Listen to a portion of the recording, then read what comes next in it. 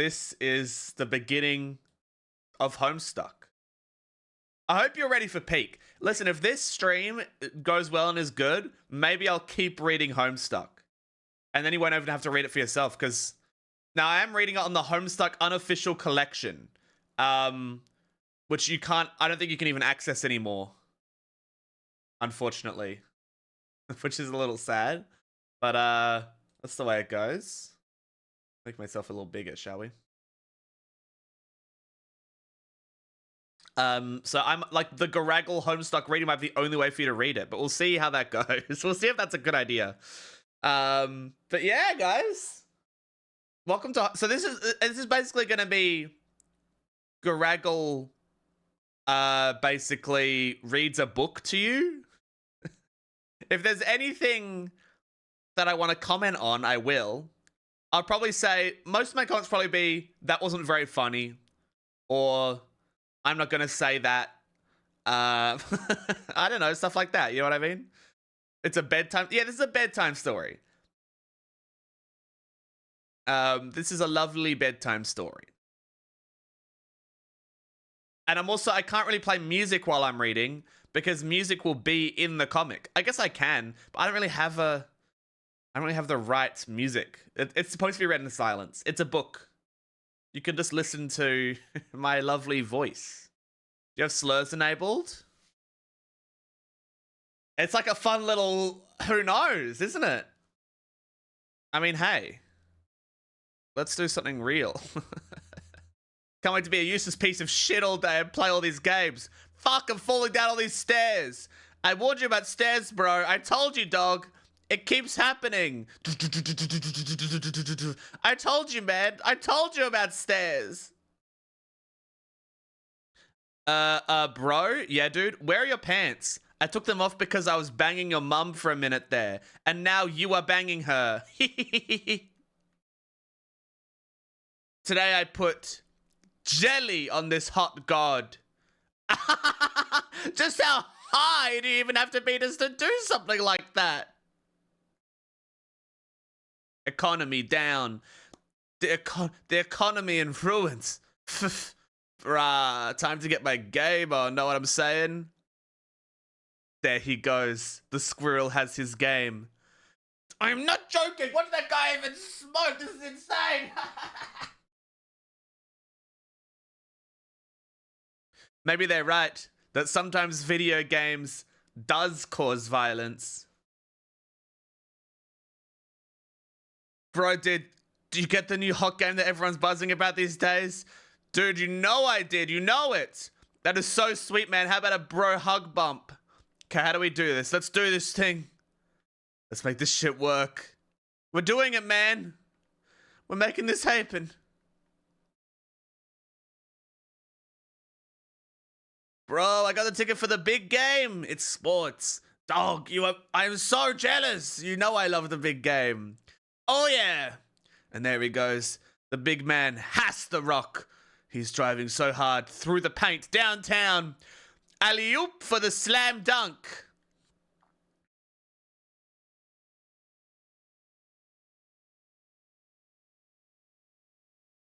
Introducing new friend, Jeremy. Bro, have you seen my socks around anywhere? No, dude, again with the socks. What is it even with you and socks, man? It's like you must be toking up in a joint that makes you stoned or something. I can't even think of who leaves all these socks lying around like that. Ah! The sock ruse was a distraction. I have the car.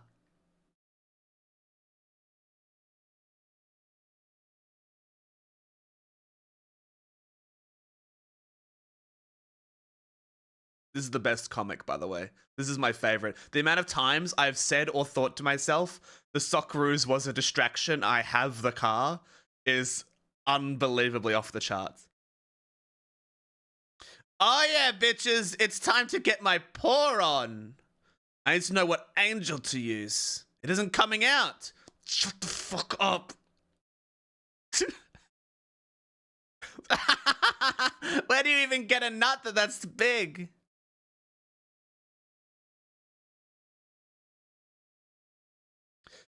I just do not believe what I saw. What kind of skills even are those stunts you just pulled? I could tell you, but then I would have to kill you. God damn!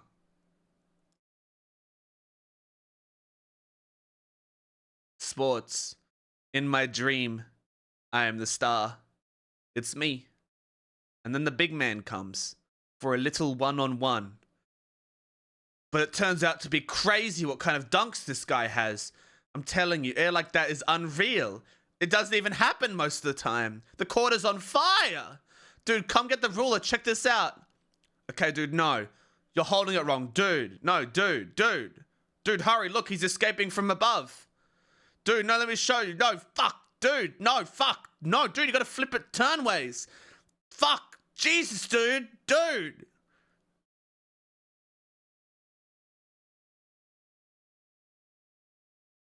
In Sweetbro and Hella Jeff Go Shopping, Jeremy. Not all the cans are the same. What's the difference? The selection has too many prices and values. God damn! It's like, who needs this fucking bullshit? It's so infuriating. Shit, where's the manager? There he goes. He has the manager's attention. And now the police are involved. Jesus Christ, Chris. OMFG. I can't believe what he made take place.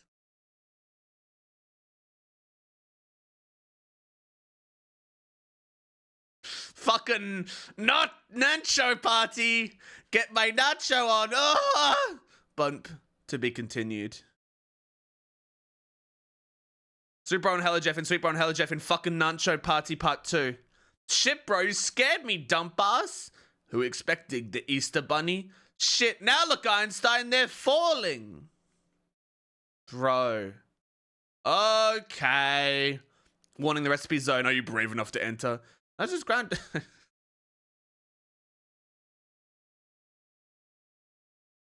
Sweetbro and Hella Jeff, Chapter 3, about nachos. Last time was Sweetbro and Hella Jeff. Okay, twist your head to read this, you stupid fuck ass.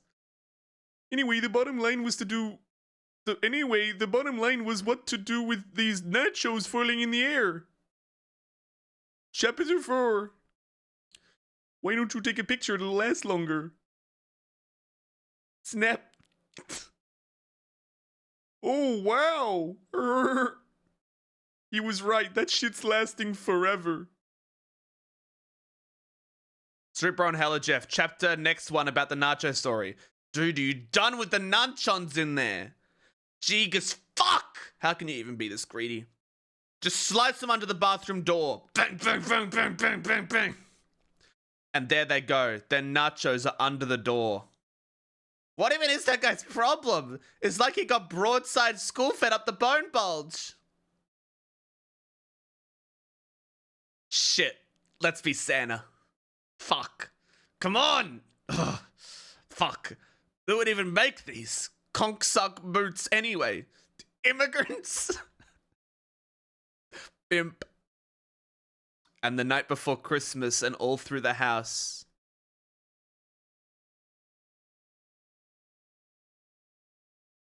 Sweetbro and Hella Jeff. I think this one is not safe for stream. Sweetbro and Hella Jeff, Pat. Well, time to put the spoon back in the drawer. Get a load of this, haunts his ass. No shit. Jesus fucking Christ. Okay, turn the spoon first, you shit. Okay, no, you turn to full ways, turn his back, then start over. Fuck. Dude, open the drawer first, then put the spoon in. Dude, you closed it too soon. Listen, you shit, turn it halfways, not whole ways. You piece of shit. You fucked up again. Open it wider. You complete shit. You fucking shit. That was gay. Stop being gay, you gay fucking shit. Put the drawer back in the hole and turn the spoon flat ways. It was at that point that I got distracted by his mum's hot ass.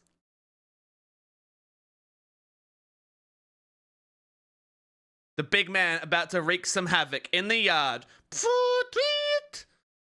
All right, homies, everybody, all y'all hold up. The big man wants to take a timeout. Fuck yes, it looks like the big man wants to level with us about something. He wants us all to keep it real about AIDS.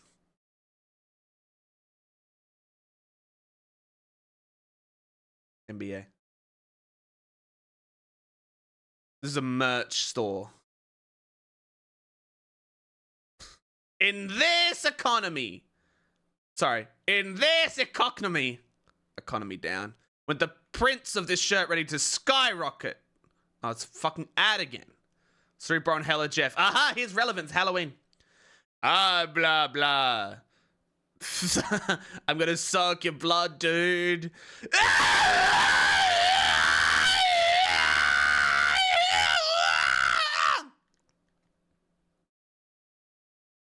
Deadly firearms. Are you next? Are you next? Are you next?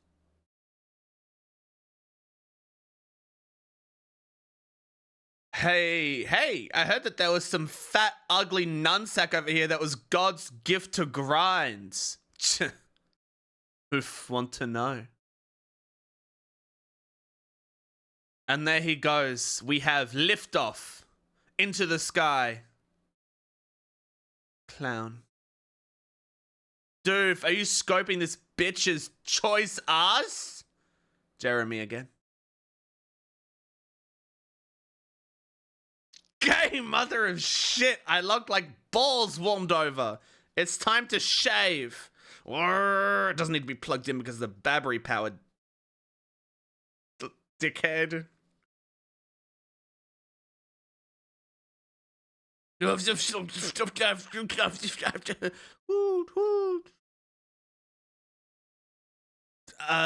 bro?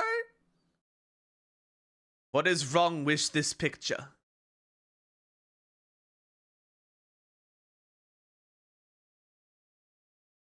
Got to church. Dong. He turns around. No, you dumb homo tool. You're praying wrong. A closer inspection. Wrong. Christ, no look. Fuck, dude. No, look. No. It's not that hard. Good lord. Okay, you're obviously doing this just to piss me off. Jesus, dick! Ugh!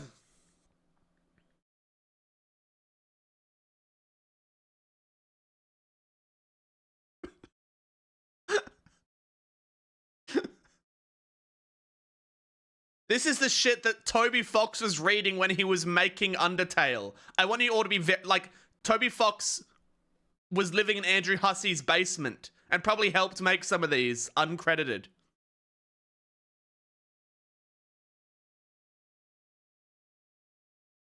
Sports. Rumble in the paint. It's shirt again. Night magic. Remember the comic when the guy did this? Okay. Also, I want the shirt, obviously, but stop selling merch to me. Damn! Gawk, my popcorn for sports. Bomb, pop, pop, pop, boom, bop, bop, bop. Insane. Damn, got my popcorn for sports. Latler. Piles. The sport pile doesn't stop from getting taller. That's the comic, fuck munch. It's just a wall. The end? Boom! Shoom, shoom, shoom. Last panel. Wow, we're expecting Eintine, the Tooth Fairy. Nuff said.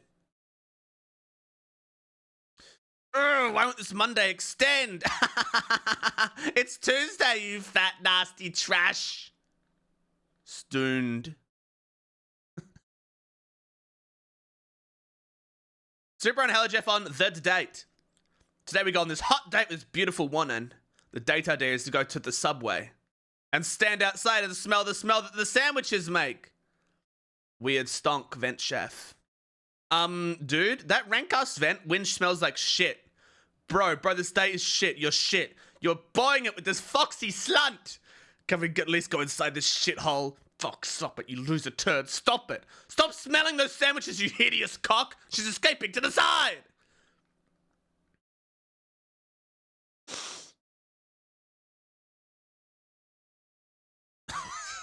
I don't think we should read that one. Don't just stand there, you worthless fucking slob. Hide the egg. Doob. Suddenly, weird dreams. Poof. Hide me, you bloated douche. And this is just on the table. That's not hiding. This is under my own ass, stupid. Try again. Sponsor. BudsandBabes.com. Sports! Charlie Brown. This is what the reference.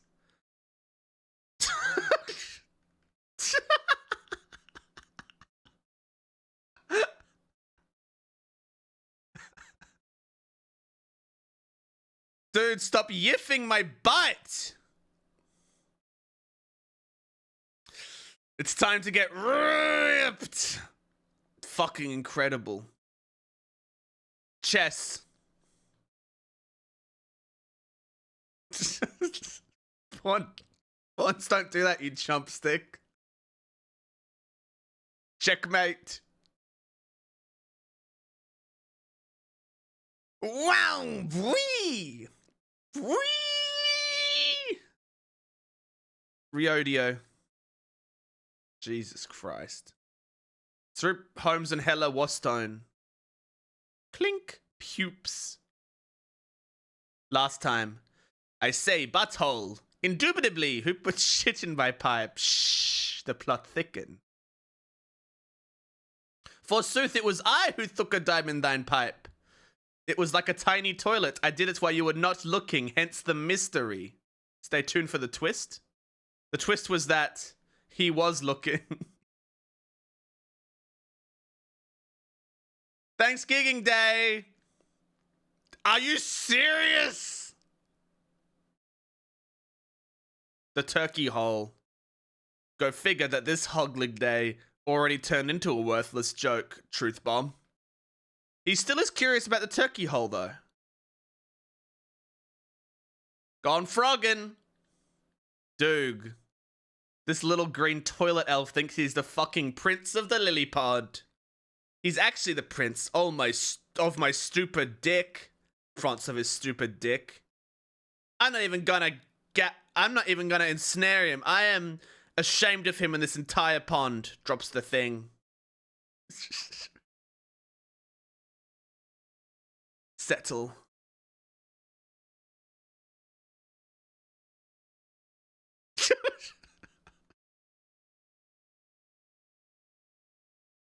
Attention all you sick fucks out there. No, okay, I actually think I cannot read onwards.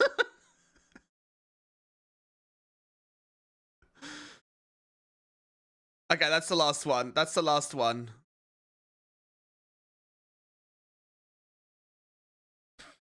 I don't think I can read that comic. I don't think I'm allowed to read that comic. But there is all of Sweet Bro. Actually, no, it's not all of Sweet Bro and Hella Jeff. That's wrong. Welcome to the void. I have to show you something. I have to show you something. Give me a second. Give me a second. There's one that they don't have. This is the most important one, by the way.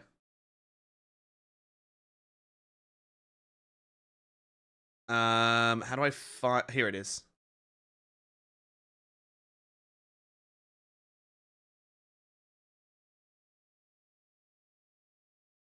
Not secure.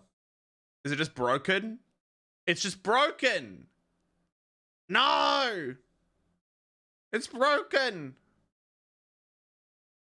Okay, hold on. We'll go to YouTube. Hold on. This was also on the website, just so you're aware. Here we go. I hope that wasn't too loud.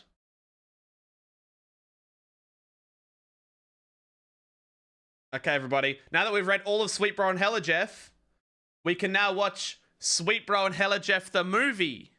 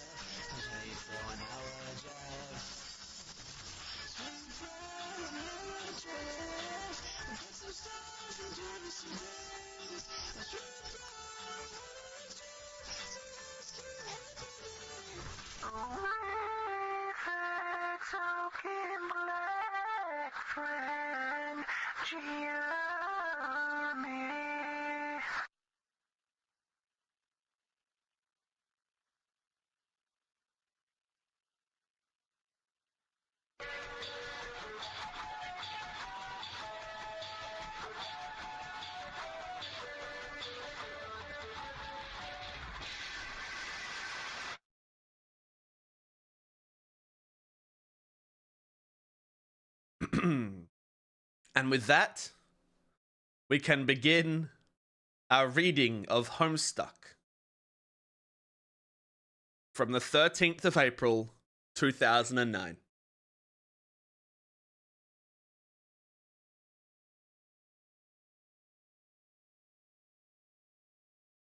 A young man stands in his bedroom. It just so happens that today, the 13th of April, 2009, is this young man's birthday. Though it was 13 years ago he was given life, it is only today he will be given a name. What will the name of this young man be? Now, just so you're all aware, the start of Homestuck, so this was from a website called MS Paint Adventures. And what the website used to be was user-led stories. So basically, Andrew Hussey would basically have a few panels. He would draw a few panels, and then in the MS Paint forums, people would put forward their ideas for whatever the next thing is going to be.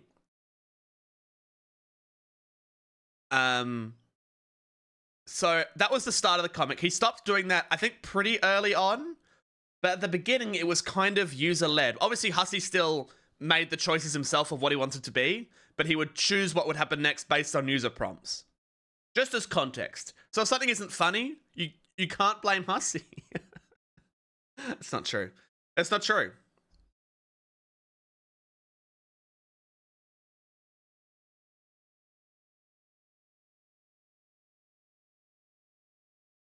Somewhere in Act 3 or 4. I thought it was way earlier than that. I thought it was like Act 2 or something. Everything is Hussey's fault. That's true. Everything wrong with the world is probably Hussey's fault. Let's be real here.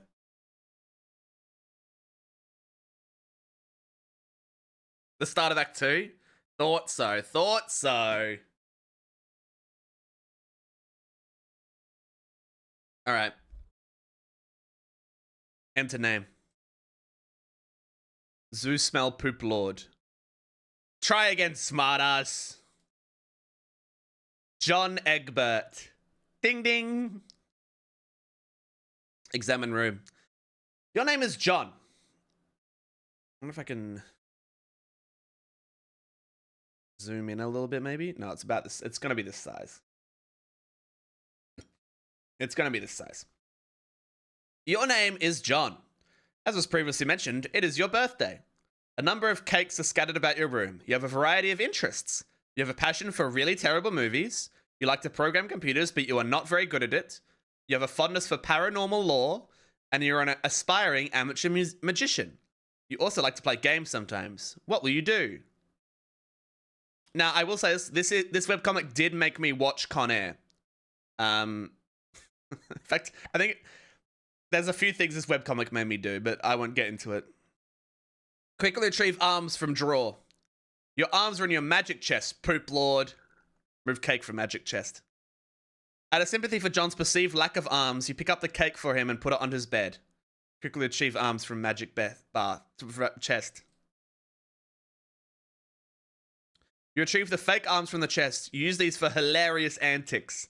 You capture log them in your Silodex. You have no idea what that actually means, though. There are other items in the chest.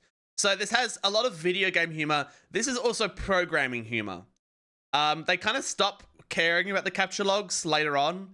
But at the beginning, there's a lot of programming humor with the Silodex and everything. So if you're a programmer, maybe you'll find this very funny. Examine contents of chest. In here, you keep an array of humorous and mystical artifacts, each one a devastating weapon in the hands of a skilled magician or a cunning prankster. You are neither of these things. Among the artifacts are 2 fake arms, currently captured in your Silodex, 1 pair of trick handcuffs, 1 stunt sword, 1 magician's hat, 1 pair of beagle puss glasses, several smoke pellets, several blood capsules, and 1 copy of Colonel Saska's daunting text of magical frivolity and practical japery, and 1 copy of Harry Anderson's Wise Guy by Mike Cavaney. Some of this stuff may come in handy at some point. For now, you decide to just take the smoke pellets. Now, I will say as well, the slow reading of the text and like the pace of it is the reason that I think I didn't like the animated pilot. There's settings to increase font size. Ah. There we go.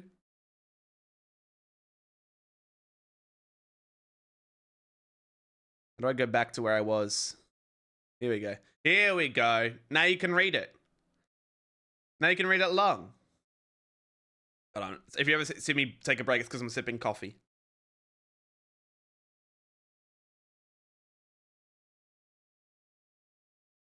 Capture log smoke pellets. You stow the smoke pellets on one of your capture log cards in the Silodex. You still aren't totally sure what that means, but you're starting to get the hang of the vernacular at least. You have 2 empty capture log cards remaining. Equip fake arms. You're not totally sure if equip is a verb copacetic with the abstractual behavior medium in which you dwell, but you give it a try anyway. Unfortunately, you cannot access your fake arms. Their card is underneath the one you used just to capture log the smoke pellets. You'll have to use the pellets first in order to access the arms. But this is probably unadvisable, so you just make your room lousy with smoke. Your Silodex's fetch modus is currently dictated by the logic of a stacked data structure. You were never all that great with data structures and you find the concept puzzling and mildly irritating. But with any hope, perhaps you'll advance new, with more practical fetch modi for your Silodex with a little more experience. See, it's, as I said, programming humor. Don't worry, it gets better. me this entire stream, don't worry, it gets better. Examine problem, Sleuth poster. This is another comic on MS Paint Adventures, by the way. Is it even possible to get any more hardboiled than that? You really doubt it. This poster was one of your wisest purchases. There's a nice spot on the wall next to it. You've been meaning to hang another poster there soon. It doesn't? Shut the fuck up. Read note and draw. Happy birthday, son. I am so proud of you. This note is rich with the aromas of fatherly aftershaves and colognes. Besides the note is a rolled up poster. Another birthday artifact. You wonder what is printed on the poster. You'll need some way to hang it on your wall. Acquire hammer and nails. That will come in handy. You first place the hammer into your Silodex, but now with all the capture log cards are full, you wonder what will happen if you try and take the nails. You guess it doesn't hurt to try. Take nails. You capture log 4 nails onto the top card and push the artifacts down a card. The fake arms are pushed entirely out of the deck. Oh well, they're probably completely useless anyway, but you probably don't want to do that again, unless you want to drop the smoke pellets and suffer the consequences. In any case, you now feel like you have gathered enough things to go down to business and do some really important stuff. The next thing you'll do will probably be exceptionally meaningful. Squawk like an imbecile and shit on your desk. This is the dumbest idea you've had in weeks. Stupid, stupid, stupid. And yet the polished surface of your desk, it beckons. See, now you can tell it's the same author as Sweetbro and Hellajef. Combine nails and hammer. You merge the top 2 cards. The hammer and nails and are capture logged on the same card and can be used together. See, it's kind of because it has like a video game structure, right? So it's like the people of the forums were like playing the game of Homestuck, you know? Use hammer and nails on poster. Use it with in conjunction with the card beneath it. Did the original comic actually allow you to interact with things however you wanted? No, this is the original comic. The only interaction was the forums where people would suggest what happens next. Now I'll post it to a wall. I promise it gets good, guys. When the dialogue starts, it gets good. It gets good. Listen, we can go through some stuff. Examine Con Air poster. Put the bonnet back in the box. I said, put the bonnet back in the box. Why couldn't you put the bonnet back in the box? Oh, cool. We get to watch a scene from Con Air. Appears the United States Parole Commission that... Oh, man. Oh, yeah. Put the bunny back in the box. I knew you was a punk, and I was right. You been playing us all along. You a free man. I said, put the bunny back in the box.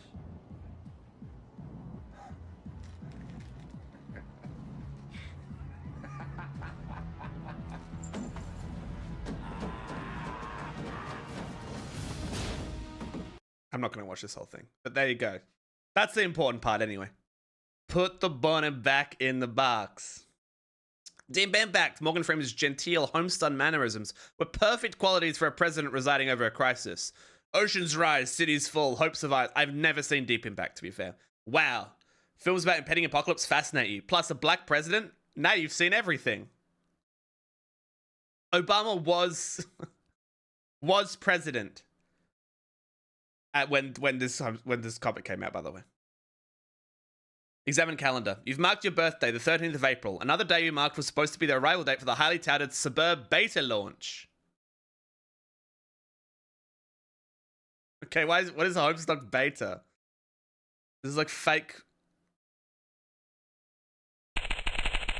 I don't understand what that is. It's fake. Eat cake. You're sick to death of cake. You've been eating it all day, and you have no intention of clogging your Silodex with it either. The cake stays put for now. You hear a notice from your computer. Someone is messaging you. Here we go. Get ready for peak. Now, the messaging app in Homestuck is called PestaChum. There was also a fan-made PestaChum that I specifically used. I did indeed use PestaChum and message random people on the internet through PestaChum. What's Homestuck? This is Homestuck. You pull up to your computer. This is where you spend most of your time. You decorated your desktop with some rather handsome wallpaper which you made yourself. You're really proud of it. Your desktop is also littered with various programming project files. You are so bad at programming, sometimes you wonder why you even bother with it. Your PestaChum application is flashing. Someone is trying to get in touch with you. Open PestaChum. Only one of your chums is logged in. He sent you a message. This is important. So John's username is ectobiologist. Then he's got 3 friends, 3 chums. Turntech Godhead, Tentacle Therapist, and Garden Gnostic. I'm going to do voices. Yeah, if you use PestaChum, you might have connected with me. There's a high chance. Hydrate, thank you. All right, here's where the voices come in. Hey, so what kind of insane loot did you rake in today? I got a little Monsters poster. It's so awesome. I'm gonna watch it again today. The apple juice scene was so funny. Oh, hell, that is such a coincidence. I just found an unopened container of apple juice in my closet. No, hold on. Oh, hell. I did my what's my American Surfer voice? Oh, hell, that is such a coincidence. I just found an unopened container of apple juice in my closet. It is like fucking Christmas up in here. Okay, that's fine, but I just have one question and then a word of caution. Have you ever seen a movie called Little Monsters starring Howie Mandel and Fred Savage? But the seal on the bottle is unbroken. Are you suggesting someone put piss in my apple juice at the factory? All I'm saying is, you don't think Monster Howie Mandel has the power to do something as simple as reseal a bottle? Try using your brain, numbnuts. Why the fat kid who ever drank it know that piss tasted like? I mean, his reaction was nigh instantaneous.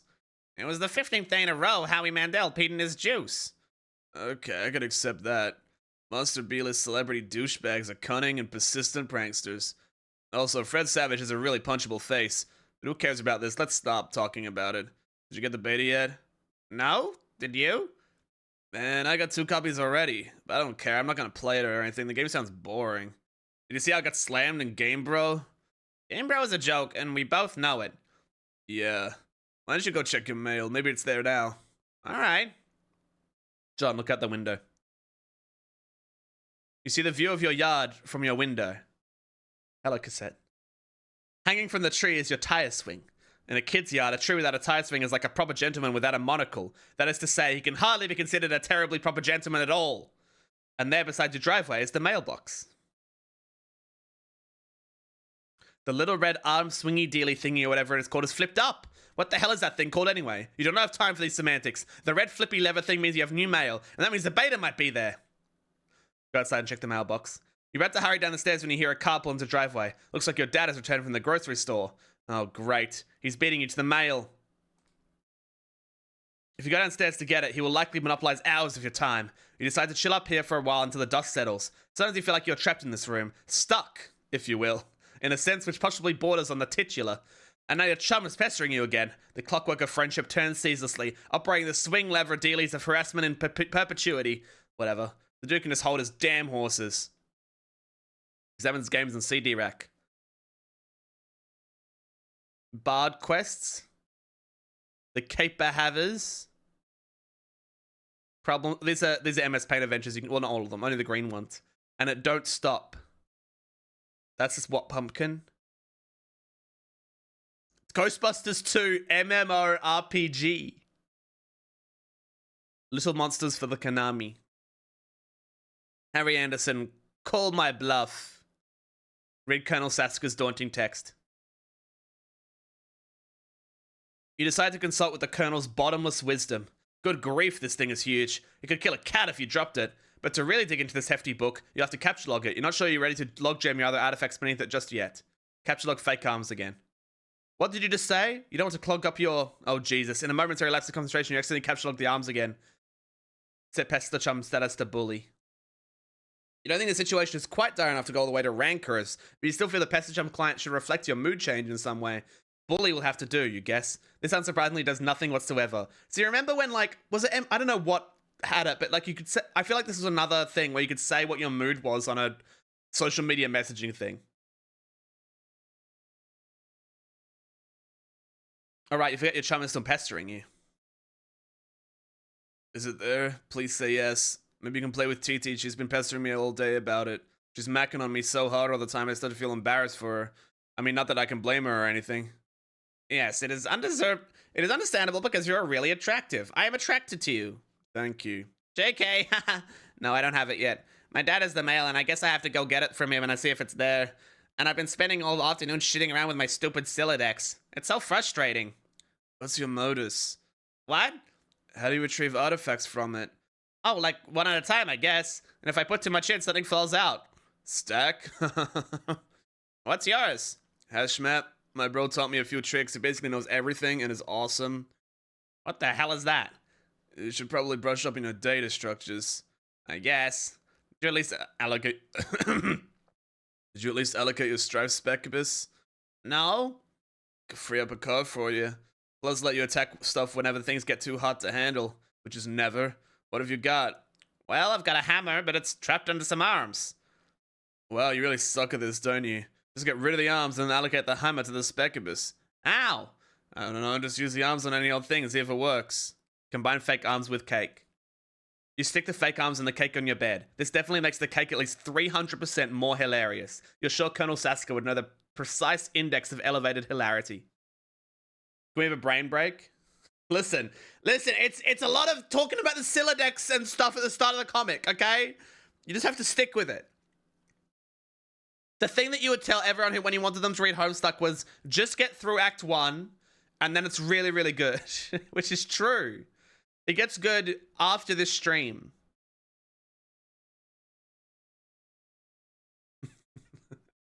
It's still good, though. This has good, funny humor. And you love, it's funny. It's funny. Allocate hammer to Strife Specubus. You check the back of your Strife Specubus for the kind of abstratus you have in mind for it. Select hammer. Your Strife Specubus is allocated with the hammer kind of stratus. The hammer's been moved from your catalogue deck to your Strife deck. Progress to TG. Okay, I did it. Hammer kind? Yeah. Okay, that will be a permanent allocation for your Specubus. I guess I should have mentioned that. Hope you like hammers, dude. Yeah, that's fine, I guess. I can't imagine it's going to be all that relevant. Capture log Colonel's big book. Now you got some space in your Silex book where you figure you might as well start squandering it immediately. Ordinarily, this ridiculous book would be way too heavy to carry around in any practical way. You guess maybe this is in one respect in which cards present some convenience. Examine Game Bro magazine. Suburb mentioned. Actually, I have a fun story. I was just going to extend the stream by me telling stories. In year 9, me and a couple other friends, because we made all my friends read Homestuck. And there was a fake Suburb, like, loading screen game that you could find online. And we convinced one of my friends that Suburb was real. And we were playing it. And one of the friend that we were convincing tried to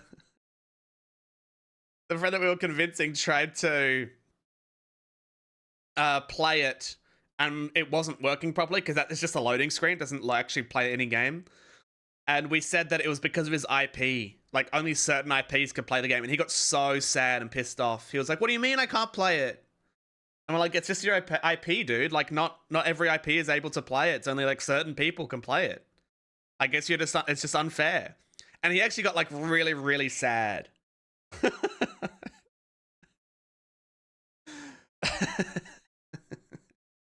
Like, we made fake screenshots where we'd like have a camera in the corner of our room and we'd have like our room like it was a Homestuck room in Suburb. It was fucked up, dude. Where's that guy now? He now lives in Sydney. It sounds so mean. Well, we didn't think he was going to take it that seriously. Obviously, Suburb isn't real. It's from Homestuck.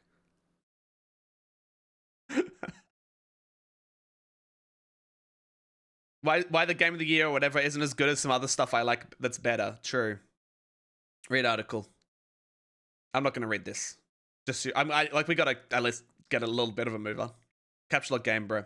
Might come in handy if you ever need something that burns easily. Capture lock magician's hat. You expand your final card on the magician's hat. Get funny glasses too. You don't have a free card in your Scylla decks. However, you're able to merge the Beaglepuss with the magician's hat to create a clever disguise. True. Wear disguise to full dad.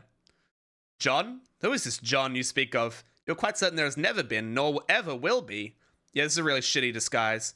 While you're wearing the items, they remain on the card, but is temporarily removed from the deck, thus freeing up the cards beneath it.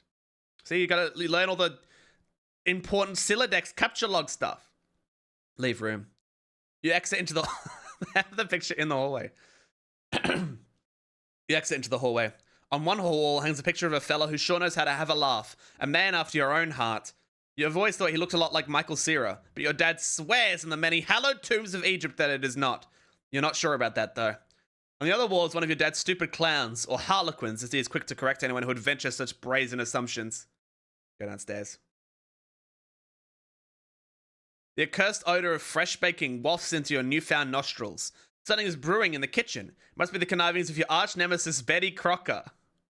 God damn. Those who snow, by the way. Like, the amount of times I'm going to say those who snow is crazy. And the rich, buttery aroma of her plot stinks to high heaven. This mission is going to be a lot more difficult than you imagined. Admire harlequins. You check out the shelves of fanciful harlequins. Look at this fucking garbage. You hate this stuff. Funny is funny, but your dad sure can be a real cornball. Sometimes at night you pray for burglars. That's good. Down fireplace.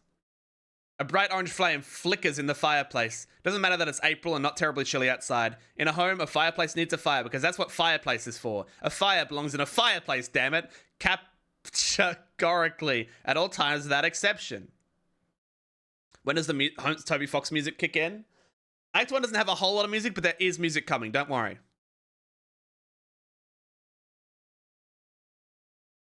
As a domestic myth of unaccountable origin holds, a home borrows the spirit of the flame for as long as it makes a guest of it, much as the moon takes liberty with the sun's rays.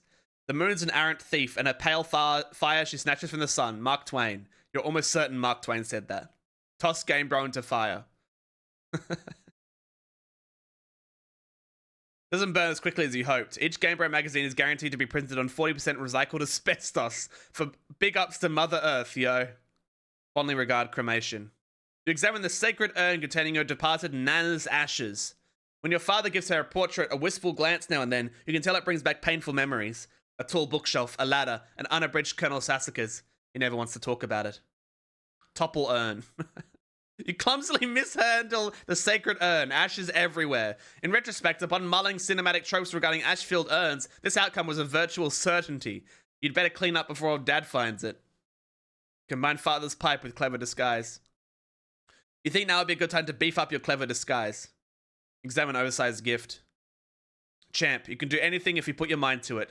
I believe in you. Contemplating what could be inside this package is sort of exciting, but it makes you a little nervous at the same time. Open large present. Oh, hell no. Capture log ashes. First, you prop the Harlequin doll up on the couch. Having it in the middle of the floor spread out all akimbo like that, which struck you as unseemly. You capture log the ashes to your available card. Also, Andrew Hussey is obsessed with clowns. I know what the whole thing is that, like, John's dad is obsessed with clowns. Andrew Hussey is actually obsessed with clowns.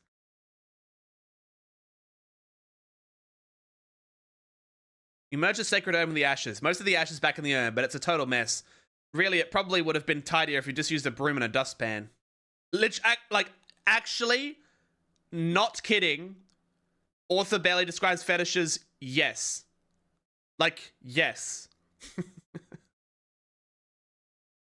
Is that Gaster? Holy shit! Gaster is all the way back here. Did you read Cyclonials? I didn't read. I watched the trailer for it, but I never read Cyclonials.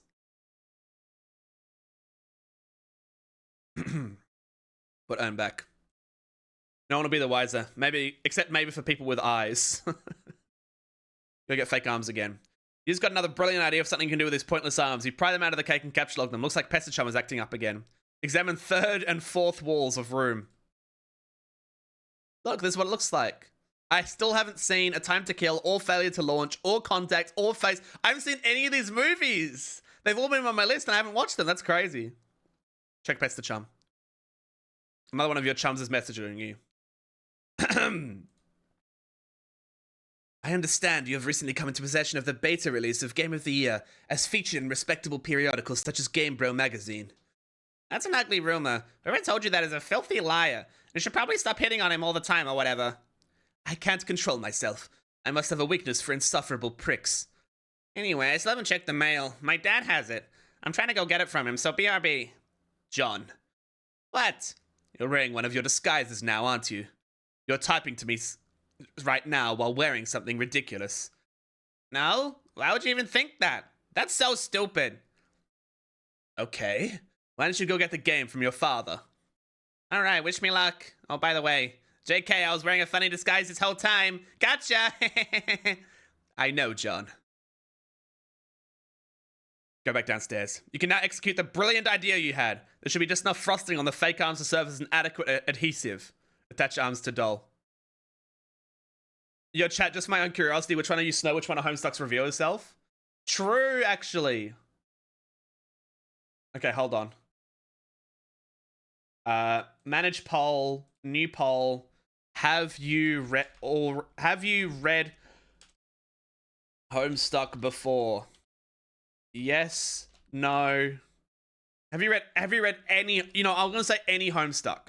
You don't have to have finished it, but did you read it? I am curious to know.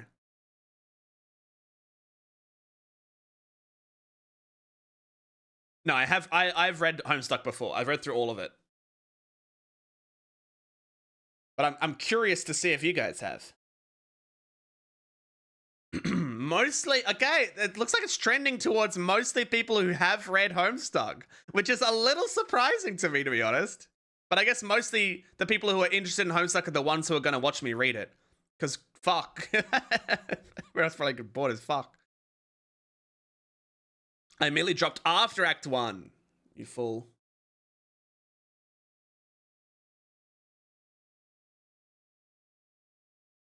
Okay, it's roughly even. Roughly even with like a little bit extra. Touch arms to doll. You don't care what Colonel Sasuke says. That makes it at least 1,000,000% funnier. Inspect burnt paper on the floor. I dropped it at like 6.2 because of boredom. I mean, yeah, that's fair. It took a while to update. You know what's crazy? Because I'm in Australia, we don't have candy corn. I did not realize that the trolls had candy corn horns until much later on.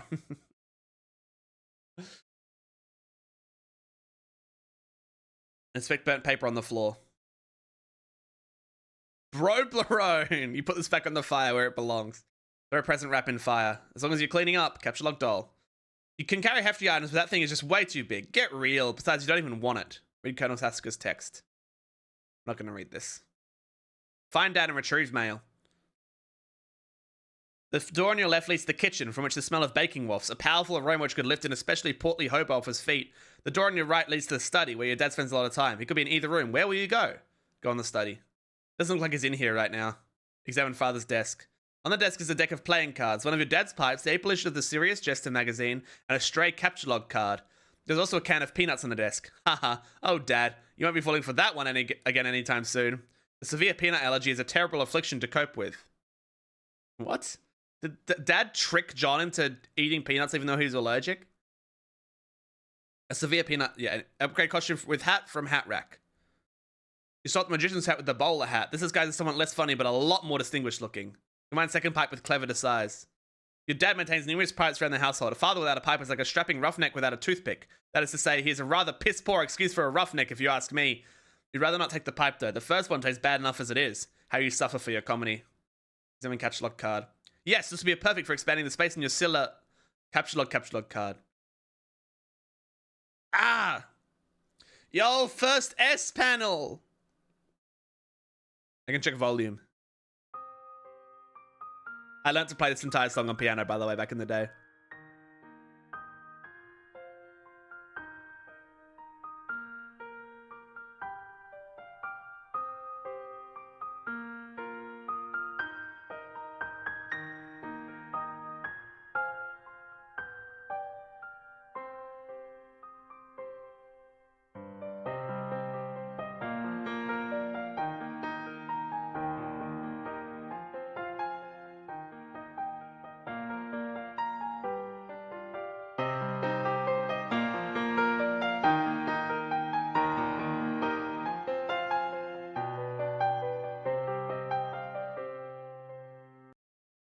There we go. There we go.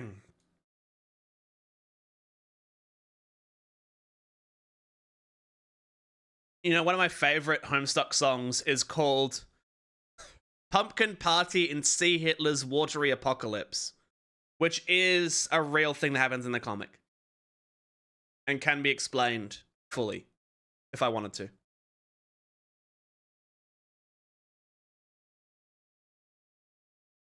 It's a banger. You want to listen to it? I can play it. Pumpkin Party in See Hitler's Watery Apocalypse.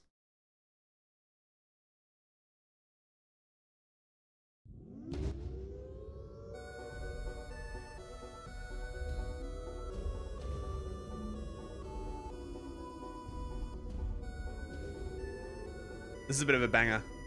I'll play this during the ads. Let's go. I don't even know if I can play Homestuck music, to be honest, though. YouTube volume is a little quiet. It's listenable. It's fine.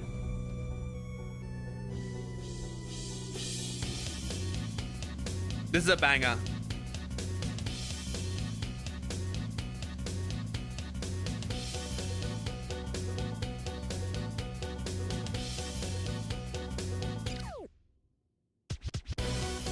It's just a banger, man.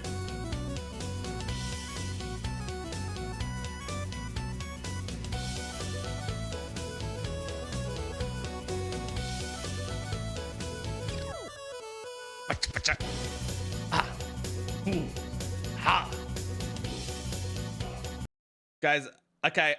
During the ad break, this is for the Homestucks only. Okay. Kids ranked. Number 1, Dave Strider. Number 2, Roxy. Number 3,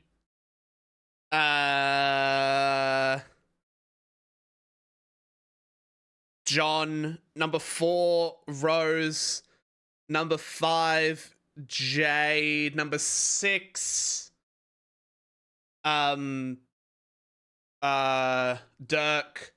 Number 7, Jane. Number 8, Jake. Jake is 9th somehow. Literally. Why is Jake so low? He's just weird. I don't like Jake. I'm sorry.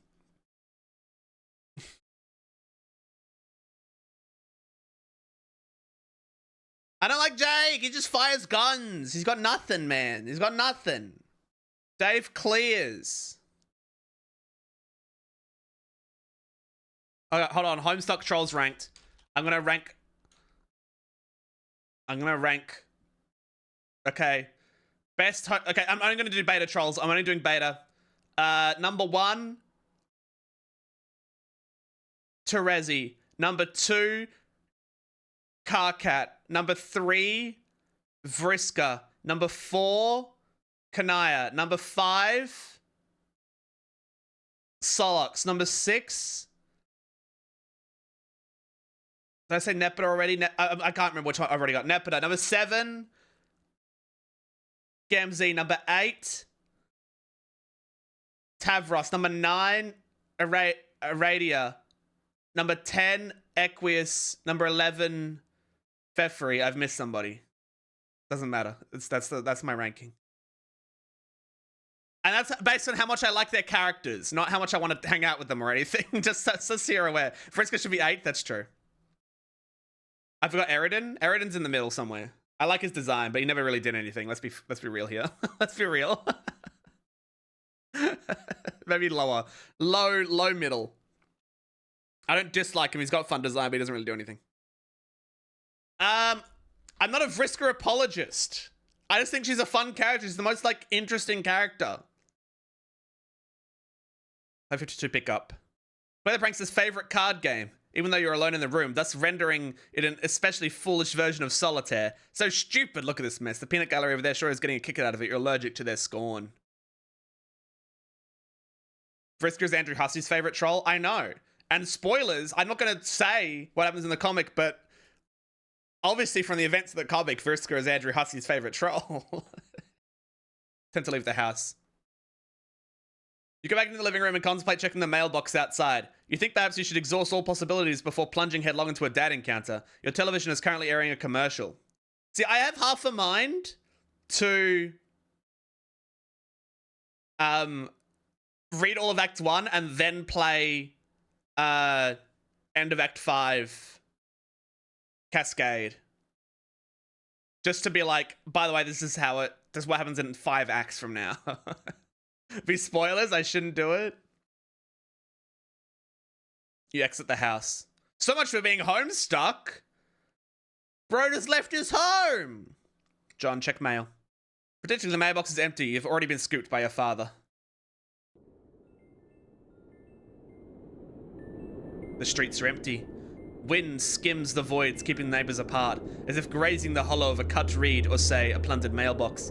A familiar note is played. It's the one Desolation plays to keep its instrument in tune.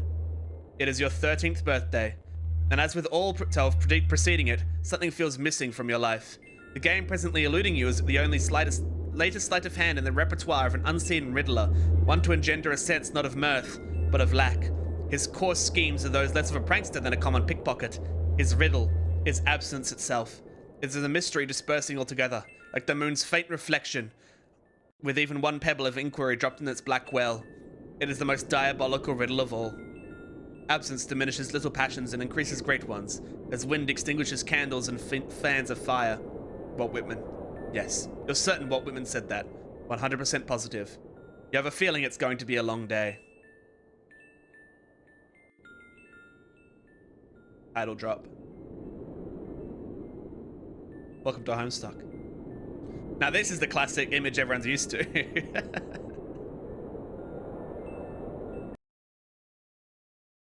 Leave a surprise for the mailman. No!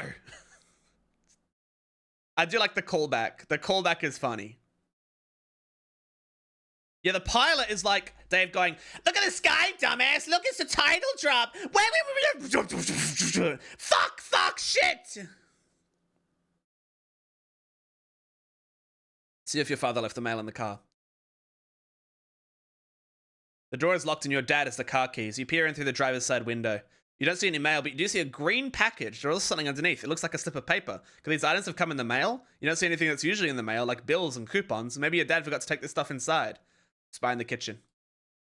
You try to take a gander through the kitchen window, but you can't see a whole lot. It seems your dad has been doing so much baking, the glass is steamed up. God, he is so weird. But you can see what's on the table just beside the window. Looks like the mail is there. Including among it is the red package, some bills, your dad's PDA, and an envelope that appears to be suspiciously labeled with the Suburb logo. Could it be? Unfortunately, the window is locked. Go back into the kitchen. You have no other choice. You're going in. Clever disguise. It's time to work your magic.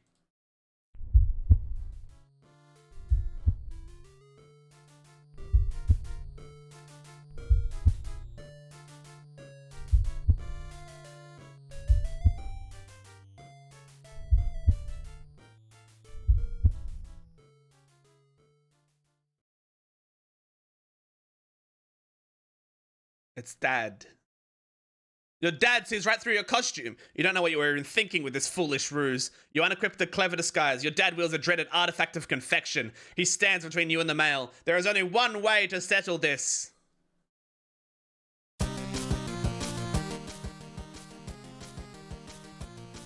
And we gotta fight, guys.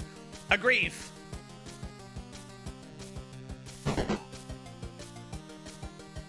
Bring me down a little bit. Abjure.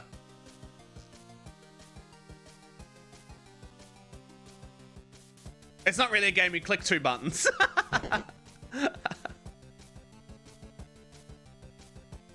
This is gameplay.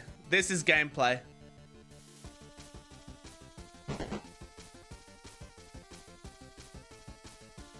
It is a banger though. If you remember correctly, this is the exact same song that he played on piano earlier. Retrieve the package and flee to your room. You cannot abscond. This pesky guardian is blocking your path. You'll need to engineer some sort of distraction. And now he brandishes yet another artifact of confection. The man is ruthless. You better brace for impact in the most comedically striking fashion possible. Equip disguise for defense. The Beagle Aegis absorbs the brunt of the treat. Looks like Dad will enjoy the prankster's gambit on that exchange, as is usually the case. Capture log Python. You take Python and unequip the Beagle Puss. Something in your Facilidex is pushed back a card. The smoke pellets are ejected from the deck. Yes, just to be the distraction you were... Nothing happens. What a huge letdown. Take the cake. When two great forces oppose each other, victory will go to the one that knows how to yield. Oscar Wilde. Wise words by a man who likely could resist everything but temptation. The cake forces Colonel Sasuke's text out of your Facilidex. Sasuke, you beautiful bastard. Now's your chance! Abscond. Now that your dad is busy placating the smoke detector, you can safely sneak away. I also think of abscond because of Homestuck. This has definitely affect. Like, I read this at a very influential time of my life. Like PDA. You snag your dad's PDA. Maybe later you'll switch the background image to something hilarious as a prank. But besides, it may come in handy later. Your spare catalog card is forced out of the Facilidex and consequently integrated with the deck. You now have 5 cards to work with. Take package. This red package is addressed to you. Take envelope. You got the Superb Beta. Exit kitchen. Get cake on couch. You capture the cake on the couch, expelling the python from the bottom card. Combine the cakes to make a double-decker cake. You then merge 2 cakes across all 5 cards. Everything in your Facilidex is smushed between the cakes. Why didn't you think of these things through first? Straight upstairs. You pause at the juncture and head down the hall. You're going to need something to clean up the mess you're about to make by dissecting this cake. To the left is the bathroom. To the right is your dad's room. It is locked and you're forbidden from even entering. He has secrets. Go to the bathroom and grab towel.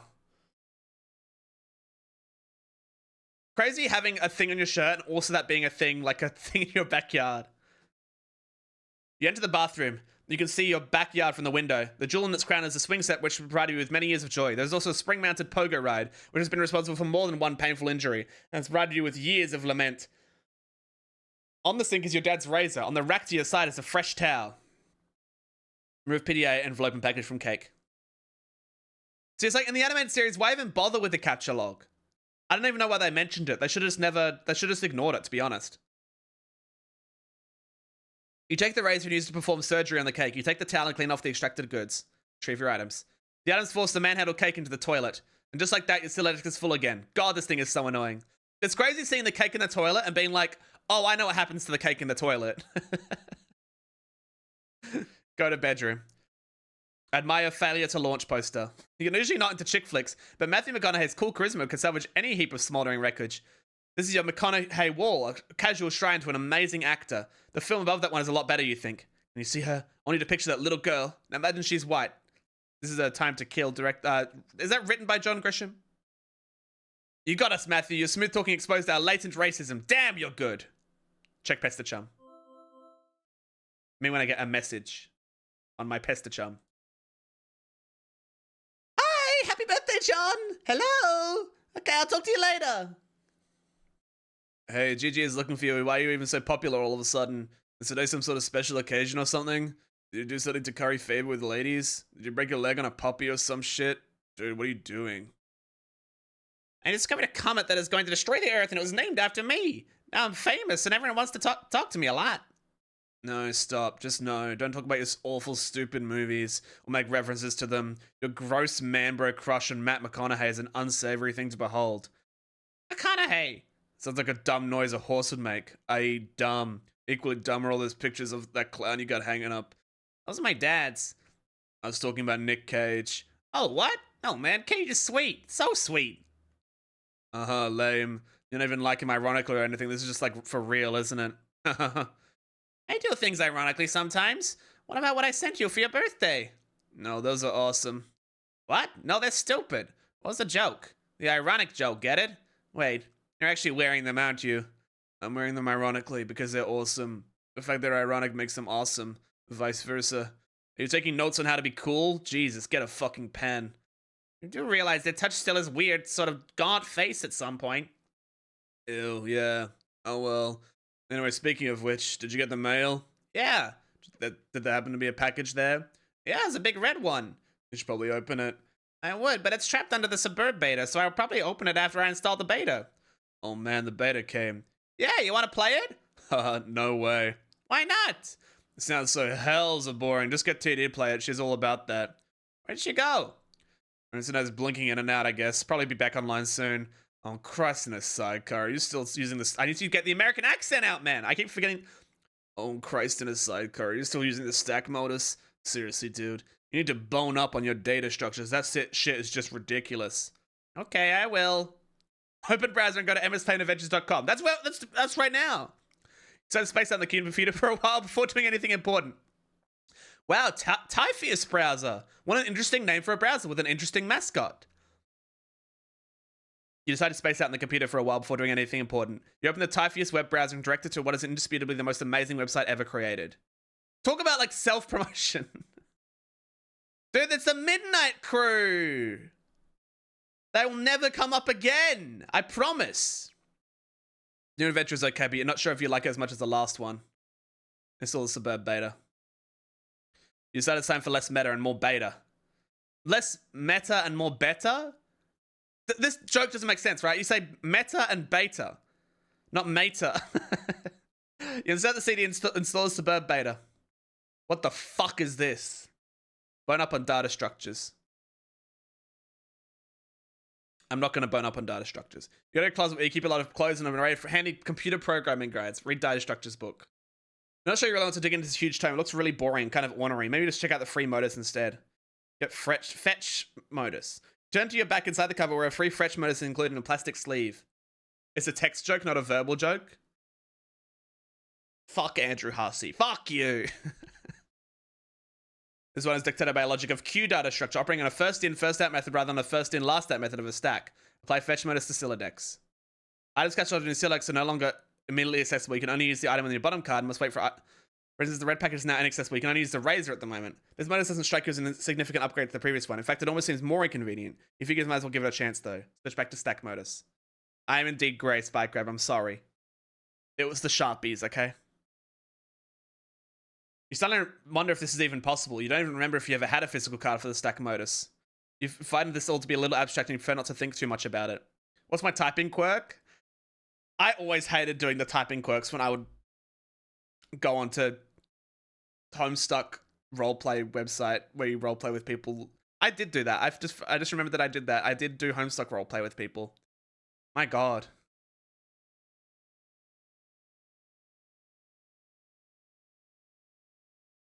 You suddenly wonder if this is even possible. You don't even remember if you ever had a physical card for the stack modus. You find this all to be a little abstract and you prefer not to think too much about it. I still do to this day. That's a little crazy, Cosmic. Who are you playing? I'd usually play Dave, I think. I'm the more normal and boring teen out there, it's true. I did crazy stuff. I never did canon characters. I still do as well. Holy shit, guys. How much Homestuck RP do we have in this chat right now? That's crazy. Put down Razor.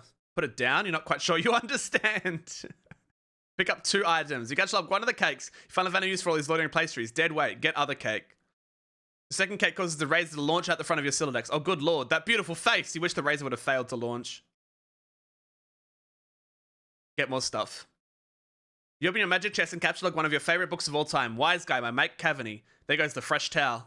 Might as well grab those cuffs. You take the trick handcuffs, expelling the PDA like a bullet. Oh, god damn it. Open up that package.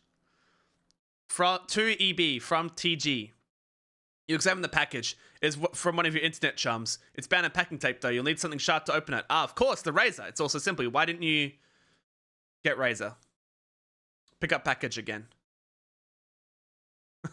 Let's take this from the top. Capture log glass shards. It's a lot of fucking around with the Silodex. Take 3 glass cards in quick succession, duck for cover. Your Silodex rains devastation in a room from above. Now that your cards are packed with glass. It's great, like, what is happening here? Now that your cards are packed with glass, you probably don't want to do that any time again soon. You should probably go get that stuff before you forget. Use the razor on the red package. You open the package, there's something suspicious inside. Something suspiciously dirty and smelly. It is a stuffed bunny, much like the one held hostage briefly by Malkovich's Cyrus, the virus, while taunting hard luck protagonist Cameron Poe, and strikingly similar to the one scooped up from the suit of a burning Vegas strip by Cage's Poe and offered to his daughter, a gesture symbolic of a tacit exterior surrounding a heart of gold. Poe wasn't much to look at, but he was a good man. But no, it's not merely like that bunny. According to this note of authenticity, it is the very same bunny. This is so awesome. Put the bunny back in the box. It's not an NFT. I'm not going to respond to that. If it's a real object, it's not an NFT. Stupid motherfucker. Checks out as superb beta. Looks like your computer's trying to get your attention. Check past the chum window. It looks like you managed to retrieve the beta. Excellent. I'm going to try to connect. Okay, but I just got the most awesome present. The rabbit. So sweet! I've heard tales of this wretched creature often. Its Homeric legend is practically ensconced in the fold of my personal mythology by now. What? Why don't we focus on the matter at hand? Oh, the game, okay. I don't really know how this works. What am I even looking at here? You're running the client application. I'm running the server, so I am the host user. I've established a connection with you. This is sufficient for us to play the game. Oh, okay then. Why don't we get started? Time for the comic to get good, by the way. Press enter.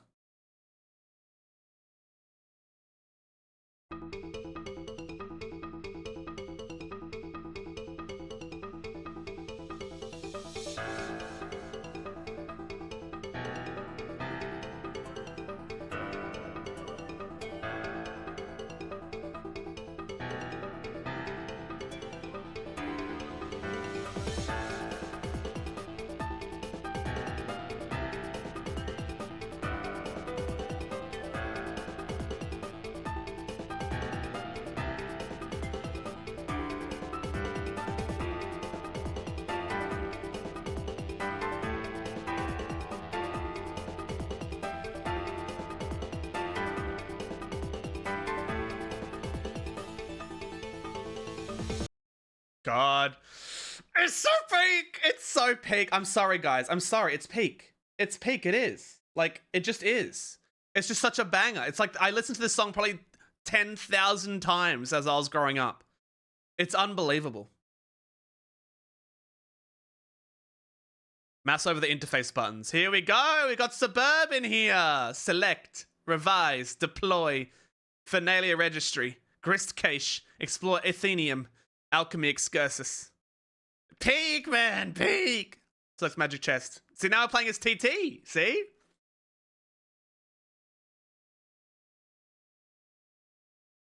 Look at that. Zoom out.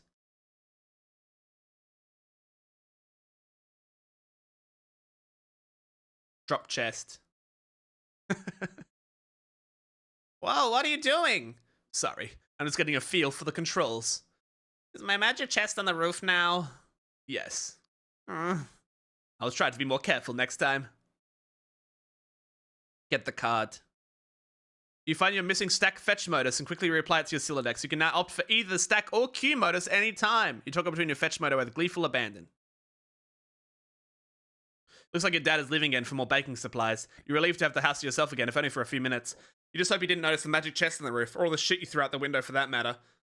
Select stuff in yard and move it back into room. Hey, do you think you could do me a favor? Can you grab all that stuff outside my broken window and bring it in for me? I'll give it a shot. Thanks.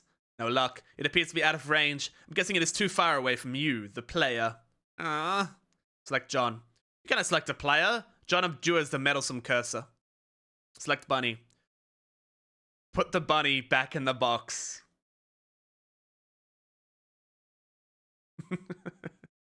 Revise room.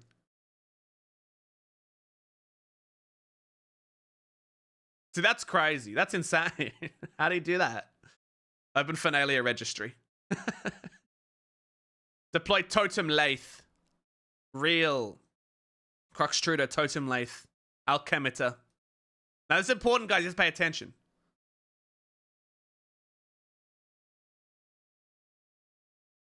Examine totem lathe. You don't know what the heck this thing does, but it looks neat. Open greased cache. It seems expanding the dimensions of your room cost us some build grist, but deploying the lathe did not appear to incur any expense. It looks like certain objects are freebies, probably to help you set up the game. Well, okay. What do they do? I think it's up to you to find out. All I can do is drop stuff in your house and move it around, apparently. How do I move stuff around? It sounds fun. I don't think you can as a client. You'll need to install the server application. You should have received both in separate envelopes. I'm running both on my computer right now. What? Did you get another envelope in the mail? No. Once you install the server and establish a connection, I'm sure you'll be able to manipulate my environment in the same manner. Are you sure you didn't get it?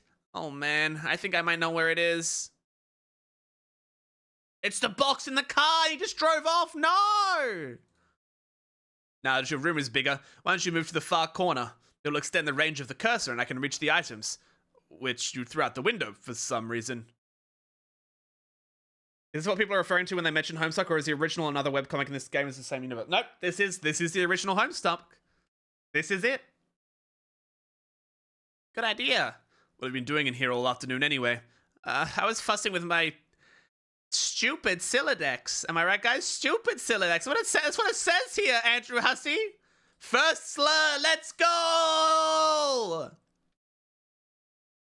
I think I have it under control now. What motors do you use? I like to use trees. Oh no, that sounds so awkward. It's not exceptionally practical, but I think they're elegant. Stand in corner. Deploy Cruxtruder.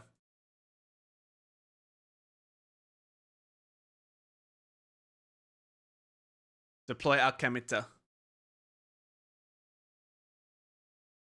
Why is the floor shaking? Are you dropping more stuff in my house? Yes, 2 more large gizmos. Sweet! What is with all these contraptions? If I had to guess, they appear to facilitate a sort of system involving punch card-based alchemy. To what end? I mean, what are we supposed to be doing this game? That remains to be seen. Maybe you should go investigate. Get PDA. It says stuff. Was posturing unevenly to reach for hat and warhawk. Tip of the slipped in, mouth open of pot. Duration of dunk, approximately 3 seconds. You grab the PDA, switching to stack mode to make it really accessible. A serious business application is open. I'm gonna have to skim some of this. It's still best to chum. This should be useful now. You can keep on your chums while you wander around the house. Thank you for the posture check, geezer. Go out to balcony. Hey, I'm out of the balcony now. I'm messaging from your dad's PDA. One you threw into the yard?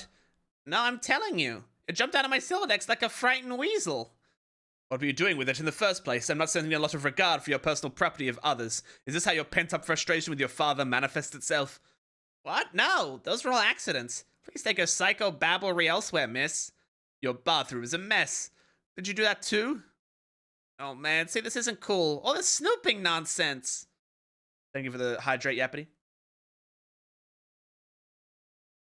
See, in my head, I feel like we're near the end of Act 1, right? There's a cake in the toilet. Yes, there is. I'm tempted to clean it up for you. Okay, if that will satisfy your weird OCD complex, then go ahead. My obsessive-compulsive disorder complex? Can a disorder also be a complex? In your case, probably. Sounds complicated. Anyway, I'm gonna have a look at this enormous platform thing you put on the balcony. Examine Alchemita in a cautious manner. You have no idea what to do with this thing. You can't find any controls for it. Having exhausted all other possibilities, you decide to stand on it. This isn't very cautious of you, actually. Look through telescope. It is a clear, sunny day. Nothing out of the ordinary to report. At least not beyond the walls of your own home. Grab the soiled toilet.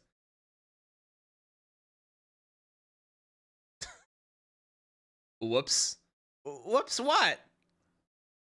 Stretch. Thank you, Smithson Sam.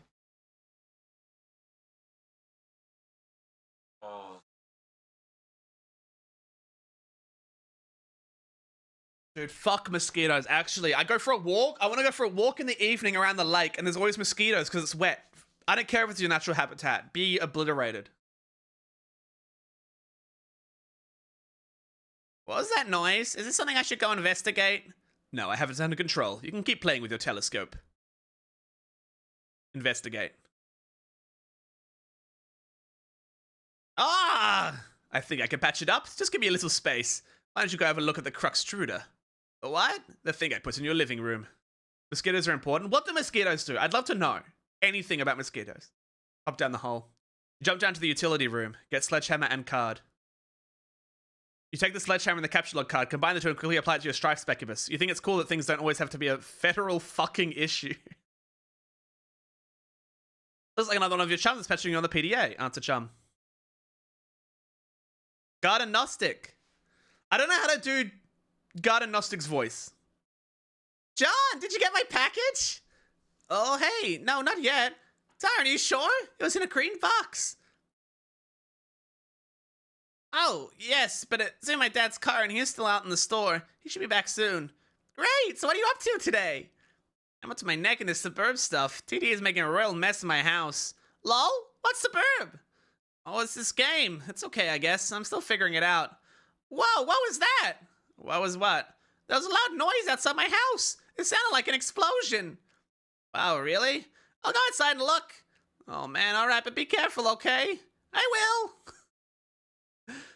Male mosquitoes eat fruit and are chill. It's the females that are stupid. Okay, fuck women. The worst.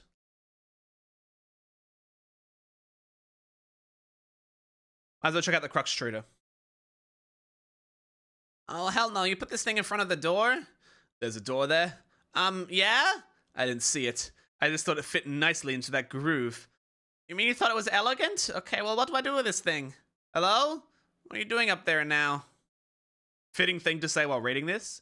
Listen, I'm trying to be I'm trying to be relevant to 2009. How much lore did I miss? Quite a lot, Justice. You are a little late for story time, but you can catch up. We're up to the good part now. Oh fuck! Examine wheel on the Cruxtruder. When you turn the wheel, something seems to be pushing up from underneath the lid, but you aren't strong enough to make the lid come off. Put bathtub in driveway. On the tub's journey to the driveway, the connection is interrupted. Skull TT. You can see me, right? Tell me what is wrong with this picture. What insane loot did John rake in today? Dude, John just raked in the real bunny from Con Air. This is your favorite panel? Sorry, I keep losing the wireless signal. Must be the weather. I would look for a stronger signal in another part of the house, but I'd rather not risk an encounter with my mother. I battled through her cloud of gin and derision once already this evening. Yeah, I hear you. Yes, cake, jesters, unfaltering love and support. Quite a road to hoe there. Though I suppose I'm complicit for not informing social services about your situation. I know. What about going outside? Maybe we could catch a neighbor's signal. That presents the same problem. Also, it's raining, remember? And dark. It's dark already? Yes, the sun is already on its way with us here on the East Coast. Its lurid glare has moved on to younger time zones. Okay. That's the other thing I didn't like about the animated pilot. We shouldn't see what other people look like yet. We're supposed to be in John's point of view. We don't know what other people look like.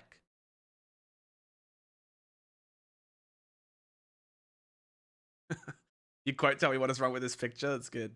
It crushed her with a sledgehammer. Need some help? Pick up sledgehammer. Nice. Well, doing something. What is this? Who knows? What is this strange thing? What is this thing? And what is that clock counting down to? 4:13 mentioned. I've been looking at the game fact walkthroughs to figure some of this stuff out. Hold while I read further. Okay. All of these walkthroughs are extremely short. None progress much further than this point. Weird. Well, I mean, it is a new game. True. Now that the lid is off, you'll need to extrude some cruxite. Turn wheel again. Extrude one cruxite dowel. Get cruxite. I feel like we should be hurrying. That countdown is making me nervous. John? Oh, your PDA is trapped under the cruxite now, isn't it? Anyway, it looks like you're going to need this card, too. Deploy pre-punched card. Get card. A shard of glass expelled from the deck and maims the Harlequin doll. Capture log fanciful Harlequins. You take 2 fanciful Harlequins. The additional useless freight pushes your PDA to the last card. You then switch to the Q mode so you can access the PDA. More glass shrapnel flies from the desk. This thing keeps following me around. I think it's trying to talk to me or something. That is probably the Colonel sprite. It apparently needs to be prototyped. Twice, actually. Whatever the hell that means. These walkthroughs are horrendously written. Okay. Well, you're the one with the cursor, so just do whatever you think is the right thing to do. Also, fix my bathroom. Dropped maimed Harlequin into Colonel sprite. Here we go! S.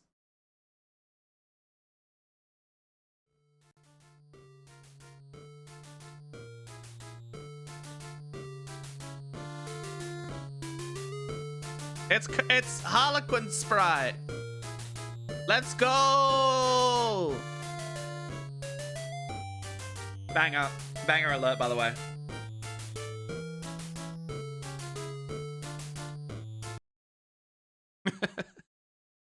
I still can't understand this thing's gobbledygook. That was only the tier 1 prototyping. There's still another tier to the prototyping process, which for all we know merely advances this entity through increasingly esoteric states of linguistics. The clock is ticking. We don't have time for this asinine tomfoolery. This unmitigated poppycock. Extravagant hogwash. Okay, stop. Stop typing whatever silly thing you're typing. I'm going upstairs to the big platformy thing. The alchemeter. Try to learn the lingo. It's Clown Gaster, true. This is Gaster, everybody. From Undertale. Use pre-punch card with the alchemeter. There is no slot for the card anywhere to be found in the alchemeter. The Colonel sprite followed you upstairs. Explore Athenium. Acquiring a Cruxite Dow seems to have populated the Athenium with one object, a perfectly generic object. By the way, guys, you don't have to worry about any of the actual game elements of this thing. You know what I mean? All you have to do is just laugh at the funny jokes and generally understand what's going on. You don't have to worry about what Cruxite is or any of this game things. Don't even worry about it. Beep, beep, beep.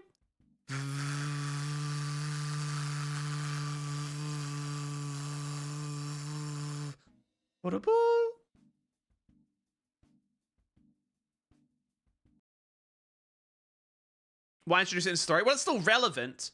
It's just that you don't need to know what it does to follow it. It's still followable. Capture log telescope.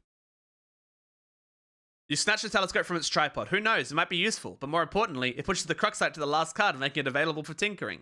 The PDA is predictably jettisoned into the yard, over the neighbor's fence. Put Cruxite in weird pattern on alchemeter. You place the Cruxite down on the alchemeter's small pedestal. Something is happening. Whoa, it's doing something now. You set the alchemeter to cast 3 perfectly generic objects for some reason, expanding a total of 6 units of build grist. These things look completely useless. What a waste. Out of the corner of your eye, you notice there's something in the sky. Switch modus and use telescope to inspect sky. You switch back to stack modus and get a closer look with your telescope. Whatever it is, the Colonel sprite seems particularly agitated about it. I'm sure that's fine. I'm sure that's nothing. Uh-oh. Uh-oh. You're no astronomer, but its trajectory looks suspiciously head-on with your current perspective. This is a troubling development. High five, Colonel Sprite. You figure you've left him hanging long enough. Attempt to ingest a unit of build grist. It's tempting because they strongly resemble Rockin' Blue Raspberry Gushers. I've still never had Gushers. I don't know what the Gushers... I don't know what they taste like.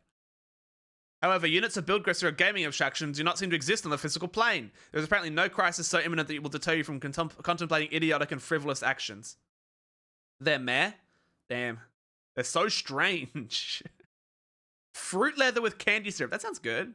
Also, you bite through the leather and then it like floods your mouth with sticky liquid. I understand. Your dad is getting home. John, what did you do with your PDA this time? I'm working on the bathroom. We are running low on build grist.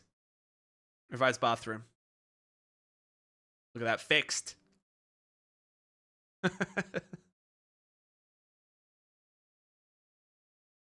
You never got all the way through Homestuck? I recommend it. At least getting through Act 5, if you never did. Act 6 and 7 are fine. Why don't you contact TT through Pester Chum? 2 chums have been trying to message you. Answer chums. I'm working on the bathroom, but we're running low on build grist. Oh man, who cares about the bathroom? Now there's a meteor heading for my house. I see. Do you suppose that has anything to do with the game? I don't know, maybe. What do I do? I think it's very likely. The walkthroughs vaguely suggest an impending threat before they end. The already poorly constructed sentences... Galen Akibus, thank you for the 8 months. I appreciate it. Thank you very much. The already poorly constructed sentences become even more curt and ambiguous, as if written hastily and with a sense of alarm. Actually, the dedication to updating the walkthrough under such circumstances is admirable. Wow, fascinating! Ah! If the meteor is a game construct, I think the only thing to do is proceed and try to solve the dilemma on the game's terms. Try using the lathe. It says you can use the card on it, but it isn't more specific than that. Okay, I'll do that. Really, it is a labor to read this drivel. If I read any more, my brain will need to be spoon-fed from a jar, while it blows spit bubbles in a high chair.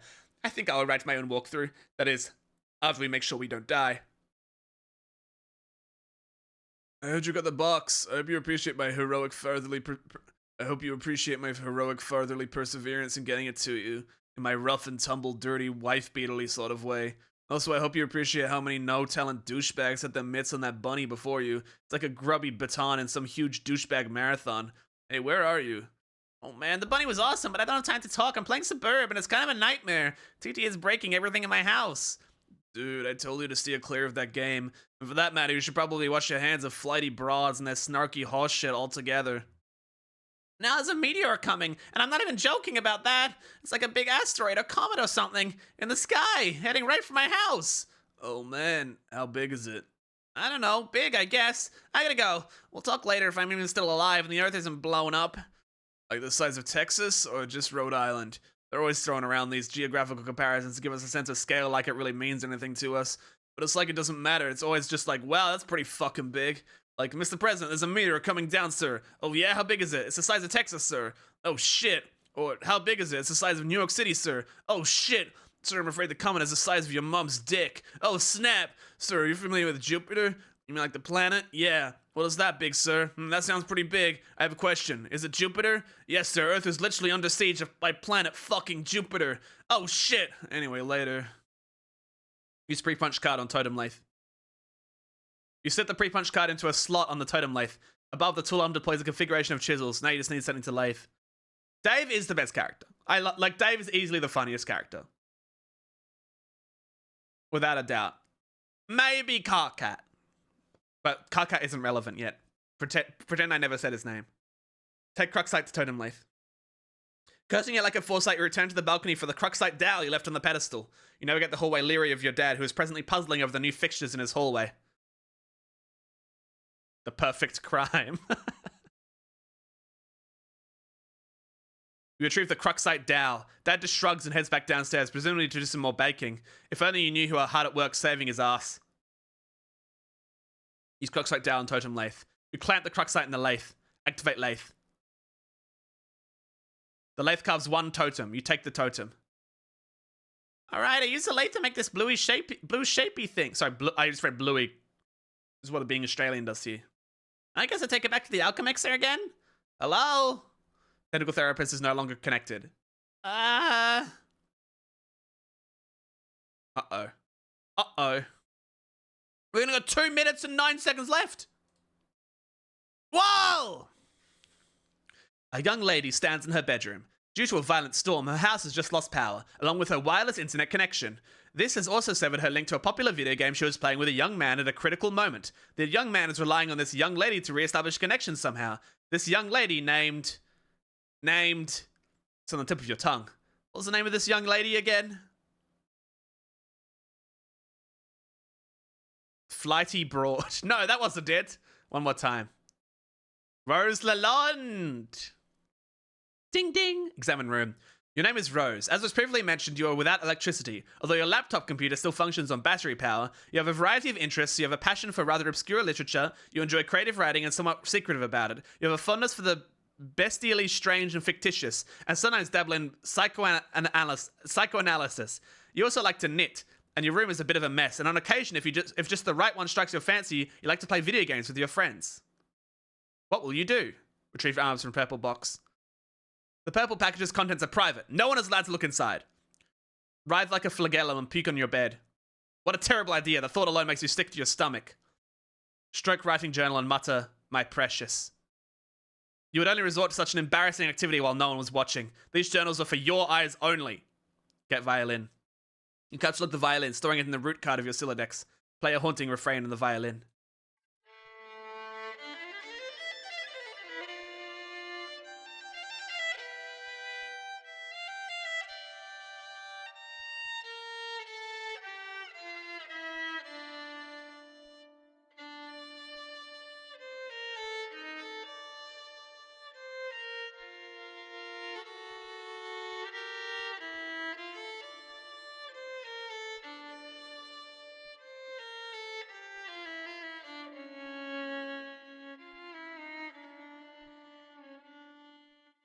You waste approximately 40 seconds playing the violin while your friend is in peril. Nice time management skills there, sweetheart. Tell Liv Tyler you love her before impact. Since your good-for-nothing friend is obviously not going to bail you out in time, you issue words of parting fondness to dear, sweet Liv. Oh, if only Affleck could have been the one to make the final sacrifice instead of her stubborn, blue-collar, salt-of-the-earth father. Then she would fall into your arms for consolation, and you would be the one to make the deceased Bruce Willis proud. Capture log knitting supply bag. You get the knitting bag. It occupies the left leaf card under the violin, per the tree modus's alphabetical sorting method. K is smaller than V. Look out window. Your panoramic window offers a view of your yard below, and the mausoleum housing your dead cat, Jasper's, who died when you were young. Your mum had the structure erected with a spirit of scornful irony in response to your youthfully innocent request to hold a funeral for the animal. At least this is how you've come to interpret the gesture in retrospect.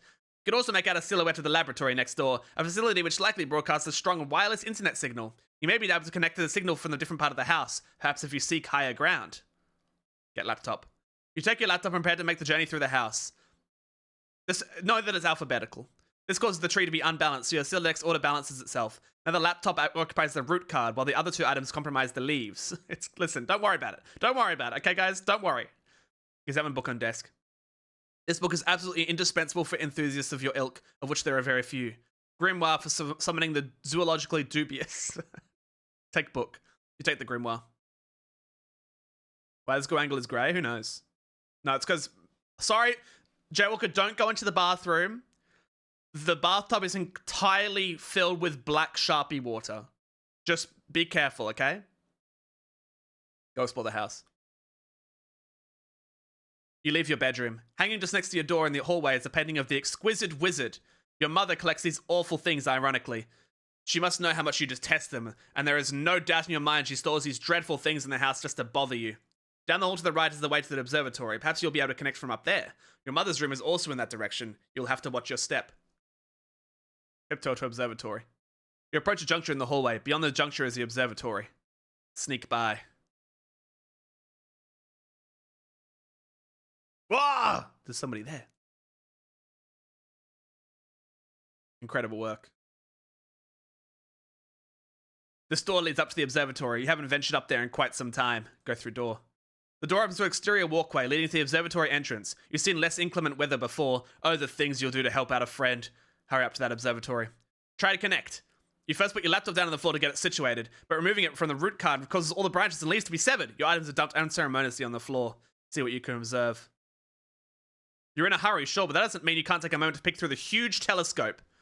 You find a gap in the clouds. It seems a flurry of smaller meteoroids is streaking steadily overhead. You're not sure what this means, but it's somewhat disconcerting. Stack laptop on Grimoire to maximize elevation. You'll need every advantage you can get. Access laboratory Wi-Fi network.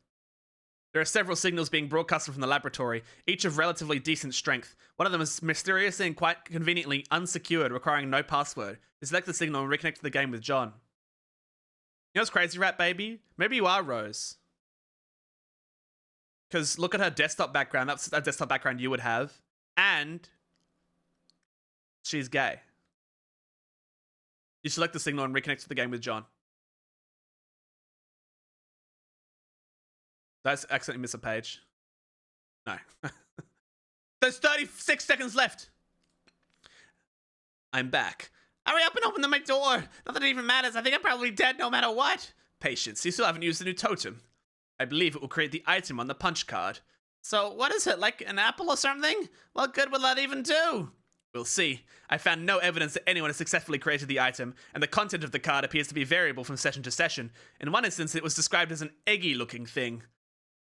Do we have enough of those building jewels to make it? And with the Athenium, it is a free item. This speaks to its importance, in my view.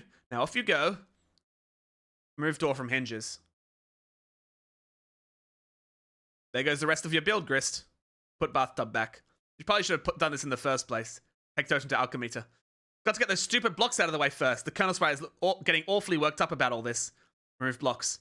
You store the perfectly generic objects in your Fernalia registry, potentially to be deployed at a later time. S. John. Take bite of apple.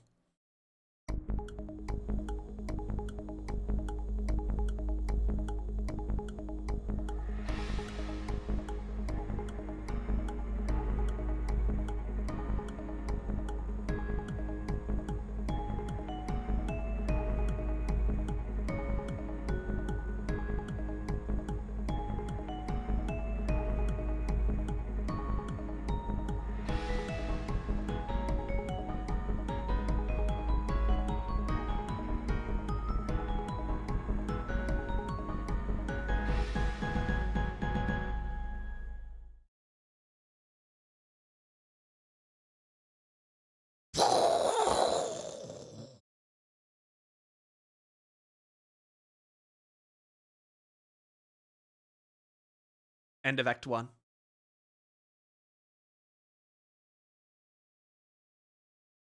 Years in the future, but not many.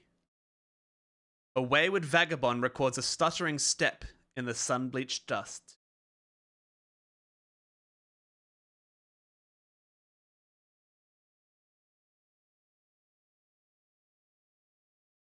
This is a visual. This is a visual one.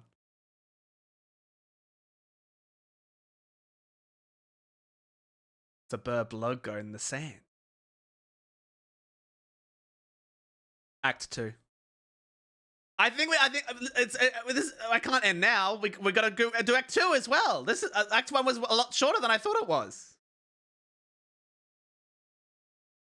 Okay, Act 1 is finished. Who here has not read Homestuck before? What is your interpretation of what just happened? We'll have a little break. Just, I want you guys' opinions on what your thoughts are of Act 1.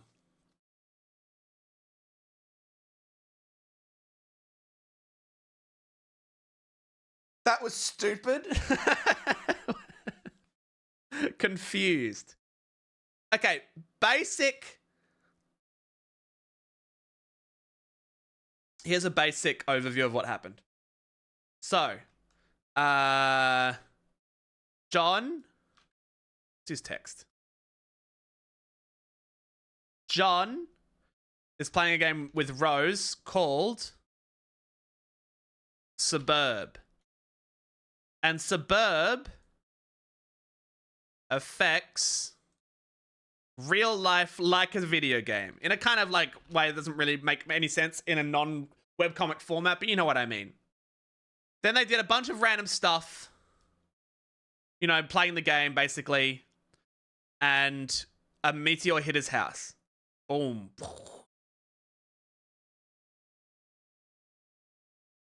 And that's basically Act 1.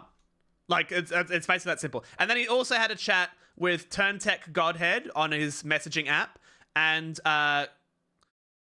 Cosmic Gnostic, who are his other friends that we are yet to see what they look like.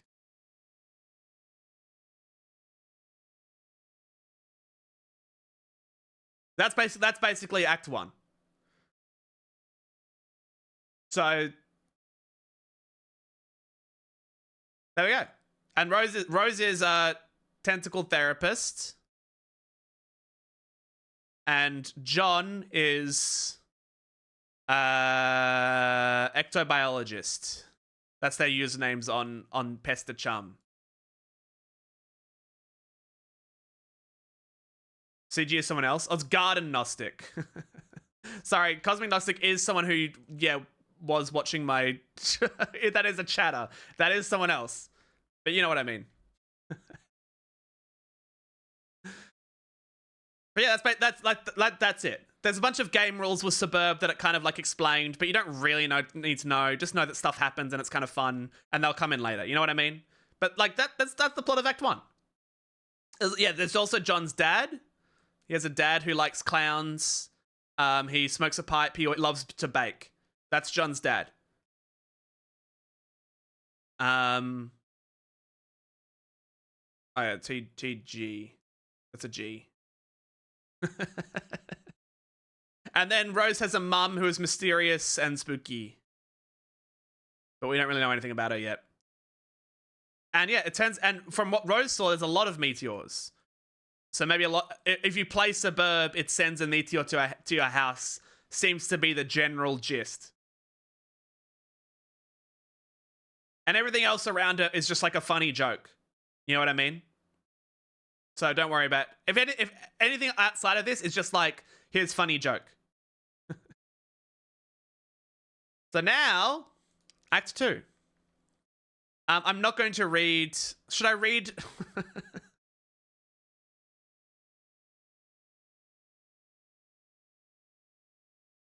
You can read this.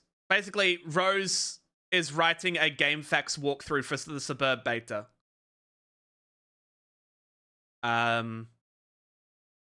I'll read the final paragraph. What I mean is, while that game you install is just one more grinding slab of rock sealing our planet's crypt, it is also your only hope to live. I'm presently faced with the same conundrum as you, and though I speak with more experience, my own outcome is far from assured.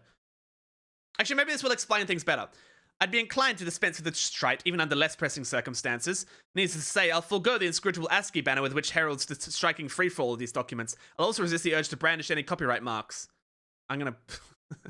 My introduction will be sparse. There'll be no majestic prose, blah, blah, blah. There's another slur I just saw, and now I've lost it. Since you are reading this, chances are you have installed this game on your computer already. If this is true, like many others, you have just participated in bringing about the end of the world. But don't beat yourself up about it. There was never anything you could have done to prevent it. The end is happening right now, as I type and as you read. I've come to understand that we were always doomed through our collective ignorance, and now further doomed by those few who know, and struggle to flee. If you're lucky, you'll be among the smaller subsets of the latter who are successful. What I mean is, while this game you have installed is just one more grinding slab of rock sealing our planet's crypt, it is also your only hope to live. I'm presently faced with the same conundrum as you, and though I speak with more experience, my own outcome is far from assured. I will play the game, as much of it as there is to play, and record my findings here. If you want to live, you will do as I instruct. My condolences, TT.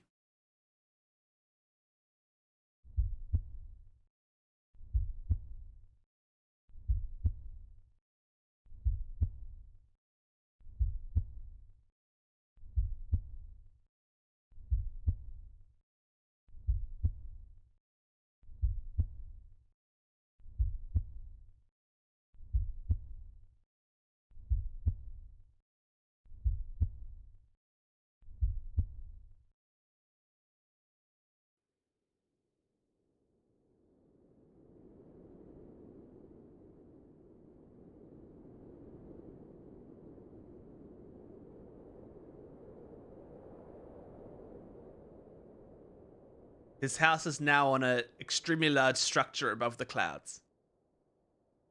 For those wondering.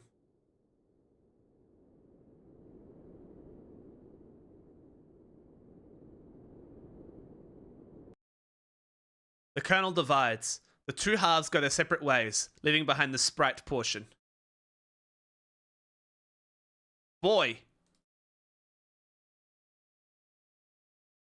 What is left of the sprite undergoes a mysterious transformation. For a moment, you thought you heard someone say boy, as if whispered in the periphery of your awareness. It was probably just your imagination, though. You there, boy!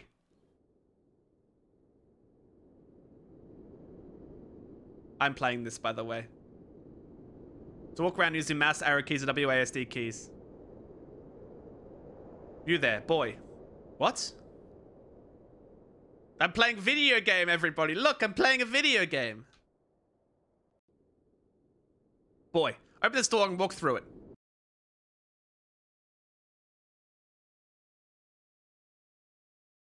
No, no, no, no, no. Keep moving. Why does this small man stand here? What is the meaning of this rubbish? What's that? Vile. Pay no mind to this filth. What is he even doing there? Playing with a ball or something? Clowns are stupid. I guess I can click on this as well. This Harlequin is always ready to serve you with illumination, whether you're reading a book or just enjoying a nice pipe. Use this to reseal that opening there. If only putting the lid back on the crux shooter would undo all of it's done. Alas, Pandora's tube has been opened. Boy, listen to me, boy. His name is John, you nincompoop. Stow lump of soot for future use, boy. This stuff is really dirty. You don't want it. Besides, you have it on good authority that a significant portion of it is comprised of asbestos. Boy who is John, do as I say. What would you like boy who is John to do? Obey my commands, John boy. Those commands would be... I would like the boy to interact with his environment in a constructive manner. Maybe you should be a little more specific. Have the boy assess his current situation. Afraid I can't have the boy do that. Tell him to do it yourself. Very well. Okay. That instruction does not do anything at the moment. Could you please send the controls over to a more competent user? Increasingly so for Morik. Also, you just almost spelled salad in there. You there, boy. Okay, now it restarts. This way, through the doors like you see in a cowboy. I can't read the whole thing. What is this? There is all goop. There's goop in here. Open this door, now. Exit, boy. Ponder lawn amusement. Your childhood nemesis, the spring-mounted pogo ride. Sailor is not swallowed by the void. You'll have to wait another day for its comeuppance. Boy, listen to me, boy. Okay. Trying to click on the swings. Boy, engage this mangled trapeze display. Looks like your swing set is toast. You relive fond memories in a moment of sorrow.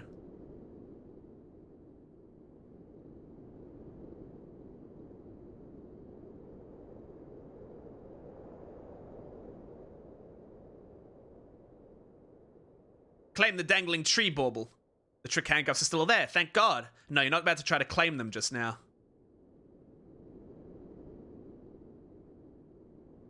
I don't know if I'm supposed to be going anywhere in particular.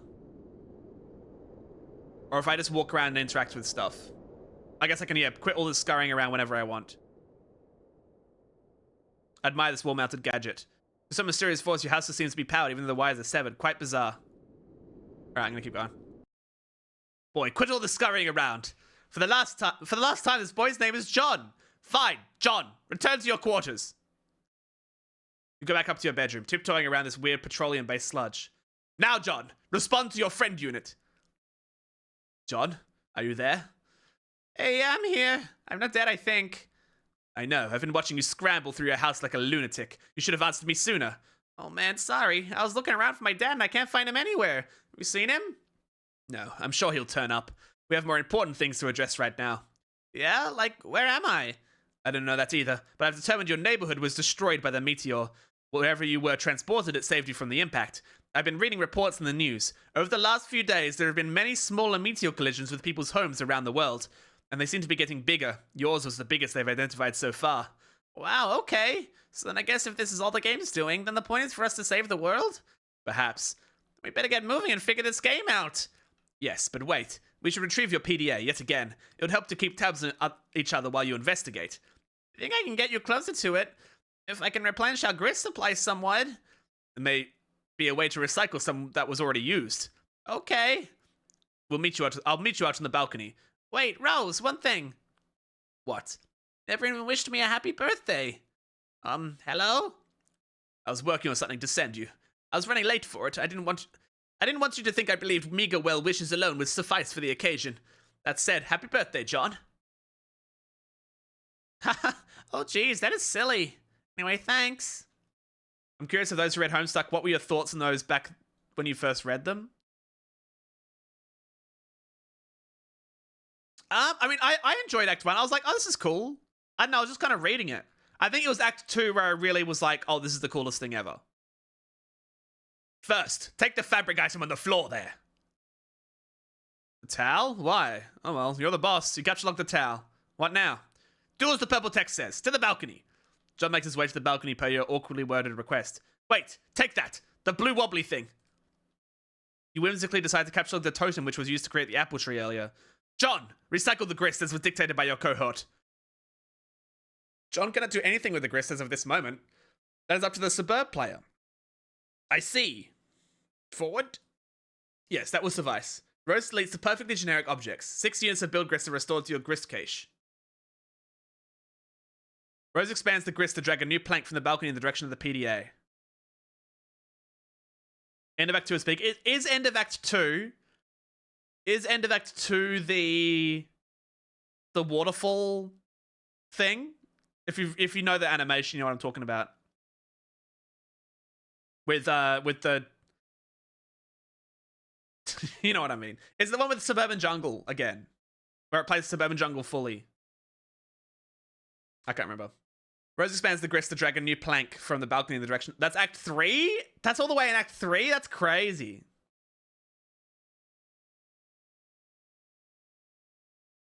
Act 2 is the WV scene. Right. Rose expands the grist to drag a new plank from the balcony in the direction of the PDA. And Act 2 is ascend. Okay, gotcha. John, run across precarious platform, swiftly. John isn't sure about that. It's a long way down. Boy, I said make haste on the narrow catwalk. John is very nervous about the idea, and the strident tone of your commands is starting to make him a little upset. Fine, proceed as your level of comfort dictates. You cautiously walk within range of the PDA. Rose retrieves it. Now take it. You grab the PDA, launching one of the Harlequin figures into the night. You can kiss that one goodbye. Just one command will suffice, thanks. Looks like you're not the only one trying to locate your father after the disaster. There's serious business. They're trying to locate Fedora Freak. Oh, Pipe Fan. I don't know who's who. Pipe Fan, reply. Okay, Pipe Fan is his father. You can read this yourself. These boring men are uninteresting. That's what I'm saying. John, are you okay? You seem a bit tentative. I'm fine, I guess. Since I got here, I feel compelled to do these weird things I don't really want to do. By some kind of voice that I can't really even hear. I don't know, and it's kind of hard to explain. Perhaps the early symptoms of an anxiety disorder, like post-traumatic stress. Yeah, maybe. Who knows? Well, if you could pull yourself together, there are a few more things we should try. Like prototyping the kernel sprites again, if possible. We should hurry. My laptop battery won't last forever. Okay, I'll go back inside. No, don't do that. Hop off this ledge onto that car. What? No, that sounds incredibly dangerous. What? Now you're just being a pest. Which turnip truck did you just tumble out of anyway? Who are you? Years in the future, but not many. An unsealed tunnel welcomes hot desert air into its stagnant depths.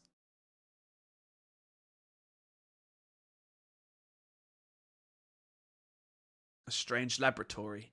This strange figure is back again. He's watching John on a computer. Boy. You there, boy. This is the man who was typing the commands. Curious. In fact, this is in the shape of the Suburb logo. Curious.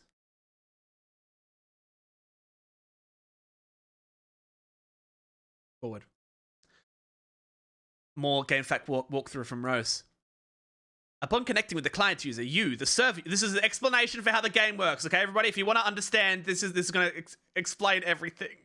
It's a lot of text. It's a lot of text. I don't know.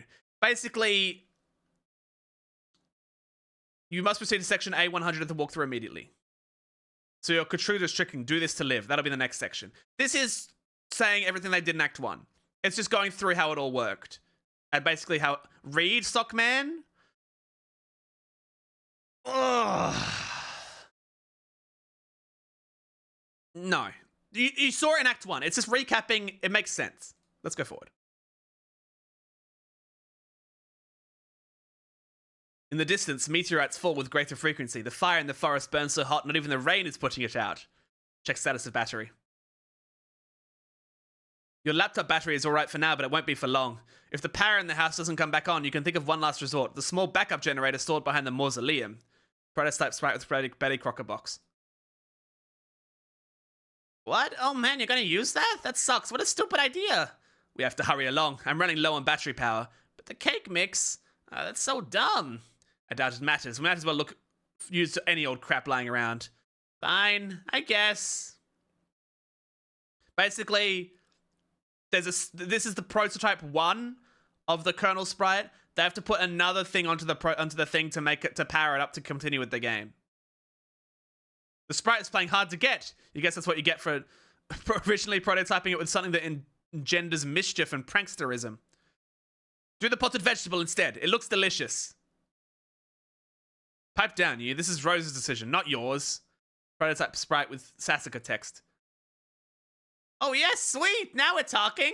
See if we can distract it. I'll try to sneak up on it. John, flail about in a distracting manner. The sprite finds a distracting manner in which you flail about to be rather distracting. The pesky sprite eludes you again. Not even the great Colonel himself can outfox it. In narrowly missing with your attempt to create the Colonel sprite, you drop the... Oh, I like it. It's a Colonel sprite and Colonel spelled differently. That's funny.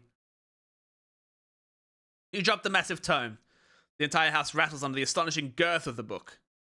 In the other room, Nana's ashes dump onto the sprite, which is caught unawares by the dowsing. Inspect Hag Ash Incident. You find the sacred urn toppled again. This time, you're quite sure it wasn't your fault. The sprite is nowhere to be found. Remove Cuckstruder from doorway. Oh man, where'd it go?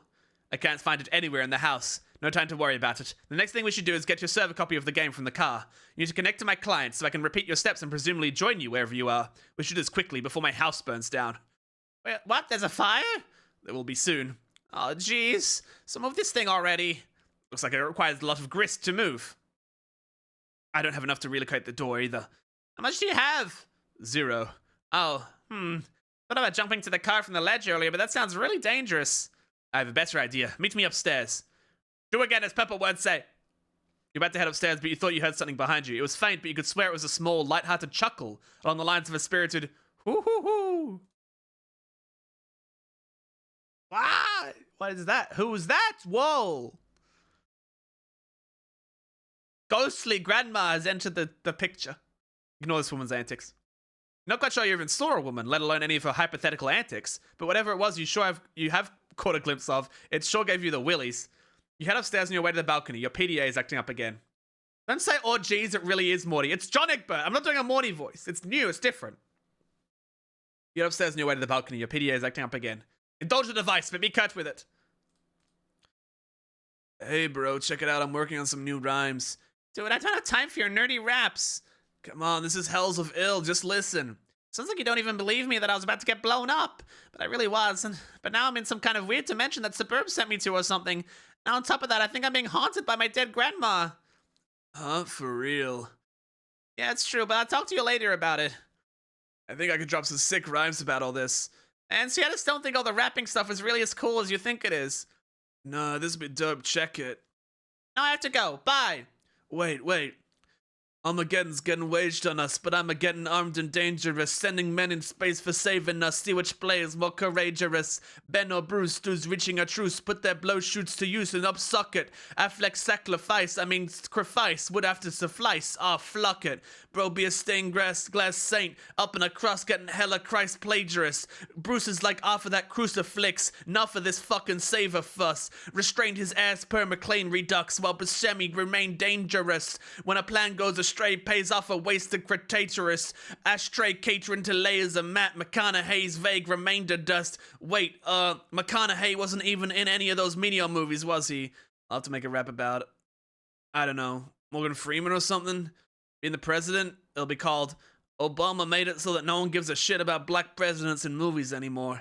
So you've got to fill me in on what's going on, so I have something to rap about besides all your dumb shit movies. That was a good rap. Am I going crazy? This was good. Enough strange poetry from the red text. Get out to the balcony, find again what Rose has in mind. She's messaging you again. The purple text is less irrational than the red text. I'm lifting the car up to the balcony. Well, okay. Once it is up, retrieve the game. Then I'll put it back down on the driveway. But the door is locked. Then break a window. But it's my dad's car. Aww. It's just a window, and this is some sort of emergency. Otherwise, I promise I'll handle the car with velvet gloves. All right.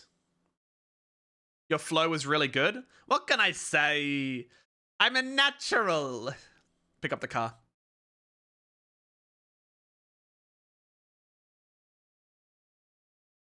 Connection lost. No! No!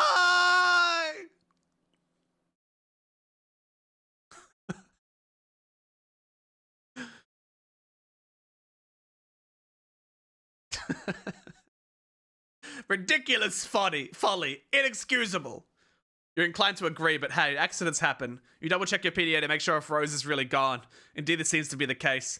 TG is still pestering you, of course, but another chum is logged in as well. What color are the words that this chum says? I'm back! Oh, hi. I want to investigate the explosion I heard. Was it by any chance a meteor? Yes, how did you know? I'll do it less Johnny. Oh man, it's kind of a long story. Anyway, are you okay? Did it blow up your house or your yard or start a fire or anything? No, I'm fine. It landed a pretty good ways from my house and I went to look at it. And it's pretty big, but Beck doesn't want me to go near it, so I came home. He seems to think it's dangerous. Well, gosh, he's probably right. Anyway, what have you been up to, John? Oh, did you get my package yet? Yeah, I was trying to get it, but Rose dropped my car into a weird, spooky, bottomless pit and the package was in the car and I'm really sorry about that. Oh no! Oh, wow, okay, I guess I should start at the beginning. See, a meteor blew up my neighborhood. That's terrible, John. I'm so sorry. But I'm okay. My house is too, sort of. The game I was telling you about, Suburb, which I was playing with Rose, sort of transported me somewhere last minute. But now I'm trapped here, and it's weird and dark, and I can't find my dad, and I just lost the car and my copy of the game in the pit. I think I have to save the world from the apocalypse. Well, it sounds really crazy and kind of scary, but it also sounds kind of exciting. I don't know, John, maybe this is your destiny. If anyone can save the world, I think it's probably you. Wow, you think so? Yes. Well, okay, but it's not even that simple. I was about to connect to Rose to help transport her and save her from meteors and fire and stuff. But she lost battery power and I lost the game disc. So I think I have to get TG to use his copy to save her. That jackass won't shut up and stop rapping and stuff. Ha. He is so silly. Yeah, anyway, I just talked to him about it, so BRB. Jade should be Australian. I think I would die. My friends are not trustworthy. But neither are John's friends. He hasn't talked to TG. Green text was attractive. Now view the red text again. When the film crew zooms where the president's at, I'm like, if that dude's black, I'll eat my hat. Turns out he is, so we're all, goddamn, director's got gumption. Like, we'll flip our shit, he ain't shining shoes or something. It's good free emancipation. If it's not pre-election, it's God ascension. And Bruce Almighty whoops different Bruce from the one I just mentioned. Ah! Clan explained to me why this ain't condescension to think I'll shit a brick. Not even he can convey the intention with his quick spun wit. Rather defray all this tension. Sit on his lap while he whittles a splint. Some guy eyes what he does and patronizes. I guess the grossity's the mothers of invention. Maybe I shouldn't have said this one. I didn't think of it as a word. Anyway. Stop rapping for a second, you horse's ass. I have something important to talk about. Listen, I just read the words! I didn't think about what... I said it badly. I said it badly and I didn't even pronounce it correctly. So it's not even... It's nothing... There's nothing that I did wrong. I have something important to talk about. I was in a flow, man. I was in a flow. You literally can't be mad at me about that. I didn't read the word. I wasn't reading the words. I was saying the words. It's a different thing. Rose is in trouble. She needs help. I was gonna connect to her with Suburb, but I lost my copy. And it's true. It's not the bad word. It's just a different word that you shouldn't say, but it's technically fine. Just so we're all aware. Do not cancel Goragle. I'm reading Homestuck. Cancel Hussy. Cancel Dave.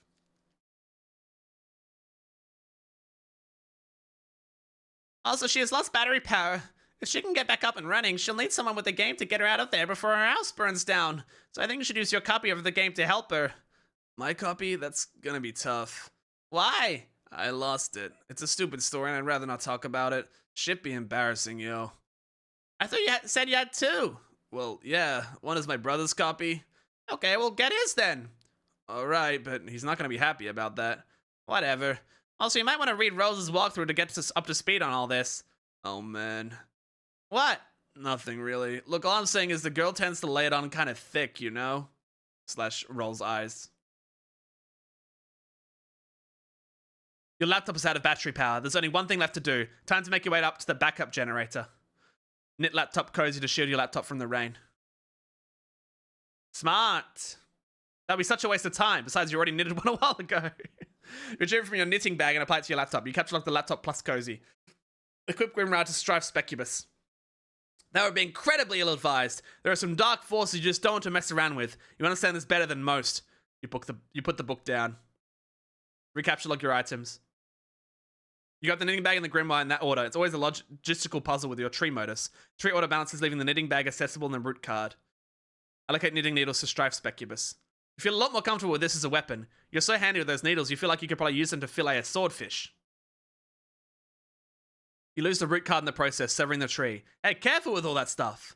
Knit plush cuddle Cthulhu to soothe your nerves. That would also be a preposterous waste of time. Besides, you're quite sure you've never heard of this creature called Cthulhu before. There are, however, many specimens of the zoologically dubious you're familiar with, such as Fluthulu, foul patrician of misery. To hear his mammoth belly gurgles know the epoch of joy has come to an end. And Nrublglith, shame beast king of grotesquerie, writhe lord of the moist beyond hood. Hearing his melodious chirps and tongue clicks causes one's bones to explode. And of course, there's Oglogoth, the deep one. Whenever he grinds his teeth, all the children of the random galaxy somewhere will frown continuously for a 9,000-year span. He is the first and smallest of the smaller gods, appointed in servitude of a vile, unfathomable pantheon of middling gods, which caters to the whims of the noble circle of horror terrors, an omniscient, omnipotent order of the elite few, forever cloaked in the darkness of the furthest ring. Good night, Zach. Writhe Lord of the Gross Beyondhood is what they called me in high school. True. And here's this strange page containing some rather mysterious notes and summoning procedures. You've never been quite sure what these diagrams are getting at. Take items and proceed downstairs. You recapture look everything the way you want it to appear in the tree and head downstairs. You figure that's enough dilly-dallying. Time to get a move on. You wonder if this rain will ever let up. It's driven since the month began, perhaps long enough to forget its purpose. It no longer even knows to assuage fire. Somewhere, a zealous god threatens these strings between the clouds and the earth, preparing for a symphony it fears impossible to play. Yo, music reference? And so it threads on and on, delaying the rays of the conductor's baton. Baton. How you hate this season.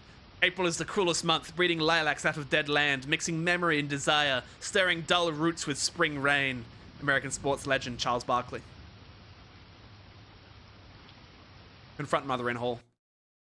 Surely your mother is lurking nearby. You should be prepared for an unpleasant confront. Oh, psych! Yo! What? There's this really cool dude, okay? He's standing around being all chill, like cool dudes are known to do sometimes. A cool dude like this probably has a really cool name, but he probably wouldn't just tell you what it was if you asked. He'd be way too busy for that. Busy being totally sweet. But you could always try to guess his name, and if you were right, he might nod ever so slightly. That's a cool dude's way of letting you know there might just be hope for you yet. Here's the guy that I cosplayed as in 2013 at Comic-Con.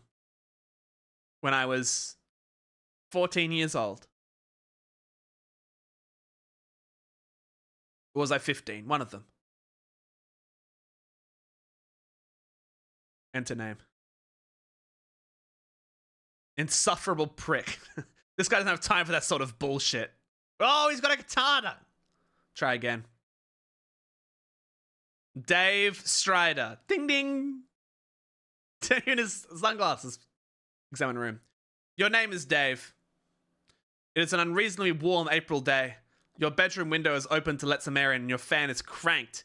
Arguably even more cranked would be your fly beats, which bring us to your variety of interests. A cool dude like you should have plenty. You have a penchant for spinning out unbelievably ill jams with your turntables and mixing gear. You like to rave about bands no one's ever heard of but you. You collect weird dead things preserved in various ways. You're an amateur photographer and operate your own makeshift darkroom. You maintain a number of ironically humorous blogs, websites, and social networking profiles. And if the inspiration strikes, you won't hesitate to drop some fat rhymes on a mofo and represent. What will you do? Quickly retrieve arms from cinder blocks. Nah. Get the damn beta and save your friend's life. This notion strikes you as nonsensical. You can't imagine how a video game could save someone's life, and in any case, you're quite sure no one you know is in any danger. Anyway, these are your copies of the beta you received in the mail recently. You've labeled them your name in bold red print to distinguish them from your bro's copies, who labeled his in kind. Neither of you really gives a shit about this game or has any intention of playing it, but you'll be damned if you let that get in the way of your campaign of one-upmanship. Bleat like a goat and piss in your turntable. You'd never consider allowing any fluid, even remotely resembling urine, to touch your beloved turntables. That would risk breaking them, and a world without the gift of your godly science just doesn't sound like a place you want to be any part of. While you're at it, you might as well wipe out human civilization with a meteor or something ridiculous like that, which will probably never happen. That sort of thing only happens in stupid idiot movies for stupid idiots. You will, however, contemplate being like a goat, for ironically humorous purposes at a later date. This is real because Dave is the goat. Examine closet. This is your closet. This is where you keep a lot of your crap, like that box and that bottle of... What is that? Is that... Check that blue box. This is your package that your friend John Egbert sent you for your 13th birthday a little while ago. And that contains nothing except a note and a certificate of authenticity, vouching for the genuine Hollywood memorabilia which the box now originally contained, which you are now wearing to be ironic, but also to be incredibly cool in a way somehow intangibly related to the ironic nature of the accessory. You find it sort of exasperating to people, these subtleties to people. The box also includes a signed photo of Ben Stiller, which now proudly hangs above your closet. Proudly and ironically. Take box. You capture the box through your hash map fetch modus. The modus's current hash function resolves the index by valuing each consonant at 2 and each vowel at 1. The total is divided by your number of cards, and the remainder is the index. Box equals 2 plus 1 plus 2 equals 5. 5 divided by 10 equals 5. The box is caps locked in card 5. Jesus Christ. Examine jar of unknown yellow substance in the closet. Oh, hell yes. It is an unopened container of apple juice. You thought you were all out. It is like fucking Christmas up in here. This is so great. You've got to tell John about this immediately. He'll be so excited. Take juice. You capture lock the juice into card 7. 2 plus 1 plus 1 plus 2 plus 1 divided by 10 equals 7. Access Pester John and Pester John. In addition to letting your buddy know about this outstanding juice windfall, you figure you'll wish him a happy birthday while you're at it. In your own cool sort of roundabout way, of course. Good thing you looked at the box he sent you, or you might have forgotten. You also might as well ask him about that beta. The kid's been harping about it for weeks. It would be cool if it came out on his birthday. He'd be one happy camper. I want to open up complete bullshit. Hey, so what sort of insane loot did you reckon today? We've already had this conversation from John's perspective. About the juice and everything. This is in the past now. Go online and view sites indicative of your interests. You open the Hephaestus web browser and direct it to your ironically maintaining blog where you post monthly satirical reviews of Game Bro magazine. You latest posted a review of the March issue. Would you read this magazine? This kind of looks like an awesome magazine. I would totally read it.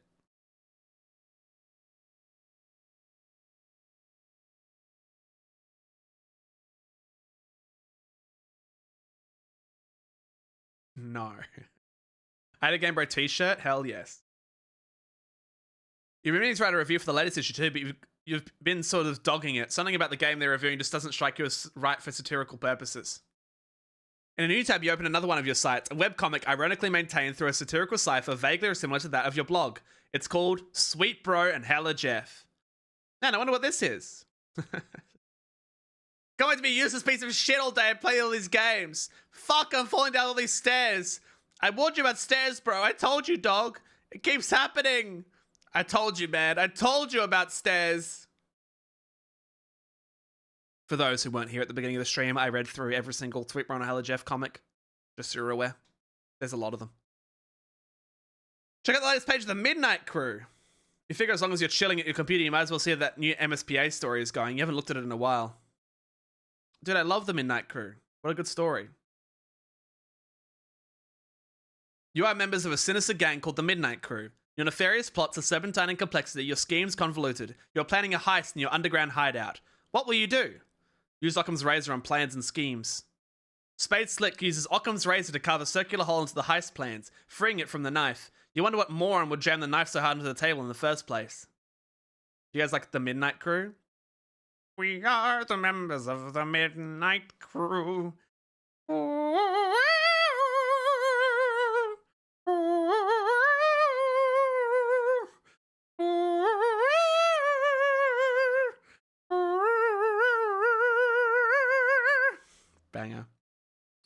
SS, climb ladder and exit hideout, implement nefarious plots.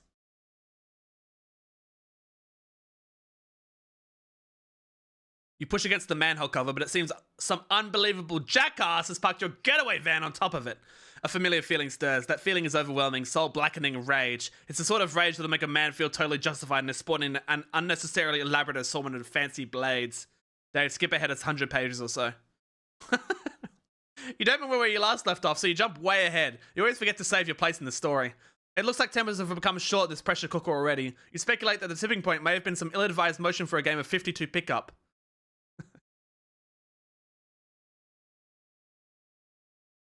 Justice, you should make your original characters fight like this. I feel like you would suit MS Paint Adventures.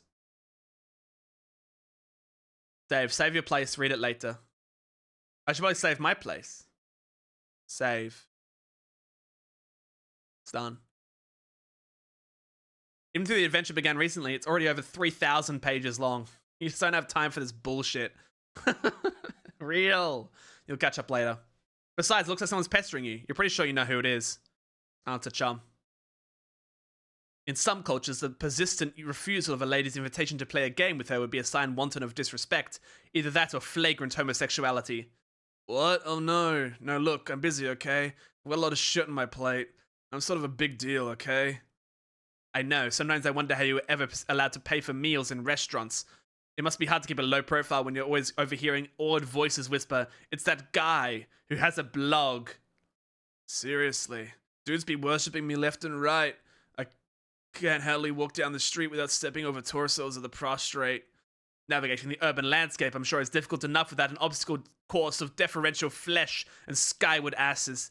Perhaps adapting the art of parkour to your unique environment would help. Yeah, I mean, damn. Like, there's this scruffy little shit at my feet, an orphan or something, I don't know, face flush on the pavement. I'm like, dude, you listening for a stampede of buffalo or something? He braves a look at me, then gives my shoe a little kiss and scurries the fuck off. Heavy is the crown. Yeah, not clicking Oliver Twist in the fucking face every day is my gift to the world, I guess. Breathtaking magnanimity, among other things. I just give and fucking give. Indeed. Nary a jewel tumbles from your wishbox of daily exploits, which I imagine does not sparkle. Oh, for fuck's sake. You're just lobbying for me to play that damn game. Baseless accusation! Look, I'm telling you, Egbert is all about that game. He'll play it with you and probably be tickled silly about it. Slur alert, slur alert. I know this very well. I cannot hasten this mail's delivery, however. Yeah, I'll hassle him some more about it. And look, how about this? If you ever find yourself in the position where your life depends on me playing that piece of shit game, then I'll play. Will that make you happy? More than you know. It perfectly mollifies my grief over the demise of chivalry. John, what are you doing? Stop doing nothing. Meanwhile, in the present, in a place where the present may be a concept of dubious merit, John is spacing out. I'm making Dave American because Dave is so American. But a vague and forceful thought jolts him to attention. Or maybe it is that bumping sound coming from the other side of the door. What is that? A thick, unpleasant fluid pools from beneath the door. Troubling! Investigate this! There's a trail of this fluid in the hall leading to your room. Dave, play some hauntingly sick beats. You've had enough of the computer for a while. You feel like you've been messing around on it all week. It's time to get your jam on. You pull up your trusty Akai MPC 1000 sampler, prepare to get sick nasty.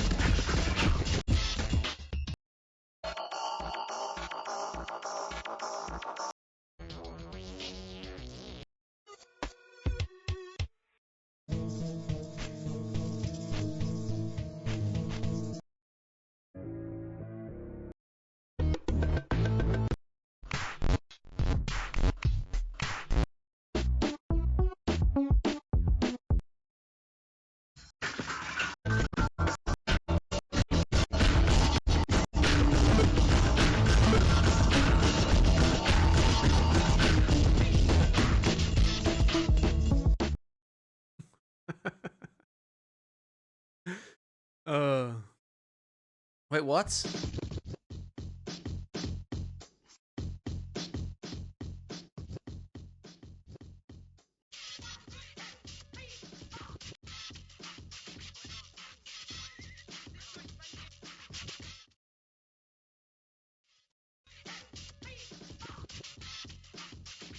I gotta move on. Take a sip of the apple juice, despite what John said. Those beets are so fresh they belong in the produce aisle, is what you're talking about. Fuck, do I talk like Dave? I say that's what I'm talking about all the time. Soccer mums be thumping that shit for ripeness like melons. Know what I'm saying? At times, yes. Oh no. After beets that fresh, it would be a crime not to reward yourself with a celebratory swig. You can't do it. John's got you all twisted up inside now. All you can think about is Mandel's gross monster piss. Damn you, Egbert. It's a reference to earlier conversation. You recapture log the juice. Allocate sword strife specubus. Your strife specubus is already allocated with the blade kind of stratus. There's no need to allocate it. You can wield your sweet ninja sword as a weapon once it is in your strife deck. But you'll have to capture log it first before moving it there. I didn't need to see that. That's relevant. No, he spilled juice all over his turntables and the copies of the beta. Ah! Get a towel or something. You don't get a towel from the bathroom across the hall. You glance at one of the many radical puppets in your bro's collection and nod in approval. Is there anything not awesome about your bro? No, you think not. If you don't like puppets, this is a bad webcomic for you to read. You enter the bathroom. There's a damp towel on the floor you can probably use for this crisis. You start to pay a little respect to one of your bro's boys up in there. Hey, little man, how's it hanging? Capture log damp towel. You take the damp towel, expelling the box, search the bathroom for something slightly less damp. Now you just decide to bring this towel out into a toilet to make it less damp. Now it's just a towel. Fake towel. You take the towel and grab the box again while you're at it. Clean up the juice. You clean up the juice with the towel and hang the damp beta envelopes on your line to dry off. Look at this selfie. Isn't that sick selfie? You just like puppets? In the breeze of the fan, the betas jostle near the open window. This arrangement is a little disconcerting. If they fell out, it sure would be a stupid way to lose them. Turn off the fan. The crisis is easily averted. You can't imagine it will ever resurface later in any way, shape, or form. That beta is as good as yours forever. You should probably go pester Egbert again. You wonder if you found the beta yet. You might chat about your respective Sylliduses and fetch modi if the topic happens to come up. You wonder if he is anywhere near as smooth with his Syllidex as you are. Probably not. Probably not even humanly possible. Suddenly, a rambunctious crow flies in the open window and snatches the beta, possibly to make a nest with, or maybe just for the sake of being a brainless, feathery asshole. You yell at the bird. Stop! You accidentally launch your ninja sword. Everything goes flying out the window, dead bird and all. Bro just killed a bird in 3 seconds. Me when I see Knuckles 77. No one can ever know about this. Look out the window. Yeah, you can kiss all that stuff goodbye. You feel sorry for the bird, but at least you never planned on ever using that beta, ever. Anyway, now that bit of ugliness is behind you, I guess you can look forward to several more hours of messing around in your room. Whoa, wait, what?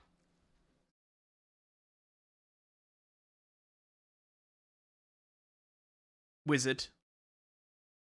You're prepared to ascend the stairs to your living room. You're standing eye to eye with a familiar foe. A 20-foot-tall granite statue of the mighty wizard, Zazapan the Learned. Your mother had installed him through a hole in the roof with a heavy-duty crane. Just look at that mystical gaze. To peer into those aloof, glassy eyes is to arrest the curiosity of any mortal. To behold the wisdom concealed in the furrowness of that venerable face is to know the ceaseless joys of bewilderment itself. Any man so fortunate as to askance his merry twinkle or twitch of whisker shall surely have all his dreams fulfilled. You find this grisly abomination utterly detestable. Psychoanalyze mother's love of wizards. There's nothing to psychoanalyze. Your mother clearly has no real affinity for these damnable things. She only collects them to spite you. If anything, she finds them even more repellent than you do. She's just a committed woman. When your mother is so committed to hating you that she puts wizard statues all over the house simply because you hate them. Go downstairs to the kitchen back door. You descend to the living room area of your home's expansive open layout. There is a sound of rushing water beneath the floor. It tends to strike guests as a strange presence in a living space, but it's become hardly audible to you through familiarity. There's the front door, but hopefully there's no need to make the long trek around the house in the rain. You might as well see if you can slip through the kitchen and out the back unnoticed. View mother's solid copper vacuum statue. Okay, but it's bronze, not copper. But it wasn't always. A while ago, you gave this as an ironic gift to your mum for Mother's Day. You even customized it with a drink holder to support one of her ubiquitous alcoholic beverages. She liked the gift so much, she had it bronzed and put it on this pedestal. She even left it plugged in so it can still be turned on now and then, but never to do any cleaning. It never leaves this display. Sometimes at night when you're in your room, you can hear it wailing from downstairs. She must know you can hear it. She's completely deranged. Grab the Eldritch Princess. It's too big to capture-log. Not that you would want to move it anyway. The pretty princess doll has been sitting there for months, ever since your mother got this abomination for your birthday as a totally passive-aggressive gesture. You decided to make it much less abominable by knitting Her Majesty a new head and new arms. Now it brings a mischievous smile to your face. Whenever you walk by, your mother hasn't removed the doll yet and probably never will. She would never be the one to blink first. Acquire umbrella for protection from elements. You're going to have a hell of a time accessing that card when you need it. You guess you'll just have to cross that bridge later. Being inside kitchen. The liquor bottles are out in full force. Mum is surely nearby. Investigate richly colored object in middle of screen. That would be your refrigerator, whose services have customarily served as a battlefield for a chilly siege of passive-aggressive one-upmanship. This is a drawing you did of your cat Jaspers when you were younger, along with a poem about him. Your mother bought this ostentatious $15,000 frame for it and had it welded to the door.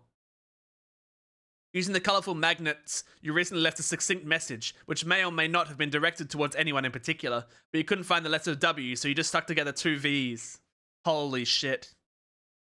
Those who snow, man. Those who fucking snow. What the fuck? I didn't know it was this early on. That's crazy. That's fucked.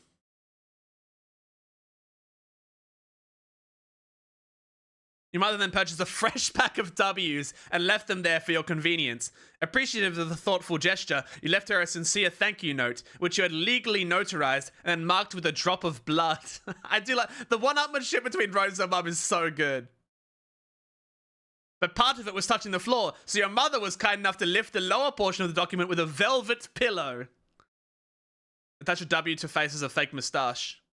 This is incredibly silly and not sure how it fits into your campaign against your mother or getting your computer back online to escape your doom. But it's hard to resist getting a little silly sometimes, especially when you are absolutely positive no one is watching. Capture log W. She's Wario? True. Just remember the WV thing for 2,000 more pages. But that unsightly void in the W pack won't do, nor will the gash in the plastic. You deposit 12 cents in its place, which is your approximation of the letter's value. You also make a vow to return later and neatly sew the plastic shut.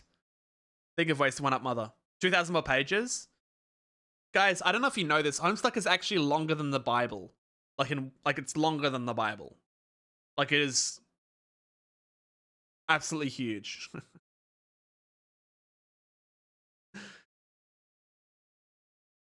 Think of ways to one-up mother.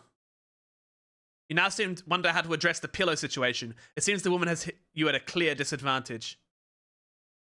It's not a bit. It is one of the longest pieces of literature. Perhaps slipping a fresh doily under the pillow would do the trick, or maybe spilling a bit of Worcestershire sauce on it, and then having it dry cleaned and returned along with a laboriously ingratiating apology note. No, there's no time for anything like that. Or maybe, just thinking out loud here, you could use the entire pack of W's as M's. Oh yes, that would burn. How long is Act 1? We've finished Act 1. We have finished Act 1. We are in Act 2 currently, to be fair. I'm not going to read all of Homestuck on stream. But you've already done something with that W pack, and there's no need to go back and gild that lily. This is delicate business, and that pillow is screaming for a rebuttal. Can you update the stream title? There you go. It's done. Capture log velvet pillow. You decide to take the velvet pillow and lovingly embroider a poem in praise of motherhood on it. Hopefully you can pull this off before she notices it's gone. But of course you're treated pretty badly unbalanced. It surely will auto-balance itself in a moment.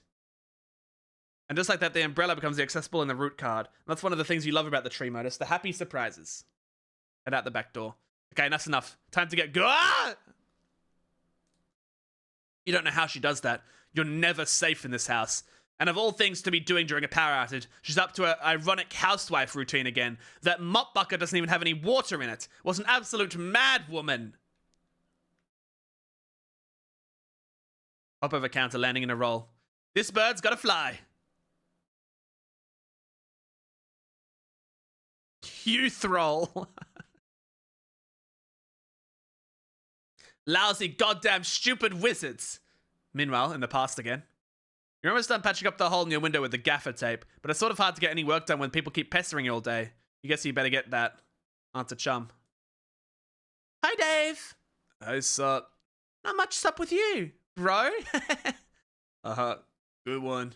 It's alright being chill, I guess you know how it goes. Great, feeling cool today. Mr. Cool Guy?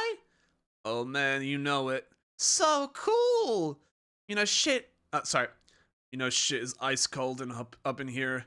Shit is wicked bananas, I'm telling you. So have you talked to John today? Yeah, we're just talking a while ago about how he sucks at his Silodex. Can you believe he uses stack? That kid is ridiculous. Lol.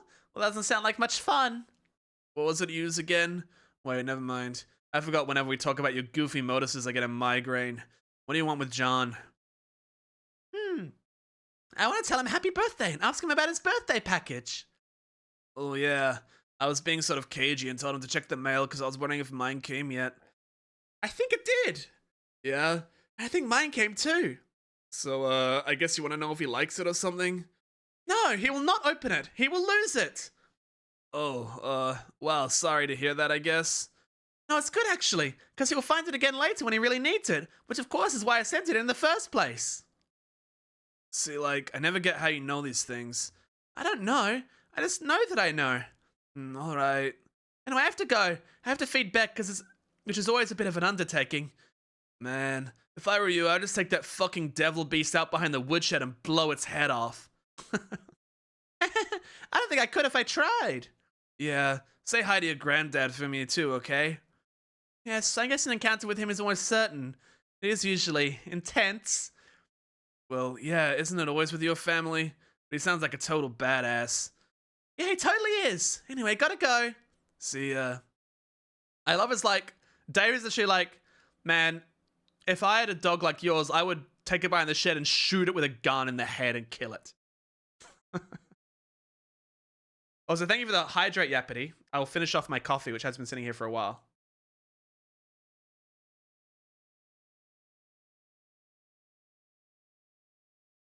Dave, get phone. It'll be handy to have your phone on standby so you won't always have to go back to your computer whenever someone messages you. This way you can text message people no matter where you are, what outrageously cool thing you're up to.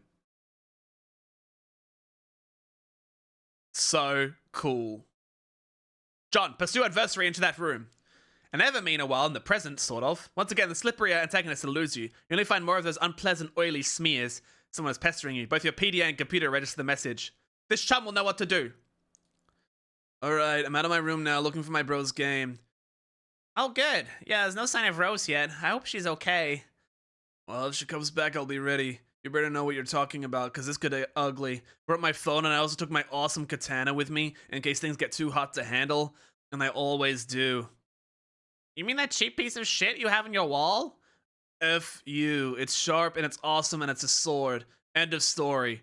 Okay, I don't really care. I'm in my room again. I really think there's someone else in this house. Like monsters or something. Howie? Ah, I wish. Dude, monsters aren't real. That's stupid kid stuff for stupid babies. Yeah, maybe. You're right. What are you, an idiot? Of course there are monsters in your house. You're in some weird evil monster dimension. Come on. Skepticism is the crutch of cinematic troglodytes. Like, hey mom, dad, there's a dinosaur or a ghost or whatever in my room. Yeah, right, Junior. Go back to bed. Fuck you, mom and dad. How many times are we gonna watch this trope unfold? It wasn't goddamn funny the first time I saw it. Just once I'd like to see dad crap his pants when a kid says a vampire in this closet. Oh shit, everyone in the minivan. Be fucking dad of the year right there. Okay, stop. What do I do? What do you have, a hammer? Man, it's so lame. Okay, whatever. You should look into weaponizing your Silodex. My bro is always getting on my case about it, but man, it's not as easy as it sounds. But if you're fighting monsters left and right, you don't have much choice. Okay, I guess I can read up on data structures some more. How's it going there? I'm out in the living room. He's usually here, but I don't see him. Might be playing his mind games. He's always pulling this ninja shit. All I see is Lil Cal over there, so I guess he can't be far.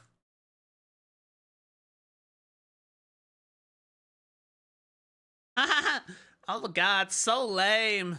What? See, I just don't know why you think it's cool. His ventriloquist rapping thing. Oh, Lil Cal? No, man. Lil Cal is the shit.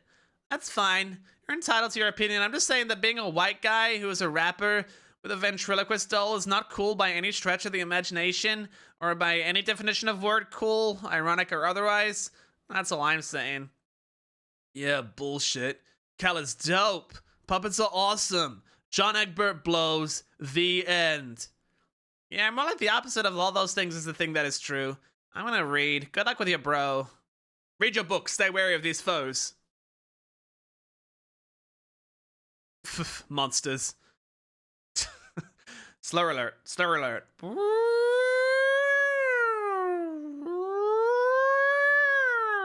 Slur alert. Slur alert.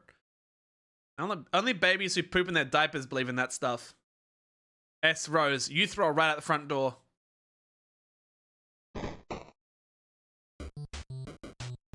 Oh no! It's a fight! A grieve.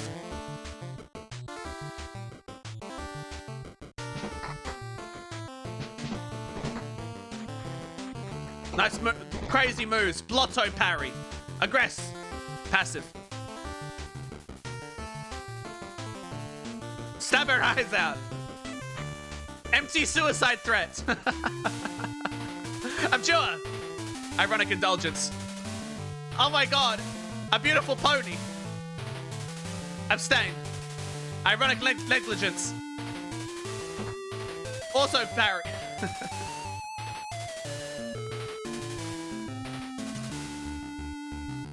Empty suicide threat is crazy, man.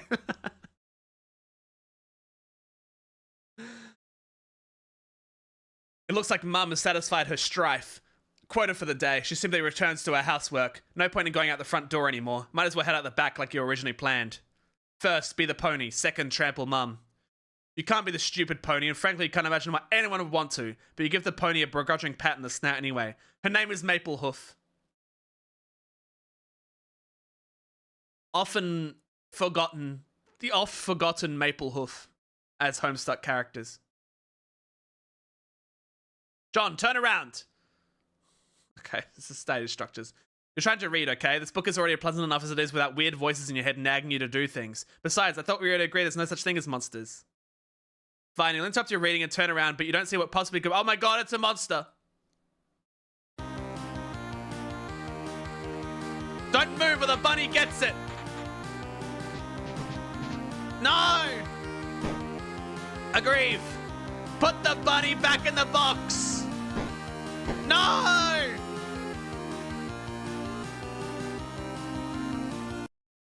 You leave through the back door. Nearby is the transformer, which distributes electricity from the underground generator, powered by the river flowing beneath your house. The transformer was struck by lightning, though, and no longer works. You wonder if your mother has any plans to have it fixed.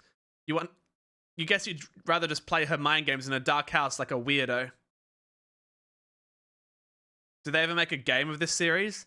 There is a game called Hive Swap. I wouldn't recommend that until you read the entirety of Homestuck. You can see the mausoleum and the portable generator across your backyard. You're almost there. Use umbrella. Nice work. You gather your items and begin the soggy trek mausoleumward. Get up, John. This is no time for slumber. Oh, shit. I'm playing. Kill! Kill! Oh no! I'm getting attacked by the bunny! Forget the W and make haste from the mausoleum. Retrieving the W never even crossed your mind. It's just a stupid magnet. John, salvage your weapon and fight on! Strife again!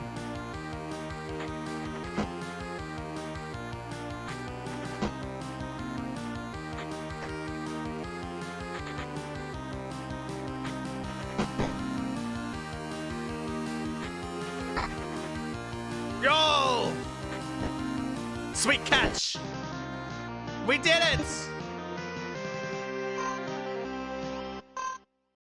Let me get all the good stuff.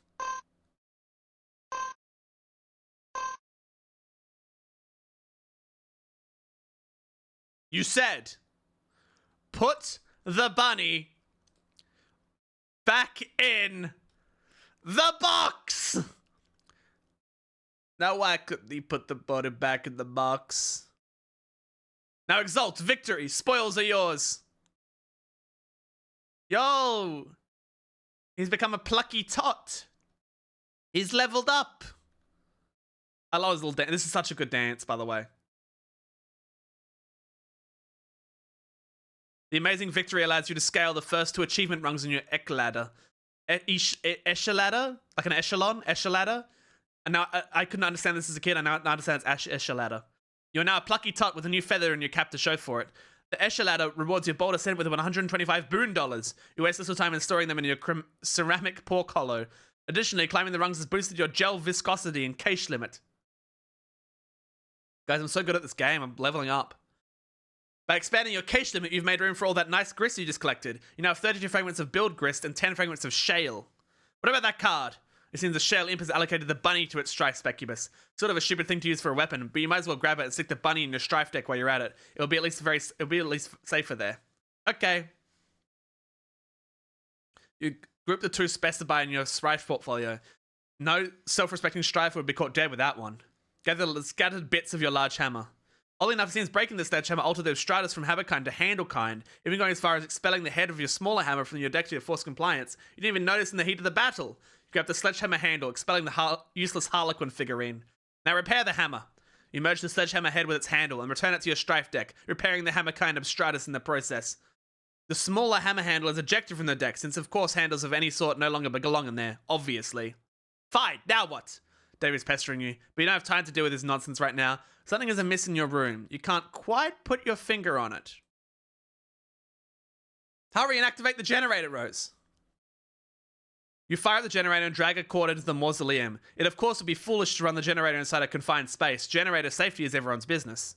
Defile tomb. Sorry, Jaspers. Have to make space for the laptop. No! Jasper's the goat, man. Look at this guy. Besides, your final resting place is already a mockery. You should have decomposed years ago into a bed of petunias like a normal cat, not given to a taxidermist and fitted with a tiny, custom-tailored suit and then stuffed in a coffin built for infants. Plug in your laptop. You plug in your laptop and connect to the internet signal again. Everything predictably falls out of your Silodex, but you're not about to get bent out of shape about it. You have bigger fish to fry. Looks like Dave noticed you're back in line. He pisses you like clockwork. And there's John. What on earth is he up to now? The door, John! Look at the door! You're right. Didn't Rose yank the door off its hinges and prop it up on your bed? Someone or something has put it ajar and left it slightly ajar. You were cosplaying Jasper at the con today? Jasper from...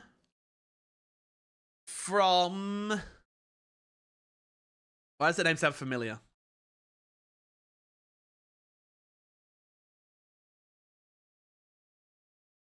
Steven Universe?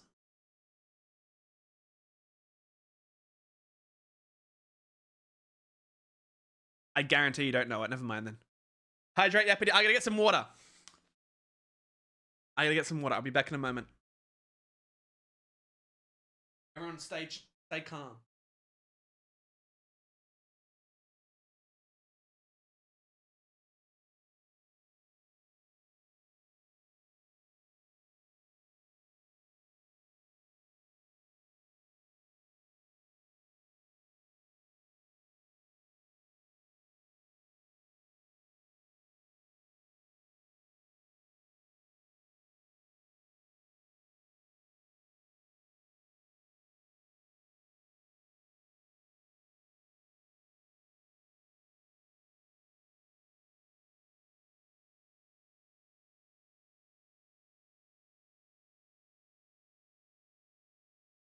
You're confused?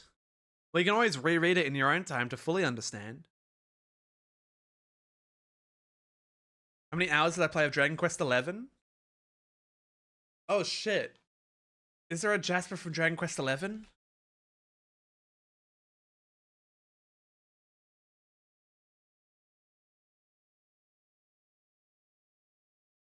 I don't remember this guy at all. I'm gonna be honest. But very cool.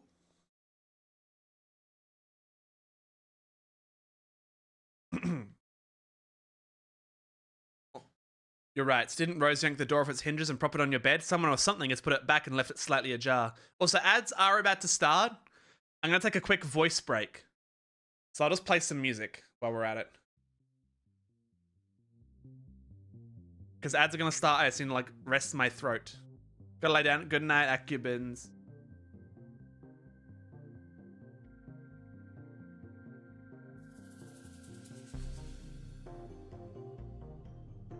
It's gonna be nice. Just a voice break. I need this.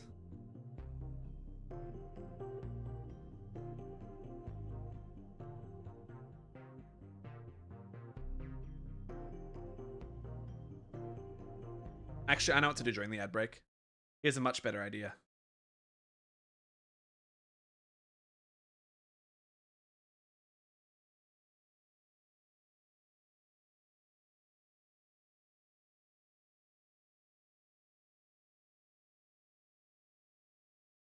Keep reading to unlock?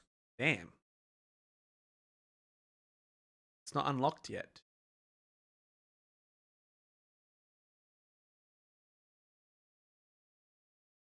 Now, I have sung the entirety of I Don't Want to Miss a Thing. How come I can't even read, like, the Act 1? I can't even listen to the Act 1 tracks or everything. Here we go. Let's just listen to this again.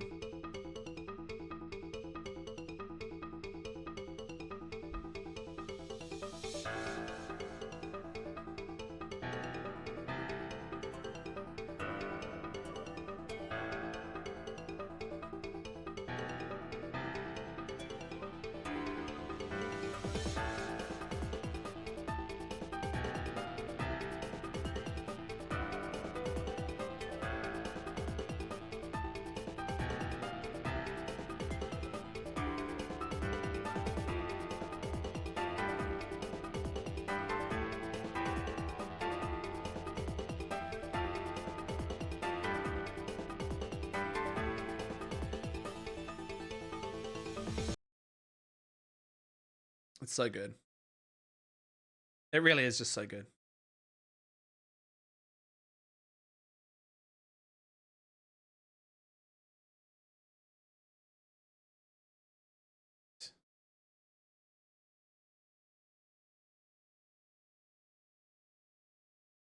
I don't have an ad break thing on this one. Hold on. I gotta get it.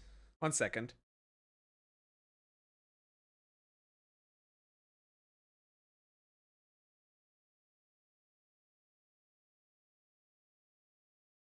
See, the problem with my desktop thing is that I still have all this stuff here.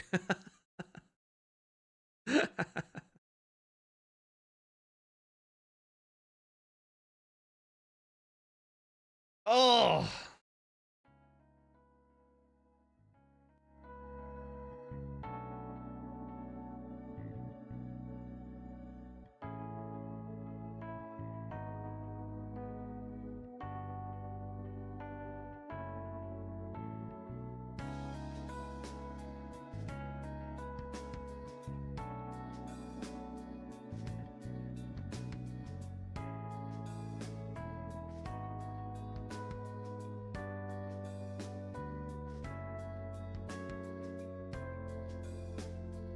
Okay, guys, for context, I'm currently on page 416.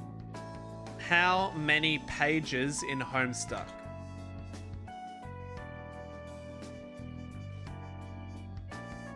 Wait, no, I can't. Act 1 has 1,016 pages, is what this says. There's 8,129 pages. That's not true? Yeah, I don't know why it said that. That was the Google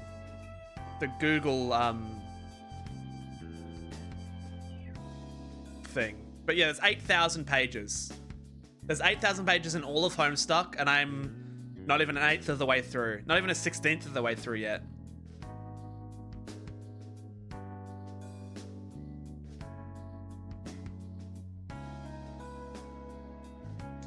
I'm having a look. I don't know how long part 2 is the thing. How many pages is each act of Homestuck?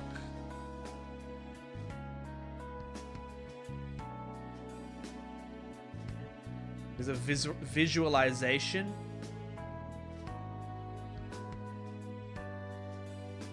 Okay, so Act 2 is about double the length of Act 1. So Act 1, okay, Act 1 is 247 pages. Act 2 is 511 pages. Act 3 is 395 pages.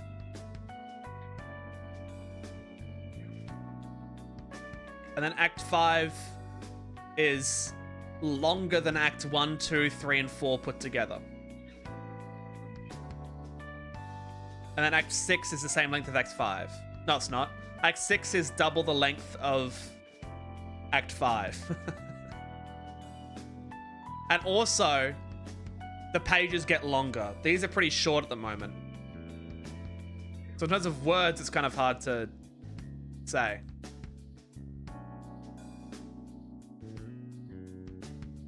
I bet we're halfway through Act 2. I think we're just under halfway, to be honest. Also, I know the ad break just ended. And now I need to go to the bathroom. So sorry, guys. I'll be back in a moment. I'll be back. Why am I reading Homestuck? I don't know. Why would I don't know. I know the ads just ended. Anyway, keep going with the ad. We're still in the ad zone.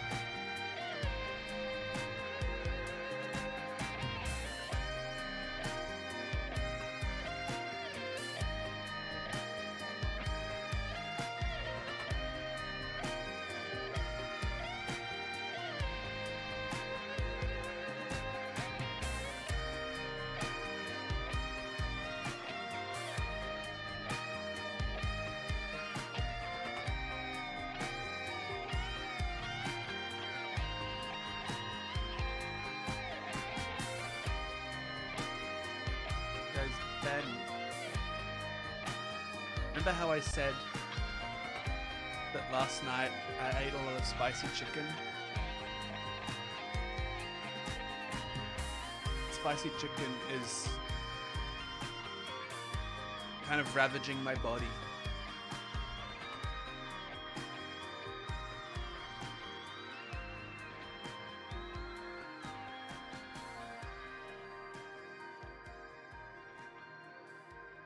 It's not the best.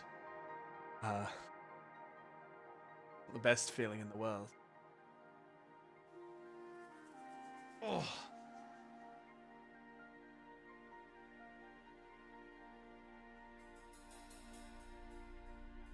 Oh.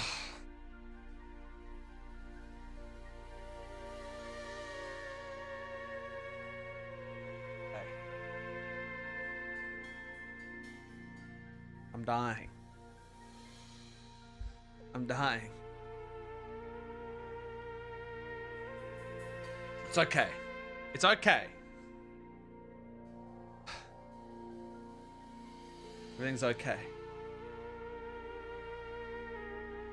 I can continue to read Homestuck. Someone or something has put it back and left it slightly ajar. Incredibly alarming. Investigate. Woohoo! You got a bucket of water. What? This is so outrageous. Jesus Christ, I'm so sorry. I'm so sorry, that was extremely loud. I hope I woke someone up with that.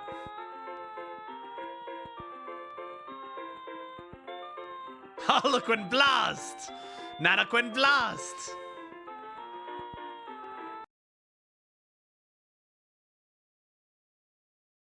Alright. We keep going. Sorry, geezer. Oh, there you are. John said your house was burning down. Are you on fire yet, or what? No, for now I've retired to the safety of a smaller building, which is much closer to the forest fire threatening my residence. Oh, well, that's a relief. John told me to get the game to help you out, get out of there, so I'm working on that now. Working on it? Yeah, my bro's copy. Long story. Hey, don't tell John this, but I think he might have been right about the puppets. They're sort of starting to freak me out a little. You're referring to your brother's collection. I mean, don't get me wrong, I think it's cool and all. The semi-ironic puppet thing or whatever, or semi-ironic. Man, I don't even know. I'm just starting to think some of this shit is gonna get a little far, and it's kind of fucked up. I've seen his websites. I like them. Well, you would. Oh man, I wish little Cal wouldn't look at me like that. With his dead eyes, Jesus. Sometimes I dream that he's real, and he's talking to me, and I wake up in a cold sweat and basically flip the fuck out. Interesting. Oh god, why did I just tell you my dream? You're gonna have a field day with that. I'm currently scrolling notes furiously into one of my many psychoanalysis journals I maintain for you. Published papers forthcoming, because, you know, it's not like either of us have anything better to do at the moment than to evaluate each other's radically debilitating pathologies. Yeah, I'm gonna get moving. Well, have you heard from John? He's not answering me. He won't answer me either, but I am watching him. I suspect he is preoccupied with the fact that he just had a bucket of water dumped on his head by the ghost of his dead grandmother, who also happens to be dressed like a clown. Alright, I'm out. Later. Interrogate this mad woman. Nana? Yes, dear? Wow, you scared the living daylights out of me. Woohoo! Well, I guess it was a really great prank. Good one, Nana. Anyway, you really my dead Nana? Of course, John. I have come back to help you on your journey through the medium and beyond. And I'm delighted to see what a fine young man you've turned out to be. Just like your father. Okay, well, I guess I'll take your word for it. I don't remember you at all. My dad said I was really young when you died. Hey, speaking of which, do you know where he is? I looked everywhere for him.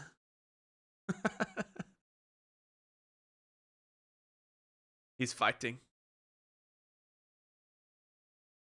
Your father was kidnapped. Oh no. When the ghost of your grandma dresses like a Harley Quinn and pranks you, it's the classic bit. It happens all the time. When you crossed over to the medium, he was apprehended by the very forces of darkness which your presence here has awakened. What? Okay, so what is the medium you're talking about?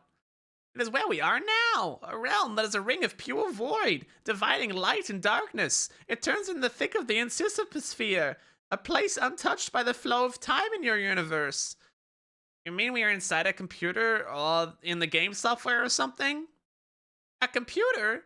Why, what is that, dear? Some newfangled contraption? Like the horseless auto boxcar? Well, it's like this machine that, Ooh, of course I know what a computer is, John. I was just pulling your leg. Ooh. Oh, okay. No, John. You're not inside a computer or software or anything like that. Try not to be so linear, dear.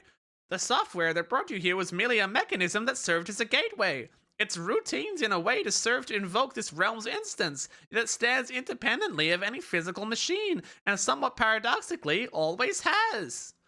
I'm not sure I get it, but alright. So what do I need to actually do here? I think it would be best if we started with the big picture. Go on. Oh, peek. Peek coming in.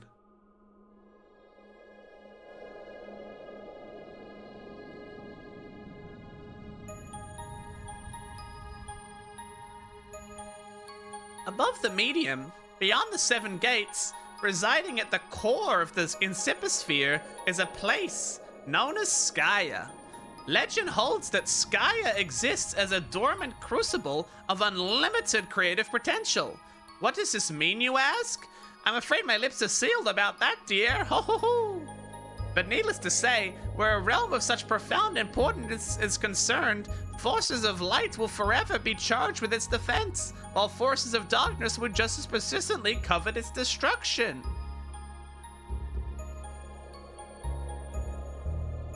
Iconic music right here.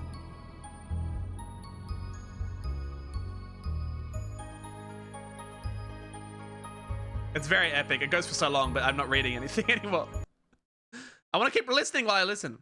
And as it so happens, at the center of this realm, whose fate is in question, these very forces duel on a stage, stuck in eternal stalemate. Yes, they have dueled in this manner forever. That is, until you showed up. Me? Me? Yes, you, John. Before your mishap with my ashes, you may recall the sprite's previous incarnation, which resulted from its kernel hatching. You see, this hatching occurs automatically in response to your arrival. The result is a pair of kernels, one dark, one light, each carrying the information they were prototyped with before the hatch. See, this is it. See, do you understand? It's all happening.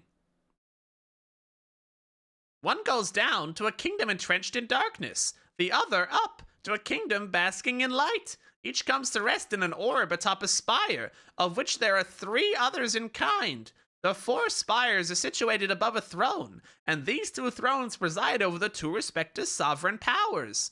And once the kernels are situated, this is when the game is afoot. The true war begins, light versus dark, good versus evil. This is a war that the forces of light are always destined to lose, without exception. A quest of futility, then. Oh, really? Then what's the point? That remains for you to find out, dear. For you see, the journey you're about to take is the ultimate riddle. Whoa. For now, your objective is proceed through Skya and pass through the first gate situated directly above your house, not even terribly far. The gates will become progressively more difficult to reach, so you had better be prepared to sharpen your adventuring skills. How am I supposed to get up there? You build! Like Minecraft! He's so happy. Okay, I think I get it now. I guess the battle against good and evil is sort of irrelevant? Well, I don't know. That all sounds kind of weird, but in any case, we built the house to get to these gates and then I can save my dad. Yes, John. Then after that, we solve this ultimate riddle thing and save Earth from destruction. Oh no, I'm afraid not. Your planet is done for, dear. There is nothing you can do about that. Oh. Your purpose is so much more important than saving that silly old planet, though. And that is? Woo-hoo-hoo! In Minecraft Pack Parkour, you have to reach the 7 gates with parkour. Do you jump for the gates or for your dad's car? Yes, I have to agree with the float tag about that. John, you are such a good boy. I know you'll succeed.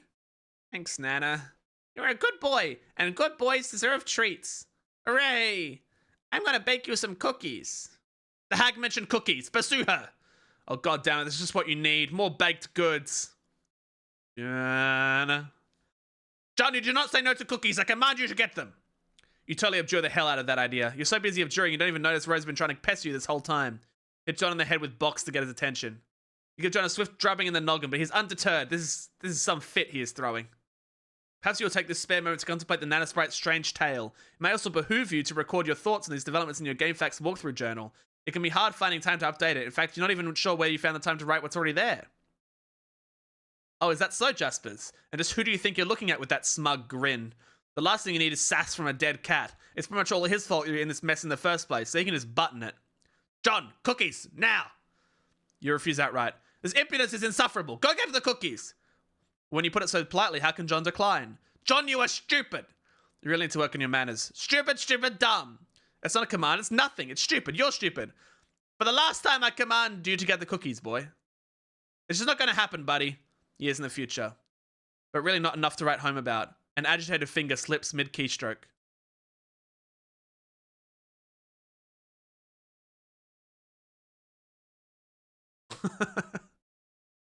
Beans, mustard, human etiquette. We're learning.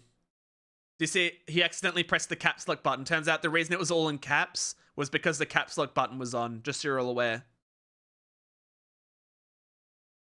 We've unlocked Homestuck Volume 1 album.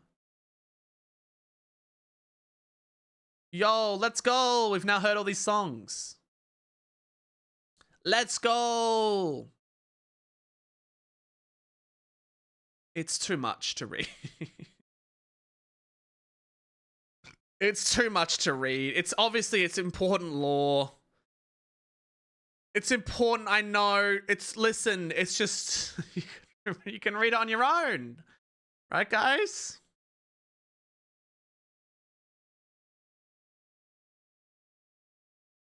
Okay, quick. What does this say? What does this say? It's the game is destined to have 4 players.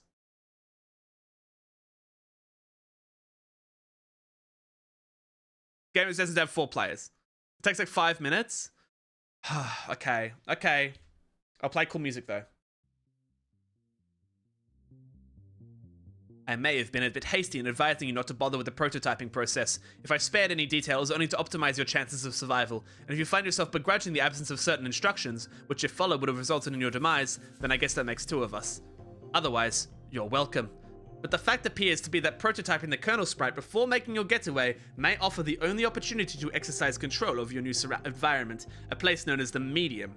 Also, if prototyped with 1 or 2 sufficiently, albeit loosely, humanoid and or sentient elements, living or otherwise, it offers the chance to have all this explained to you by an apparitional guide through whatever sort of cryptic, sketchy doublespeak your choice of prototyping element engender. In lieu of this, you may be forced to settle for my clear, thorough explanations and assiduous dissection of raw data. Again, don't mention it. If you have made it to the medium with an unmolested vanilla sprite, well, I've already covered the bad news about this missed opportunity, and I will go into this further soon. Though to what extent this actually is bad news, I'm not sure. I know only the result of my co-player's current configuration, wherein the sprite was prototyped once before the departure and once after. Which brings us to the good news, which is that you can still prototype after your departure and salvage the massively rewarding experience of haggling with an exposition-slinging phantom guide, so long as you avoid prototyping with terribly inert items, such as brass door knocker and your father's pornography collection. Actually, that might be interesting. If you're struck by the spirit of such experimentation, please don't hesitate to contact me about it. So yes, you can enhance your sprite in this way, but doing so after your departure will no longer induce this effect on the medium I alluded to. That can only be accomplished with 1 or more pre-departure prototypings.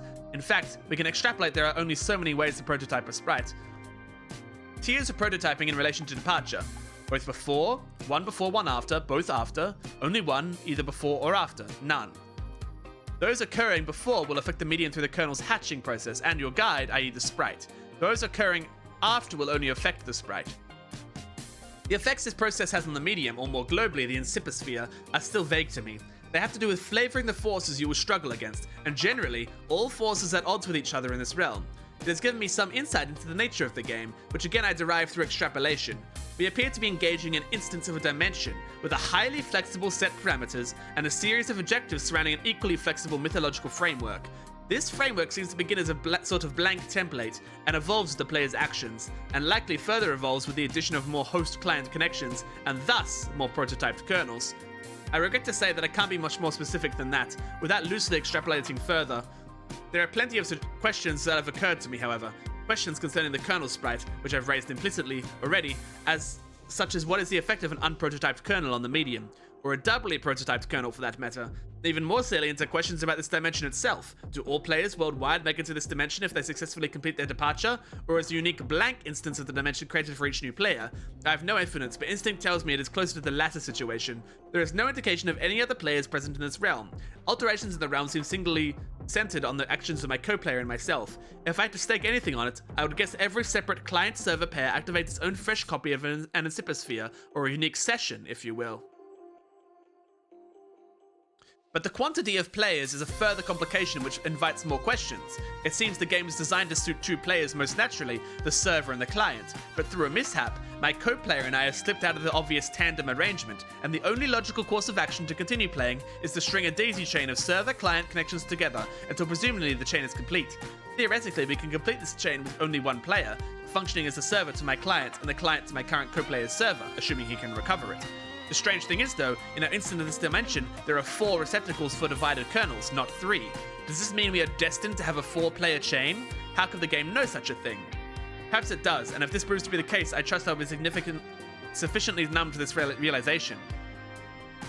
And then this is all crossed out. I can consider nothing about this game surprising at this point, and in fact, from the first moments of play, it managed to deviate so far from my expectations that I completely forgot what my original purpose with it was. I had chances to test some information I obtained on the authority during the prototyping phases, but it completely slipped my mind. Instead, the game's catacombs securing the dark twisting paths to necromancy were blundered into rather on accident. But perhaps you don't need to know any of this. Rethink organization, lead maybe waist-deep logorheric sludge. Trim down. Bleh. There you go. Someone in chat can... Yeah, Tenko is basically summarizing that. So, if you want to understand, just listen to the chat. He's not finished with this yet. Gee, it's got us some slack. Maybe you can go bug someone else for a while, or at the very least, someone else. Months in the past, but not many. This is months in the past, by the way, now. Hi, happy birthday, Rose. Hello, and thanks. Did you get John's present yet? I just opened it at this very moment. What a stunning coincidence you would ask about it now. I am stunned. Yeah, I know. What will you make with it? And who said it was something from which something else could be made? Well, John did tell me it was, I suppose I'll take a stab at learning the craft. It's the least I could do in response to the subtle dig concealed in this gesture. He often tells me I need a new hobby when I make perfectly reasonable analytical remarks. Sorry, music's off now. We're back! But Rose, I don't think he meant anything like that by it. You see, not what everyone else means the opposite of what they say. You see, not everybody always means the opposite of what they say, the way you and Dave always do. Maybe. His birthday is in a few months, isn't it? Yep, I finally finished a present for him. I've been working on it for years. Years? It's so hard to tell when you're joking, or if you're even capable of it. I just mailed it too, so it's sure to get there on time. Mail takes a while to get anywhere from here. I probably craft something with strong sentimental value. That should burn him. I don't think you really mean that. I guess not. So, shall I expect a green package dropped to my house via airmail from whatever screwball cranny of the globe you're tucked into? No. Sorry, but you're sort of a hard shop for. Besides, I have something for you today that I think you will like better than something in a box. Oh? It is a tip. This is already intriguing enough to compensate for the grave scarcity of lavish gifts parachuting from the sky. Please go on. Did you have a pet a long time ago that died? Yes. Okay, well, how did you feel about your cat? Did you love him a lot? Okay, well, I didn't mention it was a cat or that it was a male. Don't call Screwball Cranny of the Globe Australia. That's not very nice. Let's pretend I'm surprised. Let's pretend I'm surprised and you're embarrassed and move on. To answer your question, I would describe my feelings toward the animal as lukewarm. Okay. That's fine. Doesn't really matter, I think. Just, what if someone told you could play a game that would bring him back to life? If someone told me that, I would regard the remark with a great deal of skepticism. Don't use my words against me, Eggy thing. How dare you?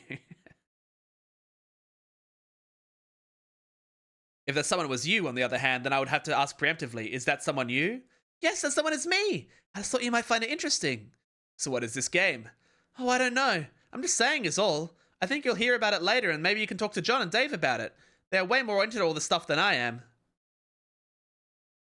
What is Jade like in on something? I feel like this is very cryptic from Jade. I'll see what the word on the street is about it in due time. For now, I should probably order a copy of Knitting for Assholes. It'll be a shame if I ran late with John present. Dave, get katana. You capture log your katana and prepare to venture out into the apartment to retrieve your bro's copy of the game. But first, maybe, just maybe. S. Dave, retrieve dead bird. Dude, that bird is long gone. It probably won't last long in this heat anyway. You don't even know what's up with this sick heat. The sun threatens to set, but won't step off. It's staring you down. Like the big red eye of a hot needle skipping on a groove it's tracing around the earth. While lingering in midair, its heat seems to suspend time itself, stretching it warped like a vinyl. It's meant to rain this season, but there hasn't been a drop in sight. Even a little drizzle would help. Might help to fizzle this sizzle a little bizzle, set the record straight in the global turn tizzle.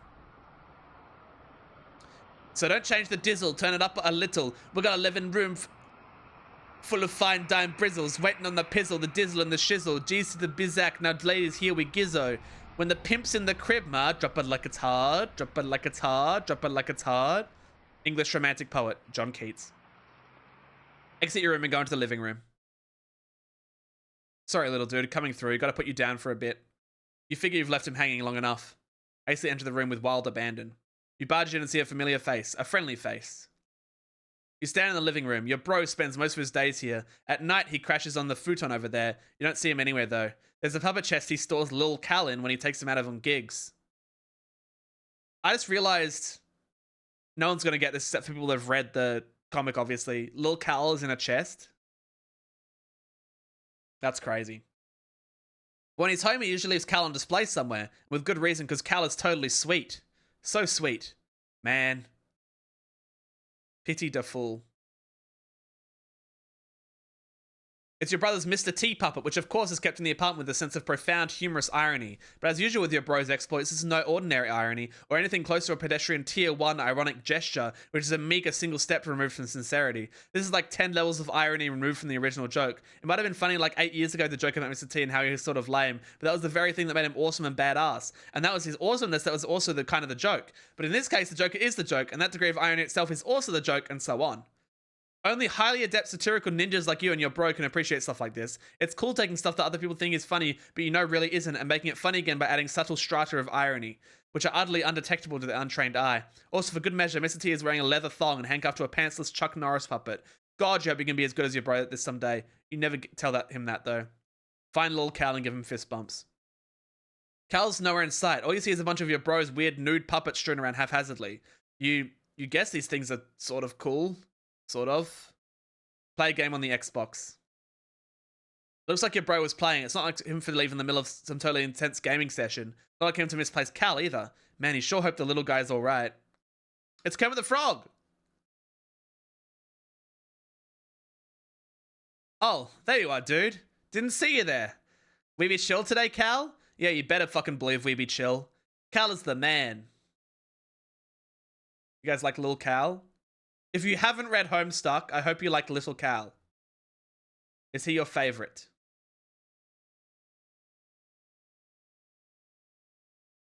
No. No. Curious.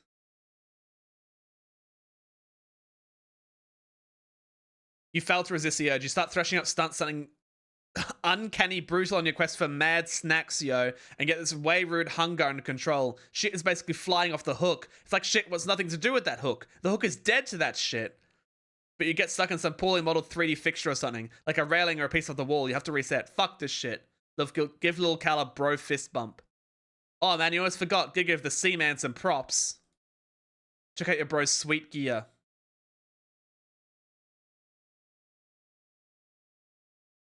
Your bro has so much sweet gear, it's hard to keep up with it all sometimes. Here's his computer setup. He's usually got a lot of stuff cooking on here at any moment. Since he's not around, you might as well sneak a peep. Look at your brother's computer. Your brother's computer is password protected, of course, to protect all the incredible top secret shit he's got going on the burners.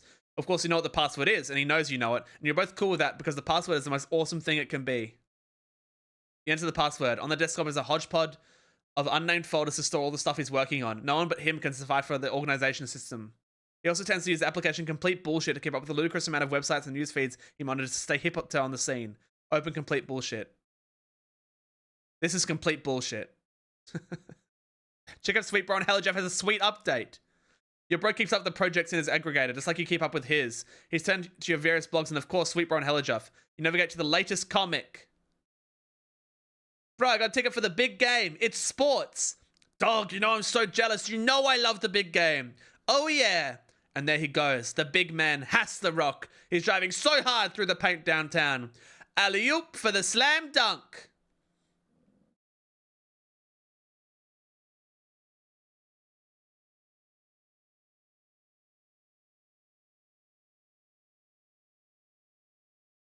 Mouse over the orange stripe containing plush rump.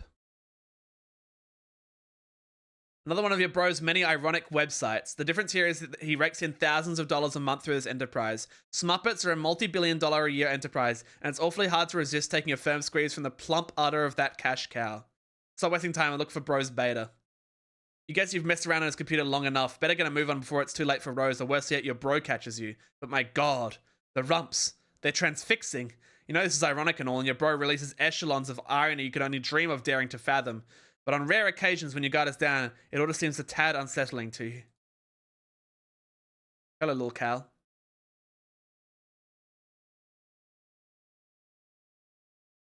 Slow turn. Oh, hey. Hey there, Cal. Give little Cal a nervous fist bump.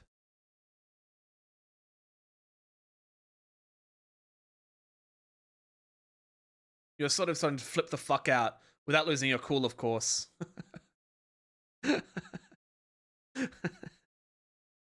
Pester John to ease your nerves. You get Egbert on the line to give him the lowdown on your progress. You feel it's important to keep the wires hot, but he's not answering. You wonder what that guy is up to.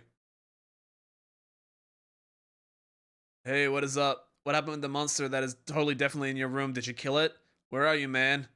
Anyway, things are cool here. Totally cool. Puppets are still awesome. No problems with them or anything. Just like, really, really awesome. Looks like Rose is finally logged in again. Didn't John say her house was burning down? You wonder if she's on fire yet. Oh yeah, we've already read this one as well.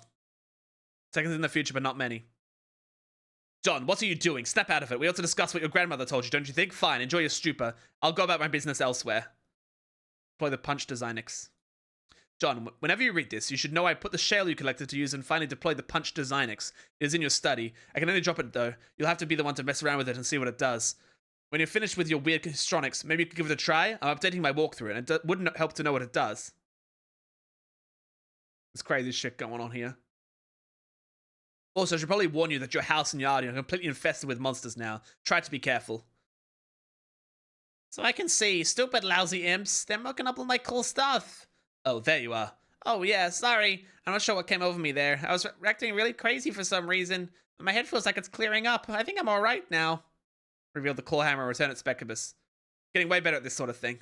Confront Pogo Ride to prepare yourself for Nana. Thank God your sanity is returned so you can entertain extremely rational, coherent thoughts like this one. You examine the Pogo Ride from the bathroom window. You do not like what you see. Jesus Christ. How do I play this? This is a video game. Let's go!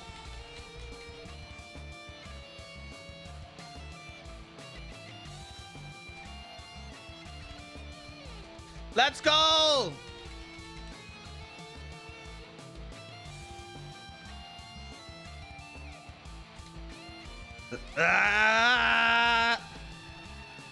I don't need to submit my score. It's fine.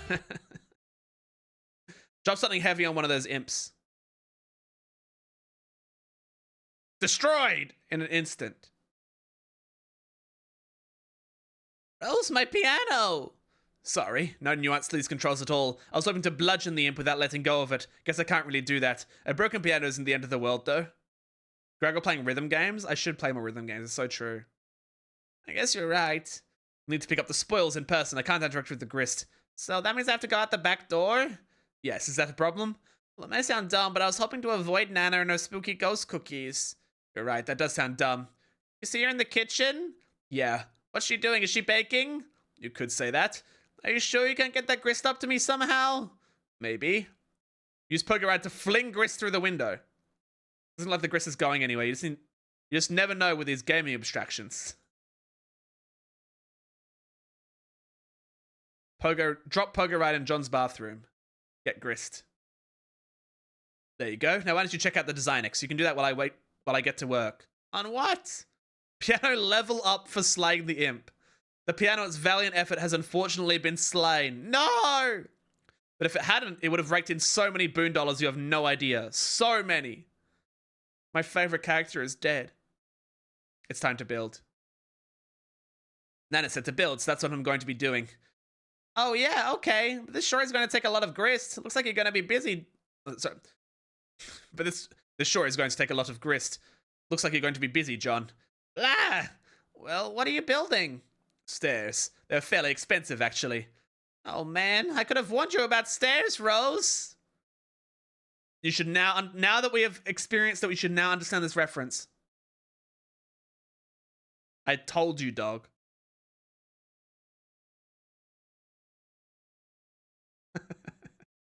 See? You should know. I'll try recouping some of the grist from the catwalk I built earlier. It keeps happening! Ah, good. Looks like I can get a refund for early allocations. I told you, Rose. I told you about stairs. Okay, consider me fully briefed on the matter of stairs. Now, if you don't mind, it's hard enough to concentrate on this without immersing yourselves in Strider's non sequitur. Did you know he thinks puppets are cool? Does he? He's so dumb. Use build grist to construct observation tower on roof. Okay, you obviously don't have enough grist yet for something that ambitious, but you can get started with something of a foundation for upward construction, at least.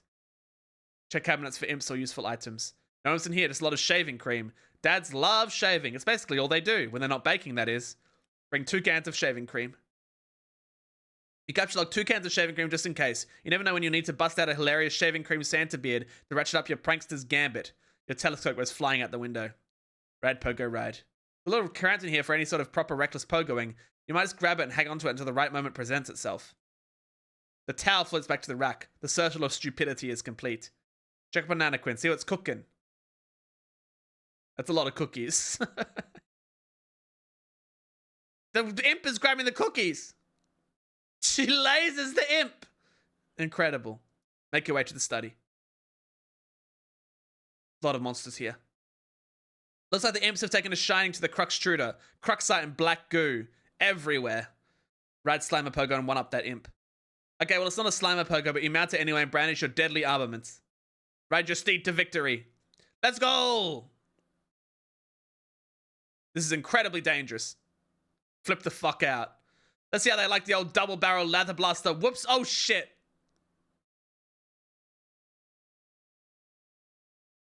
Mr. John, respectfully ask that you please stand up. He's dead. Don't move or the pogo gets it. Now, sir boy, flee from this boorish rabble post-haste. He's running. He's out of there. He does a 10 billion backflip. Refrigerator level up for slaying the imp. Incredible. The refrigerator skyrockets up the Escher ladder to a new rung. 5-star General Electric and earns 285 boon dollars. Things are really looking up for this feisty appliance. Well done, John. Polite congratulations. For some reason, you feel a sense of positive reinforcement. Wherever that feeling is coming from, it sure is a welcome change from your erratic moods earlier. Now, my civil fellow, I have a well-mannered query to ask. I blocked the entrance to the study to give you some space to work with the Designex. John, imp's behind you. Should I take care of it? You trapped your PDA again, didn't you? Why did you have to pick up all that stupid shaving cream? So pointless. Drop something heavy on one of the imps. Obliteration.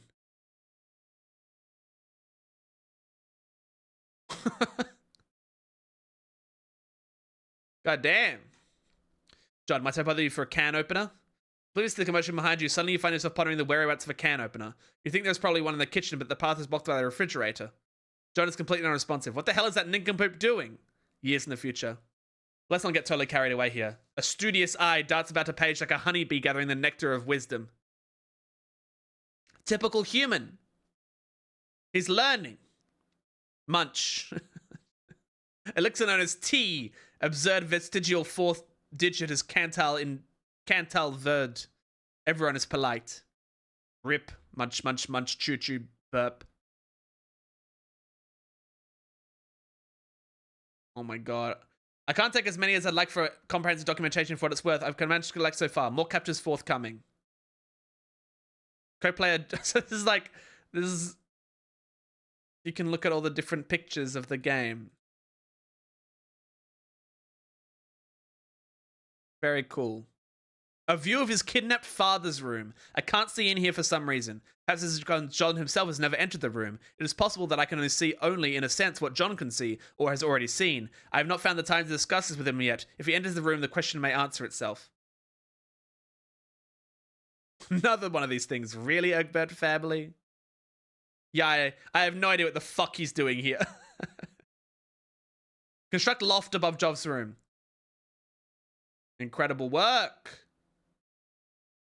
Look at it. It's like you're making The Sims right here. Very nice. Ladders seem to be a bit cheaper than stairs. Fellow John. Fellow John, it appears we have reached an impasse. Yes, it seems so. The opener dilemma remains unsettled. Most unfortunately. It is unfortunate, I guess. What are we talking about again? But it has been a pleasure nonetheless. Thanks for the courtesy, but it's not really necessary, but thanks anyway. Oh, but thank you. Okay. Thank you so very, very much, my dear favorable small primate. I should take my leave now, John. Until next time. Wait, where did all this sweet loot come from? And why is there suddenly a crumpled hat on the head? Gather grist, examine Designix. Feeling especially economical with your behavior suddenly, you scoop up all the grist in the room, turn your attention to the punch Designix in one fell swoop. The device features a countertop station design with a keyboard setup, not unlike an old-fashioned computer. There is a blinking red light and a diagram etched into a panel. Curious. Answer Dave.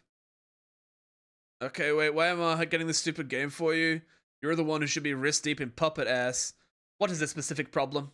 The problem is I'm up to my goddamn neck in fucking puppet dong. You know, you're like the mannequin dick. Accept it. I'm enrobed in chafing, wriggling, god-fucking damn puppet pelvis, and unseemly long, coarse Kermit cock is being dragged across my anguished face. Let's put this into perspective. You put up with the puppet prostate because you love it. Also, coarse is a good word. You don't seem to harbor any sympathy for the fact that I've burrowed fuck deep into a lively, fluffy muppet buttock. I'm whirling in the terrible cyclone at the epicenter of my own personal holocaust of twitching foam noses. It's like a fucking apocalypse of perky proboscis in here. Like the proboscopolis, I guess. Are you going to start rapping about this? What? No, listen. Prong of flesh bereft of home, found solace twixt a cleft of foam. No, oh Jesus. Of apocalypse your thoughts eclipse, a painted pair of parted lips, that dare through kiss to stir the air, that teases tufts of orange hair, and through faces flush in lovers' fits, and snug in plush's gloves befit. Okay, Dickinson, if you could shut your perfumey trap for half a second. This is serious. I'm just saying, if I see one more soft bulbous bottom being like, kind of jutting out and impudent or whatever, I'm gonna fly off the handle. I'm gonna do some sort of acrobatic fucking pirouette off the handle and win like a medal or some shit. Then let's hope there will be a squishy derriere somewhere below the handle to break your fall. What a page. What a legendary page. Reserve back of the first visible capture log card. Flip over the top card of something in your pogo ride. Anytime you capture log something, a new code appears on the back of the card. You've always wondered what the code was for. Damn, these things are hard to read, but then you've never really found them any reason to decipher them. Until now, perhaps? Examine reverse side of hammer card. They have codes too. Enter capture card as seen on back of pogo ride. You enter the code DQMMJLEK into the keyboard. At least you think that's what the code is. The red light switches off. A green light begins blinking. Insert card. Type in this. In the instance of due diligence, you enter the other code and repeat the process for that card too. Both cards now punch with different hole patterns. Attempt to retrieve pogo from card. Oh, well, that should be a simple matter of, looks like it's trapped now. You don't see how you can access the item anymore, or store a new item there for that matter. These cards are pretty much useless now. The items they contain are toast. Or maybe all is not lost. Recalling from your experience with the pre-punched card, you may be able to use the cards to replicate the items in question. Assuming you got the codes right, that is. Mash keys heedlessly. Not quite through with your cowboy empiricism just yet. You mash the keyboard to generate a random code. You enter the design stops you after 8 characters, which appears to be the maximum length for a code. The green light goes on, signaling its readiness for a card. You figure you might as well burn the shaving cream since the product is not exactly at your premium in your household. You also figure you might as well merge the 2 cans onto 1 card. You're a little sad that your dad isn't around for this. You have a feeling he would get a real kick out of the idea of duplicating more shaving cream. You punch a card with a pattern that is in no way related to the code for the item it contains. This should make an interesting experiment. Mad science is a lot of fun. Unfortunately, you just burned another card in the process. Your deck is really dwindling now. Maybe you should have thought this through a little better. On the plus side, you just freed up your PDA, which is overflowing with the pent-up chatter of anxious pesterers. It's an imp. He's looking. Obliterated. John, answer your chums. You guys are my pester chat. It's true. Puppets, awesome. That's really all there is to say in the matter. Turn Tech God has rancorous. John, I'm about to throw a bathtub through your wall. Watch out. Wow, that was totally unnecessary. I made a shortcut upstairs. I thought it would be a good idea to get up there and try the cards as soon as possible. Also, weren't you being terribly responsive? You mean these stairs? Man, look at these shitty stairs. They're so narrow. I'm supposed to climb up those? They're perfectly navigable. I'm saving on grist for now. Could I be AU? That's allowed. You can be whatever you want. Another username. Why not? If you keep slaying foes, collecting grist and expanding the cache limit, we may not need to be so economical with our resources in the future. So why didn't you build a way up through that hole into my dad's room? Have you ever been up there? No? Exactly. Huh? I'd rather not get sidetracked. I'm more interested in further exploring the mechanics of the game than watching you discover what sort of outlandish harlequin decor your father keeps in his room. Oh, come on. What's the big deal? I'll just climb up and go right through. Will you? Yeah, why not? Are you saying you've never wondered what's in there? Or why it's been kept a secret from you? Well, I mean, yeah. And trust me, you won't be going right on through. Wait, are you saying there's something, like, troubling in there? I don't know. What do you mean? What do you see in there? I can't see in there. Oh, but I don't have a very good feeling about it. Whatever. I think I can handle a few more stupid clown paintings. Storytime with Goragle makes me sleepy. People have told me I have a very relaxing voice, which doesn't make any sense to me. Move punch cards to John's room. Drag some Cruxite Dows up to John's room. Collect grist, examine the safe. You strip out the bountiful supply of grist generated by co-players' recent exploits. From now on, it'll be going without saying you probably want to grab any grist lying around without making a big fuss over it. You check out the best and safe, which has made a noble sacrifice in battle. Then your father's odds and ends are spilled out, including some old newspaper clippings and 2 rather hefty tomes. It's a fair bet that these books comprise at least half the weight of the safe. Examine a family tome of humor. Another copy of Colonel Sasuke's daunting text of magical frivolity and practical japery. This one looks really old, perhaps an original printing. Could it be the same one involved with your grandmother's unfortunate accident on that fateful day? Dad would never speak a word about it, but maybe Nana wouldn't be so tight-lipped. You give it a cursory perusal. It appears to be similar to your reprinting, listing all the japes and chicanery you have come to know and love. You capture log it, thinking you may give it a closer look later. Examine contents is safe. I'm used to you being chaotic and falling asleep to chaos. It just makes sense the chaotic story with Goragle makes me sleepy. That's true. That's true. Some contents of safe. The Fatherly Gent's Shaving Almanac. Take a look at the other book. You're sure Dad thought this was a scintillating read, but it looks pretty boring to you. Maybe you'll crack it into it one day when you're old enough to shave. Everything in this safe was obviously kept very important to your father. You wonder why he kept it locked away from you. Some things about him you'll never understand. Space rocks knock local burbs block off. His dad was researching the meteors. It seems he's been collecting scraps of news over the years. These articles go back decades. Look at the piece of paper taped to the wall. Son, if you're reading this, it means you are now strong enough to lift the safe. You are now a man. As such, you are entitled to what is inside. I know you will take this responsibility seriously. I am so proud of you. Turn the card over. 024913. You guess this is the combination to the safe. This is completely useless. Capture log backup. Capture log card. Yeah. Imagine back. Yeah. You guess these are all zeros? Or are they capital zeros? Capital O's. Zeros probably make more sense for an empty card, you think. Capture log the card. Rest in peace. Enter code on back of card into Designix. Punch card. Oh, wait, John, before you punch that. Oh, I was about to say, if you first took note of the code, then removed the card from the card, you could have punched a blank one. You would have only burned 1 card instead of 2.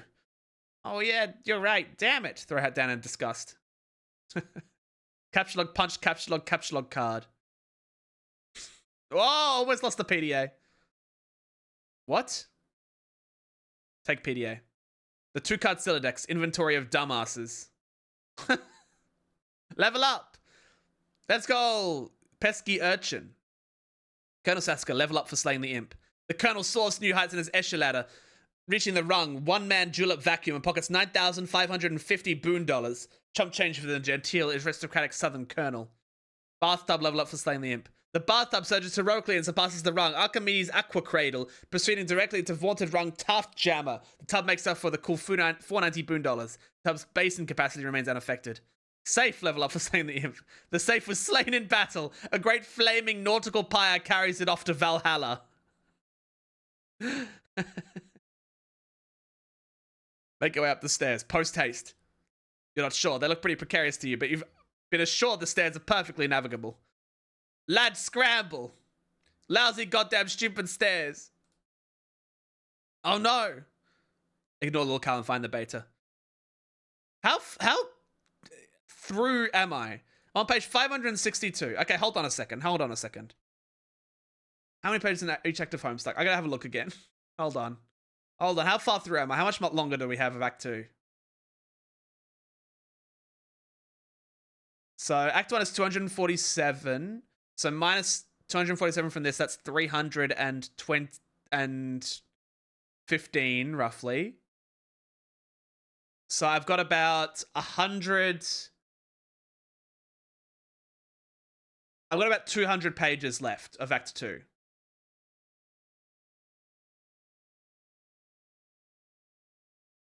So I am over the halfway mark.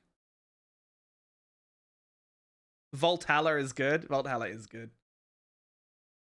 Okay, 200 pages.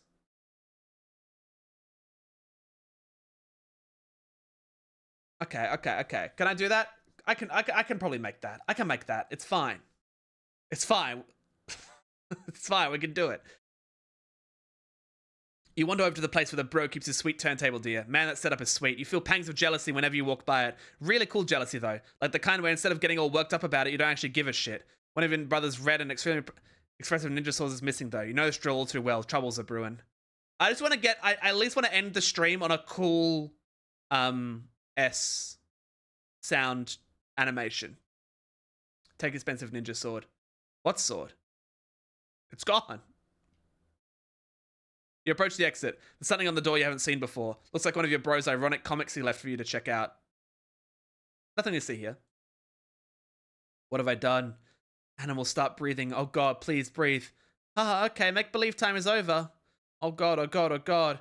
What will Nanny do to me if she finds out? No one can ever know. I have to hide the body, but where? Think, imagination are the one time I really need you. Click. Hello, Ralph. I want to play a game. Wow, Saw reference. This is Kermit Saw. This is Kermit Jigsaw. I just realized this is Kermit Jigsaw. That's crazy. Saw will never be referenced in this webcomic ever again. Rip. Okay, some of the stuff you know is just living around to get under your skin. This is obviously another ploy in his relentless siege of one-upmanship to get your goat, the same goat you've been meaning to bleat like ironically, but that will have to wait for some more appropriate time. Gas. German reference, Justice, yes. It is now break, but I'm going to keep reading. We've got to get through. You think he knows that deep down you feel like you're still not ironic enough to get stuff like this, and there's probably some weird gauntlet he's throwing down to see if you'll get it, but honestly, you think this material is just a little too ironic. You just don't need to see this shit right now. Go into the kitchen. No sign of Bro in here either. Well, aside from the absurd quantity of awesome, dangerous stuff he leaves lying around. Transferred to kind of strife speculous. With an escalating shift of threat, you think, with an escalating sense of threat, you think it's time you shift your katana to your specibus. You figure it's better to free up the card anyways, as you might need to grab some of this stuff. That blended to mix. You guess Bro stuck some fake blood capsules in that puppet. Pretty gross. That's crazy. It's Camera Saw. You spot one of your bro's many webcams nearby, recording the incident. It seems it may have just been an unwitting accessory to some sort of grisly puppet snuff film. You're not totally sure how you feel about that. Capture log Buster Sword from behind microwave. This might be the only thing in your whole apartment that's a bigger piece of shit than your own sword. You put it back behind the microwave where it belongs. It's blended to crush ice. It's sort of bouncing around in there now. You're making a bit of a mess. Hide evidence in microwave. See, like his hobbies are cool and all, but you gotta guess he's put his shit somewhere. But what if he just wanted to heat up a burrito or something? This kitchen is pretty much useless. Grab those fireworks. You capture all the fireworks the center has to offer. You just know these are gonna come in handy. Why'd they be in the sink if they weren't? Looks like one of them is still stuck in the garbage disposal. Capture those shurikens. Grab the shurikens and, hey, careful where you're putting stuff, especially if you're looking to turn your Silex into a powder keg full of sharp things. You put the box of fireworks back into card 5 and press start over, or card 3 apparently. That settles that, you guess. You take the nunchaku once again, grabbing without thinking ahead. First you capture the box again, while aptly avoiding the shuriken trap, which you set yourself only moments ago. You again round up all the fireworks, time to regroup here. Capture log each shuriken individually. You've got each shuriken one at a time, knocking those nunchaku out, but no worries, you've got a plan. Capture log nunchucks. You capture log the nunchucks. It wouldn't have been badass to go with the authentic Japanese names for each weapon, but sometimes you've got to compromise with this modus. Examine fetch modus. You flip over your fetch modus and check out the back. You're not really sure where it's keeping all this thing. Oh well, who cares? Press eject button. Oh hell no. Not after all that stuff you went through to get that stuff situated. This is potentially a very dangerous button. Change to Scrabble points hash module. First, oh my god, it's Scrabble. Now, okay, instead of letters being verbs and stuff, it's Scrabble points. Check the box, select. It's correct here. Take. Just what is this guy's happy about? What is he looking at up there? You think if he saw one more soft, bulbous bottom being like kind of jutting out and impudent or whatever, you're gonna fly off the handle. We kill the puppet. Take the skateboard. You take the wheeled ride. The inventory's nomenclature is getting lamer by the minute. Capture log the unplugged power cord. That's not going to work. Think of a new. Like, I just kind of want to move past this. Oh my god, what's this? What just happened? Search for some mad snacks, yo. Oh, it's just a little Callaghan. You can never stay mad at him. Anyways, you've got this rude hunger under control. You figure you ought to scope the fridge for some grub. This hunger is so ill-mannered it would take a room full of snooty dowagers commit mass suicide. Open refrigerator. Oh god, more shitty swords. Of course you knew these were in here. You're not even sure why you looked. If you want to keep any food or beverage in this apartment, you've pretty much got no choice but to hide stuff away in your closet. Take swords. The hell with it. You try to take the entire jumble of unbelievably shitty swords and brace yourself. Looks like that works, actually. You capture like the jumble of unbelievably shitty swords. Use Ice Maker. It's still hot around here. You spent several cherry bombs. Wait, who's that looking at you in the reflection? Where'd the little dude scamper off to this time? Capture log cherry bombs. From all over a bit, you take the red spherical salutes. Take blender. It's just, it keeps taking stuff. The whirling blade pitcher. Stuffed Mr. Purple down the garbage disposal. You're still not sure what he's so happy about or what he's looking at up there. Goodbye, purple puppet. Farewell. While you're at it, you dump the contents of the blender, whirling blade pitcher into the disposal, but you suffer an unfortunate garbage disposal head jam. You notice something in the reflection, something above you. Look up. Hello, Dave. It's the hatch to the crawl space above your apartment. Bro's always tucking away in there when he's busting out his rad stealth stunts. He's so slick that dangling cord never even jostles. You just know he's being ironic with his weird mind games. There's no way anyone could be serious about aping these shitty movies. Used to turn Dave was in Cinderbox to make a fort. It's a pretty sweet fort you just made, and you're pretty sure your brother would agree. Under different circumstances, you might be high-fiving over it right now, but rather than get inside and take her for a spin, you really just need to get up to the hatch. Yank cord. Time to face your destiny. No going back now.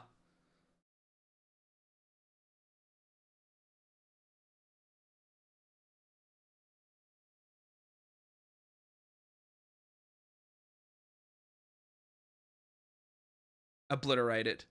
Obliterated in an instant. Yeah, there's pretty much no way there wasn't going to be a bunch of puppets up there. Okay, wait, hold on. Why am I getting into stupid Okay, we've already done this one. I'm not reading this one again. Reading it out in the hatch. Bro, roof now. Bring Cal. We're doing it, man. We're making this happen. Dave, burst out of the puppet pile like the one. Be the other guy. You're not the other guy. Take dowels and sheets from bed and make a tent. This is so much fun. A huge waste of time, yes, but so much fun. Carve a totem with the punched pogo card. You put the punched pogo card from the pogo right in the slot and carve a totem from one of the Cruxite dowels. Pre-processed with other cards and dowels. You use the card containing the code for the hammer as well as one with the random code you punch with the shaving cream card for the hell of it. You carve the respective totems for the cards. Do same thing with the capture log card. Make a totem for the capture log card. Pretty bare looking bones looking totem if you ask you. Collect totems. You stow the totems in the Athenium. Produce capture log card. So you can use... Do you see how it works? You do the stamp, then you make a totem, then you use a totem to make the item. The Alchemita requires 1 unit of any type to produce 1 card. You decide to use Shale since it seems less generally useful than Build Grist as of now. You make a whole bunch of them. Whoa, did you just make all these? Yes. Sweet, thanks. What did you do with all the blue wobbly vase-looking things? I brought the totems out of the Alchemita to test them. I'm taking some things into my own hands to save some time. Okay. You create a hammer at the Build Grist expense of 2 units of Build Grist. You make a Pogo Ride too. -5 build, 1 Shale. Use the totem card with a random code. You create a rocket pack with some random crap stuff inside of it. Looks like a cinder block, a violin, and a flower pot. Then the items have rendered the device completely inoperable. You figure it's might as well put this piece of junk to use. Nice. Collect cards. Using a little strategy. First you grab Harry Anderson's Wise Guy by Mike Cavaney, then the cards, then your ejected PDA, then the book again to flush the cards into your deck. Nice going. Turn on detect collisions. You flip your fetch mode but find no such option. This is idiotic. Read book. Be the wise guy. I'm not reading this. I'm not reading these card tricks. The old ace in the hole trick. This gives you an idea. You overlap 2 of the punched cards. They mask each other's hole patterns. Put both cards in totem length. You carve another totem using a new combined hole pattern. Take the Alchemita. Looks like Rose made him like a million hammers for some reason. Get all this shit out of the way. You're gonna make something sweet. Yo! You got the Pogo Hammer! Iconic. Absolutely iconic. Practice with new weapon. Boing, boing, boing, boing. What did you do? I combined the cards in the lathe thingy and made this.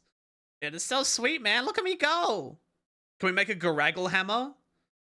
That would actually be kind of sick as hell, wouldn't it? Oh my god. I see. That was a really good idea, John. Nice work. Thanks. I got the idea from Harry Anderson. Who? You know, the show night chord. Thank you for the hydrate. We're doing crafting shenanigans, Yappity. Oh, well, bottom line is, he's awesome. That's really all there is to say on the matter. Does Goragle count as an object? I'm a person! I'm not an object. Take the nearest imp to test Pogo Hammer's strength. Get a vicious rhythmic bouncing combo going and easily slay the imp in one blow. You and the Pogo Rider catapulted sky high in the process. L teams! Thank you for the follow.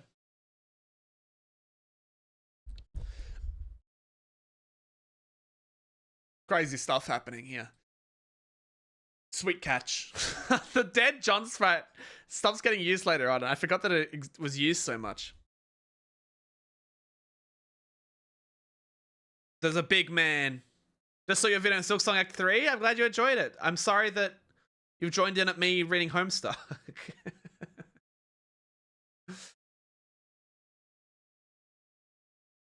Pester John. Hey, that was a pretty nice sweet catch. Save. Oh yeah. This is pretty comfy. Why don't you just like carry the bed around with me on it? Up to the gate up there. I can't interact with you directly or anything that you are touching if it will result in moving you. See? Oh, lame. The game probably regards that as some kind of cheating. In a way, thieving you of your free will as an adventurer and the need to advance by your own skill and ingenuity. The server player is just a facilitator. Oh, well, okay. Well, that scurrying around kind of wore me out. I think I'm gonna have to rest here for a bit. Roll's gonna keep the imps at bay? Like, drop some stuff on them if they sneak up too close?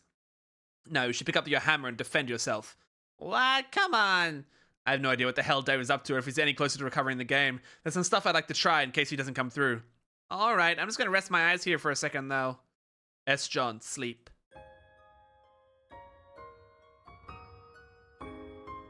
Toby Fox! Toby Fox! First Toby Fox song!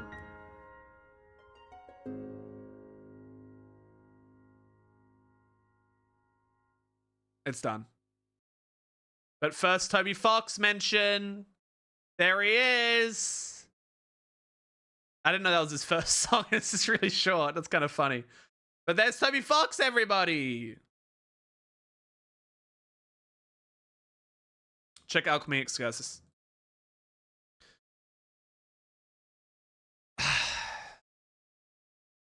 Punch cards and stuff. You can learn new codes. Capture Log Suburb Server CD. Sky and Magicant. First song was a Mother reference. That's funny. Classic Toby. Tricky Tony. Eject the disc and capture log the server CD. Message John the capture code. There is no capture code for the CD. Slap. Oh, god damn it. I want to know what page I'm on. Hold on. 647. Okay. 100 pages left of Act 2. Oh, god damn it. The generator's busted. Facepalm combo times 2. S. John, wake up. Toby!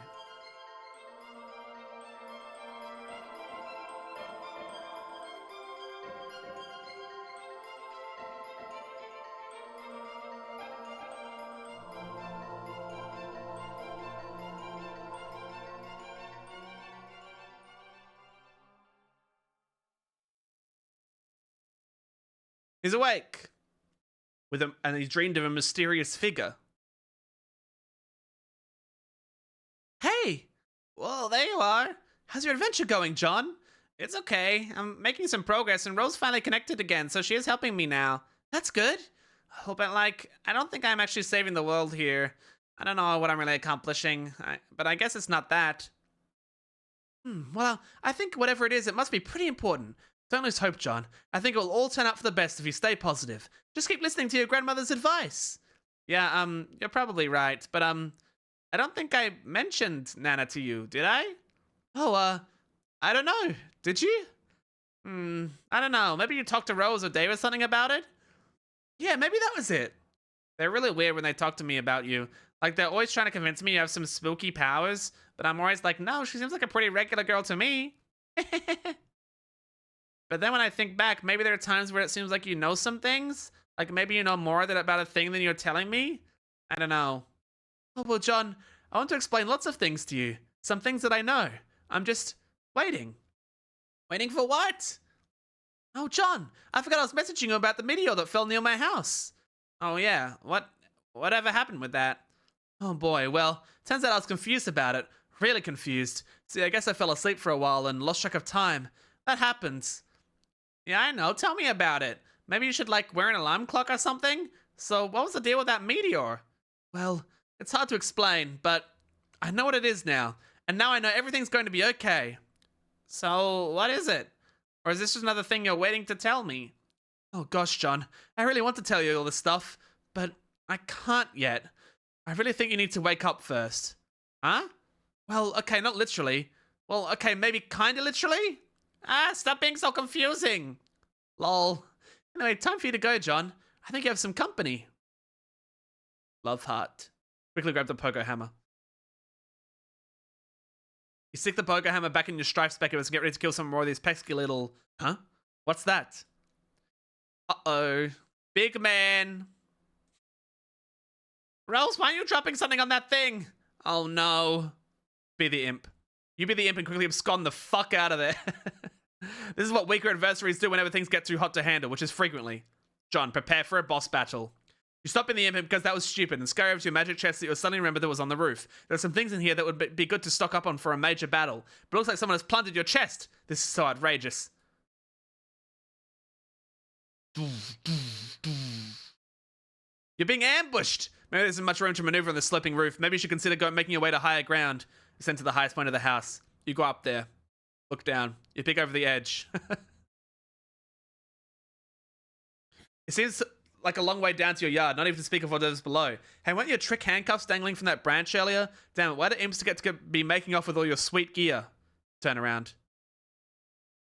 You're confronted with a pair of enormous foes. This is it. You have no choice but to wage a fierce rooftop battle. This is totally going to happen now, and could in no way conceivably be interrupted by a sudden shift in our attention. It's go time. It's time to do this thing. We're doing it, man. We're making this happen. Stop being the other guy.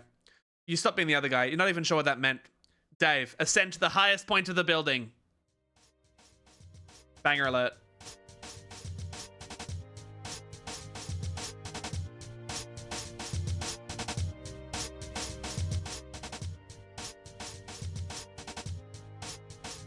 Let's go!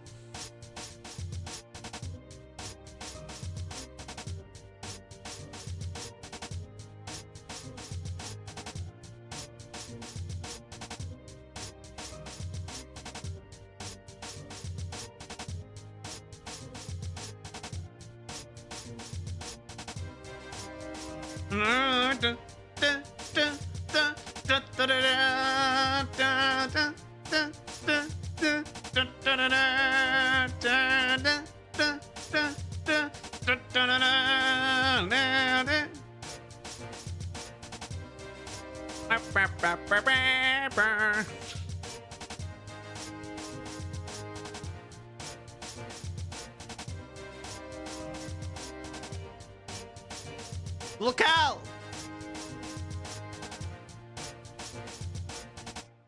Psych. Oh, wait.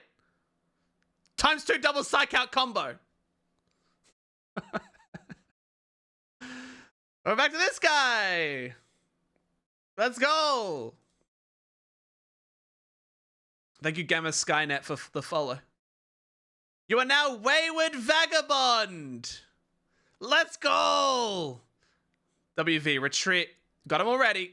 Examine rotten pumpkin. What pumpkin? Check the little red bar. It appears to be a gauge for a large power cell, perhaps fueled by some kind of nuclear reaction. But if this is the case, it is relatively low on fuel. But who knows how long it's been running here. You do not care about this sort of nonsense and you will disregard it at once. You are very hungry. Who's your favorite so far? I have read this before, Nim. I was a Homestuck fan as a kid.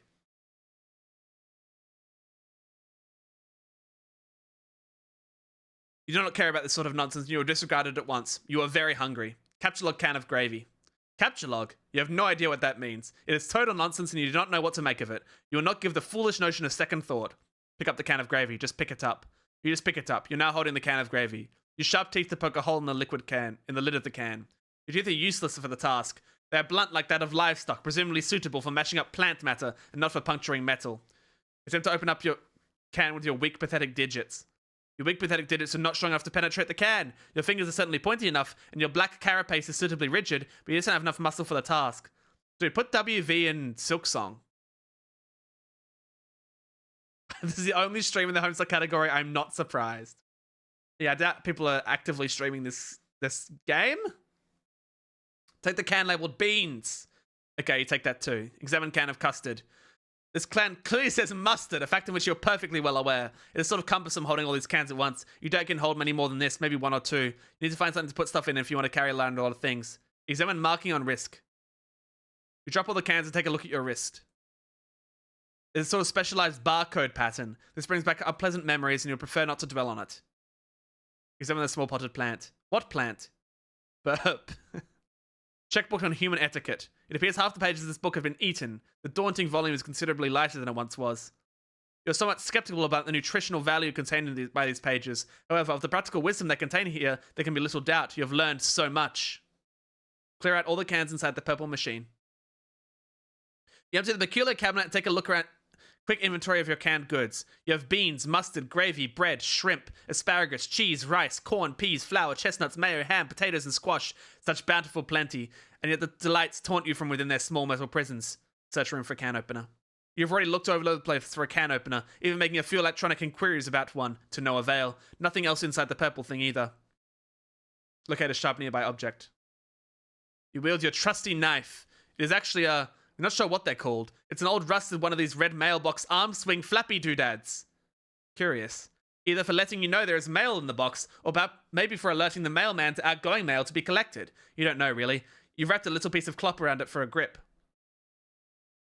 It is useless for opening cans. Be the imp. This means nothing to you. You are not an imp. You have no idea what an imp is, and you'll not entertain such frivolous and childish ideas ever again. You feel stupid and hate yourself a little for even considering it. WV, become mayor of Cantown. As the glorious leader and mayor of Cantown, you erect a dignified, majestic city hall out of cans, fittingly capped off with a tome of good manners for the roof. You've given yourself a very official, important-looking mayoral sash made out of old cables to complete your look of authority. A number of rather civic-minded citizen cans gather in front of the building to offer adulation to their fair and magnanimous leader. All is well.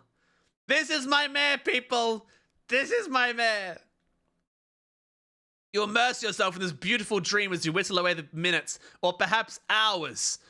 You love the idea of being mayor. You love everything about mayors and the concept of an orderly civil democracy. It all seems so mannerly and reasonable to you. Everything is friendly and happy and the city runs like clockwork. The foundation of the government is based on mutual respect between the leader and its people. It is also built on having a really great mayor that everyone loves who is totally amazing and heroic and brave. Mayors are so much better than kings. You hate kings, and you think kings are really stupid. They are petty, bossy tyrants, and are really full of themselves, and are basically awful in every way. God, do hate kings. Explore west of Cantown. Over here is the other side of the room. There's another one of those purple storage boxes and some useless objects scattered on the floor. Use glowing green rock to open cans. You pick up the nugget of uranium and... Oh, that was stupid. Why did you do that? Examine bots of crayons. It's chalk, numbnuts. Inside the box, there are 12 pieces of chalk in every color of the 10 pieces of chalk in most colors of the rainbow. You're excited by this. Try to open the storage box. It's locked. There must be some sort of release mechanism for this thing. Examine contents of yellow container. Okay, this is crazy. Those who snow. Those who snow, people. This container is full of motor oil. This does not seem useful to you right now. Rescue that poor lightning bug. There's nothing you can do for this new little friend. Attempting to crush the amber encasing the firefly would likely cause it harm. It nevertheless bravely flashes on. You find its light alluring, inspiring. See what seems as if it could quite easily serve as the light of... Hydrate, you got it, Yappy.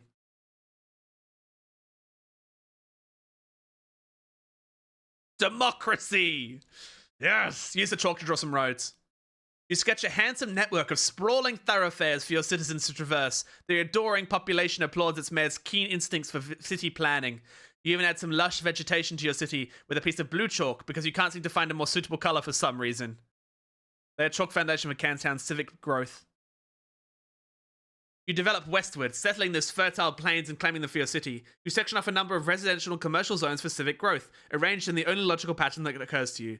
You color the residential zones with your piece of white chalk, but for some reason none of the colors in the box strike you as suitable for the commercial zones. Perhaps there is an alternative.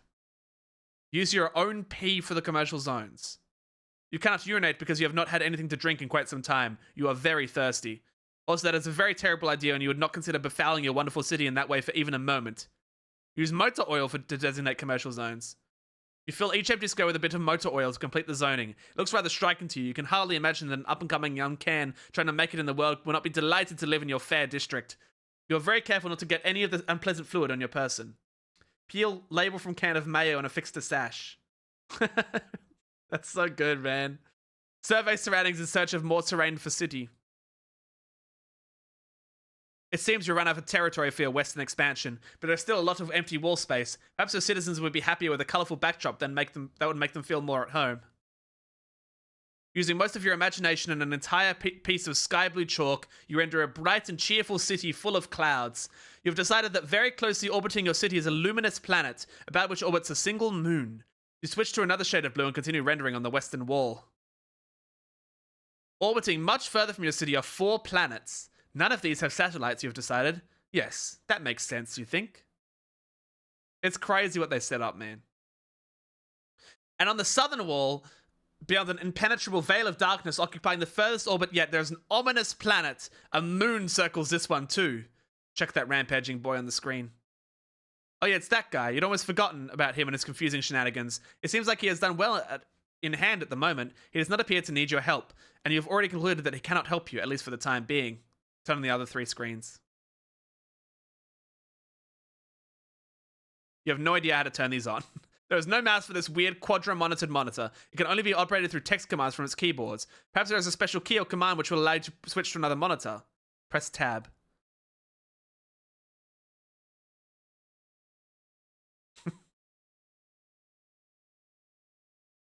Yo! Okay, this is another joke that it's like, we don't have tab cola in Australia. Have you ever had a tab cola? Is that real?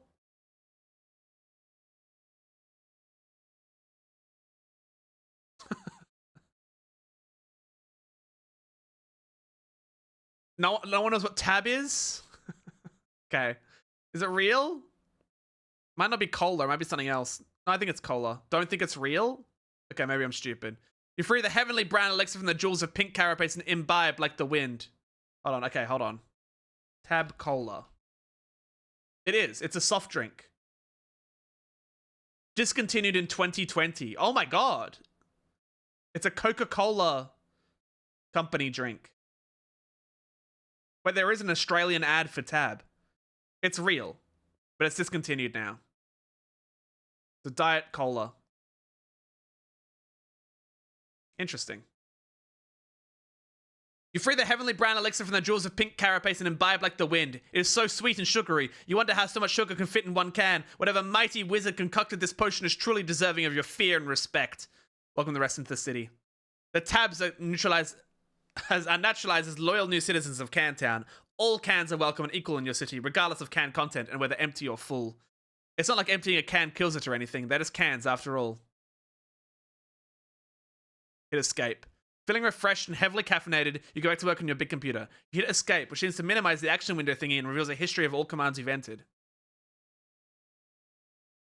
Real. You use the arrow keys to scroll up a bit. You can't believe how much you've typed into this stupid contraption. What a waste of time. You scroll the way up to your first command. Looks like there were some more commands above it. Maybe someone was entering commands on this thing before you. There aren't any more. At the top of this list appears to be the very first command. Type switch 2. Dude, like Nintendo. You activate screen 2. The signal is garbled and you have no idea what you're looking at. Some sort of filthy beggar pleading for help. No one is around and nothing is happening. You seem to be locked out of any sort of interaction with whatever's happening on this monitor. Type switch 3. Crazy shit here. It's another one of those rapscallions. This monitor is locked too. You can't tell him what to do. That's what you really want to. So it just looks like a more confusing nonsense to you.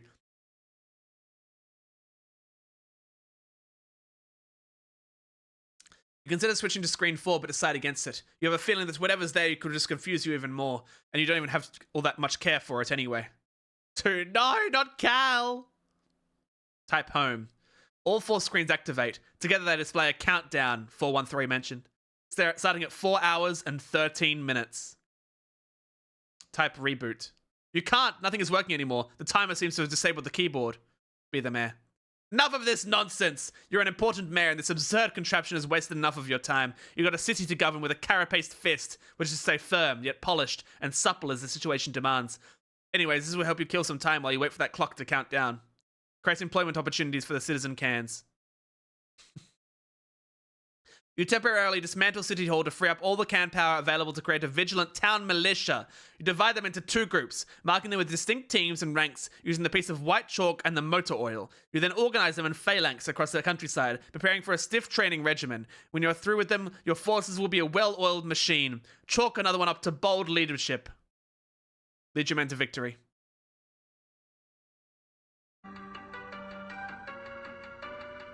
You waste more than 4 hours on this tomfoolery.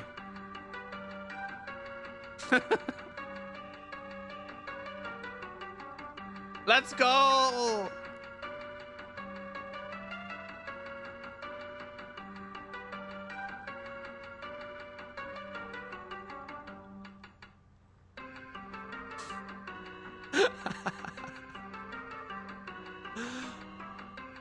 It's peak, man. Checkmate!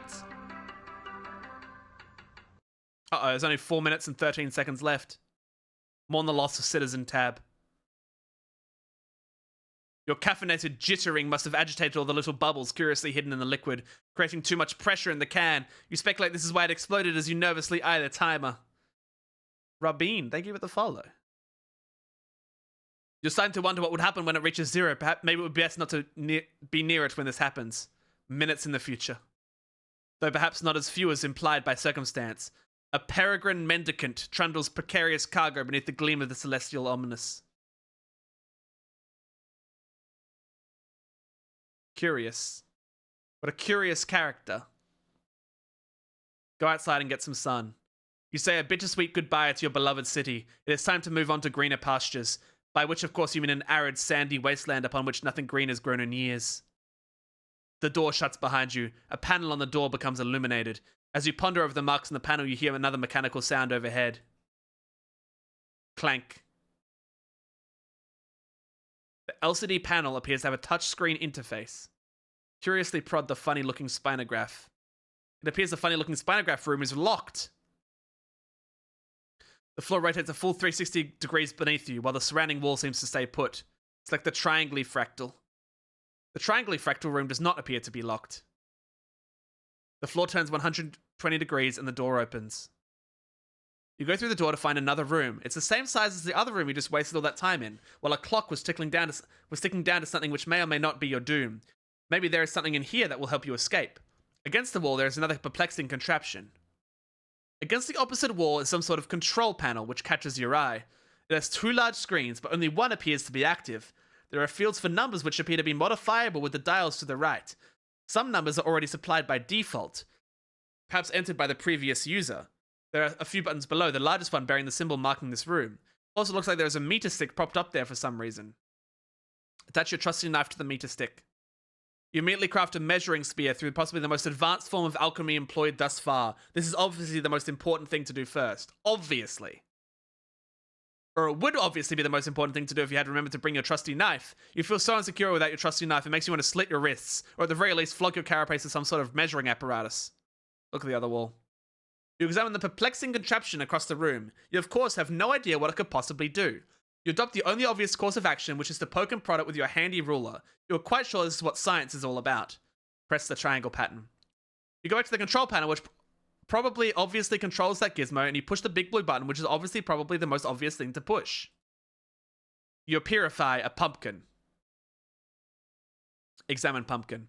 It seems this mysterious gourd was transported, purified, from a specific time and location somewhere on this planet you're on. You wonder if the machine, a purifier, will take any object that exists at whatever time and location you supply. There is a symbol carved in the pumpkin. You don't know what it means, and you doubt it will ever prove to be relevant in any way. True. Devour pumpkin. You consider dining on the right flesh of the plump vegetable, but your curiosity about the purifier gets the better of you. You try to sneak a nibble from the pumpkin nonetheless. Inspect green buttons. You first examine the attractive green buttons. The icon for the one on the left is that house shape you've seen plenty of times before. The right one on closer inspection appears to be the map for this underground facility, with an X marking its center. Press green button on right.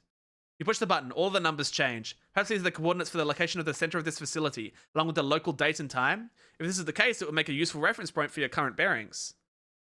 Fiddle with the dials.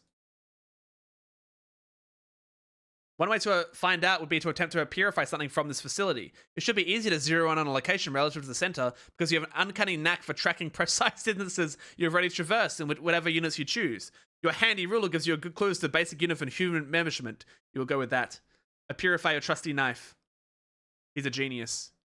You nudge the coordinates very slightly and bump up to the elevation by 0.5 human measurements. Make sure to keep the time approximately what it was to begin with. You purify your trusty knife.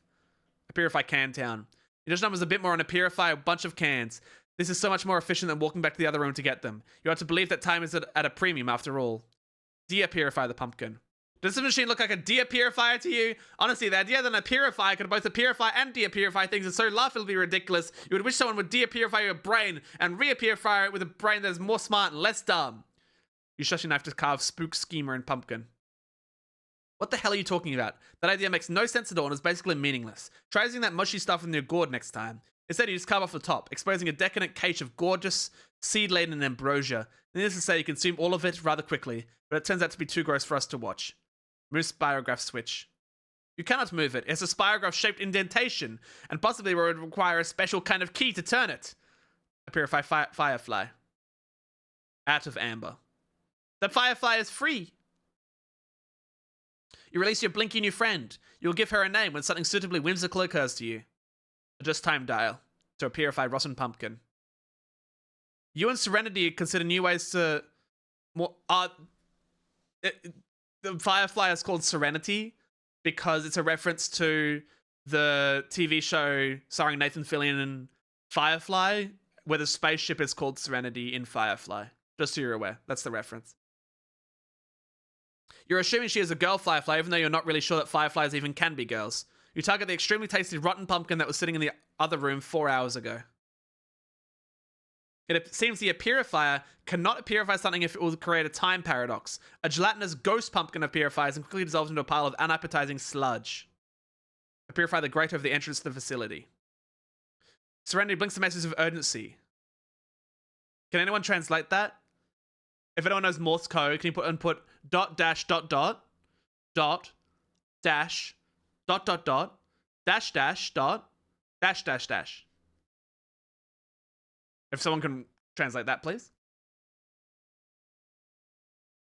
You nearly forgot that while trapped in ambush, she was to witness all your tomfoolery and dilly-dallying in the other room and knows the timer is about to expire. It is time to get the show on the road and escape. You reset the coordinates with the right green button again, and this time only adjust the elevation by approximately 10 human measurement units. There's a translator in the official... Actually, I can probably just do, like, Morse code translator. Okay, hold on. Dot dash dot dot dot dash dot dot dot dash dash dot dash dash dash.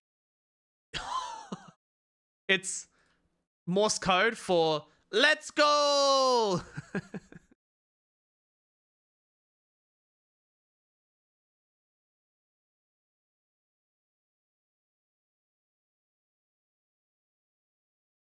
How's my voice? It's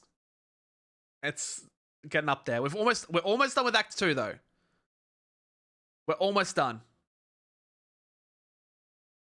Serenity blinks the message for urgency. You nearly forgot that while trapped in amber, blah, blah, blah. You reset the coordinates with the right green button again, and this time only adjust the elevation by approximately 10 human measurement units. Hasten to the exit. Post haste.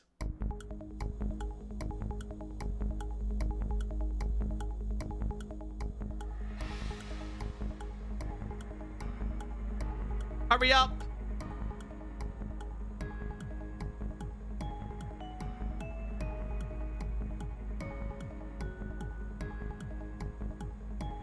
Is this really necessary?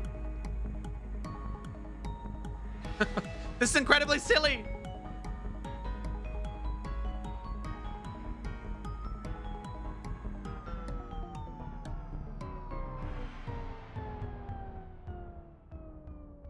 He fell. Psych? Oh, wait. Unpsych. You attempt the rare and highly dangerous 5 times cliffhanger combo and fail. We're doing it, man. We're making this happen.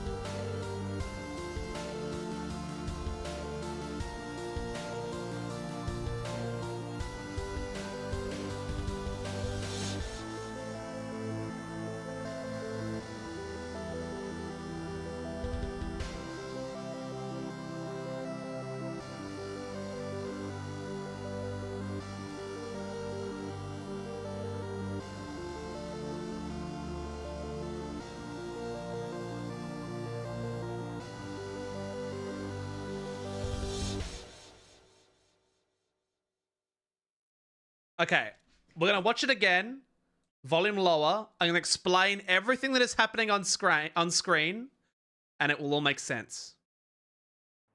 So, WV climbs out into the desert of where he came from. Okay? He climbs out, he's on top of some strange structure. He's having a look. There's the hand of the wizard from Rose's house specifically.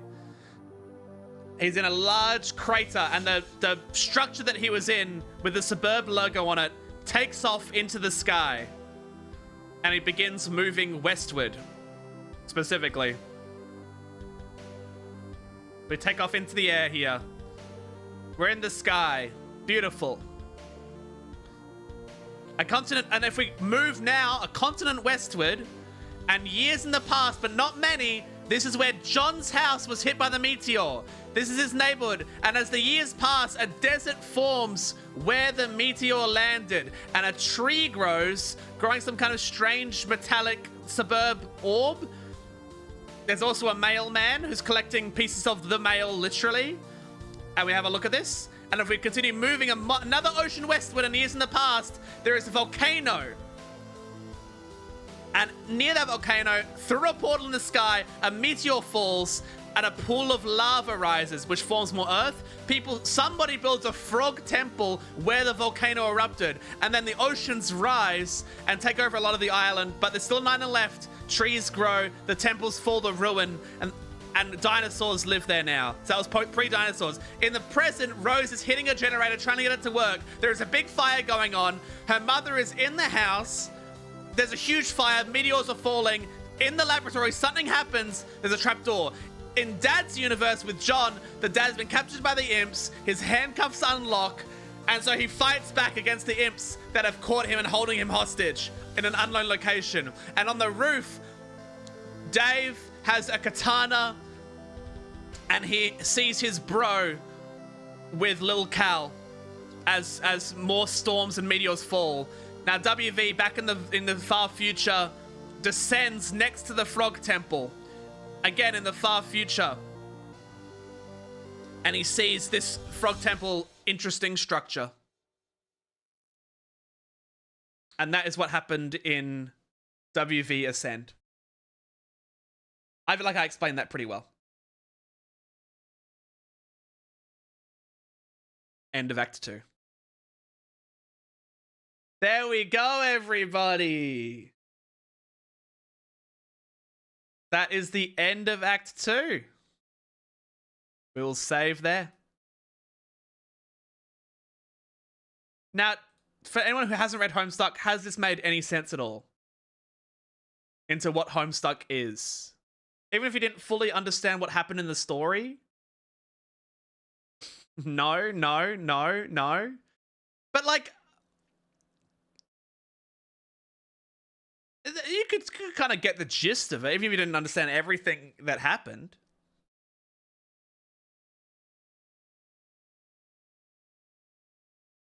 Hold on. Before we end the stream, basically there's a message from his dad in the Colonel Sassacre thing. You know, whatever. Actually, no, this is actually really important. Hold on. I just want to get to there's a couple pages we need to read.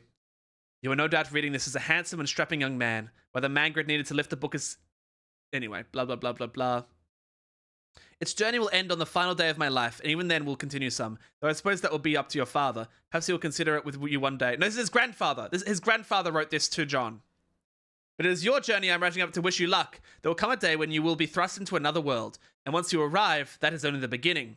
You will soon delve even deeper into a realm of warring royalty in a timeless expanse, a realm of agents and exiles and consorts and colonel sprites, of toiling underlings and slumbering denizens. Oh, it says Nana. I'm stupid. Yeah, it says Nana.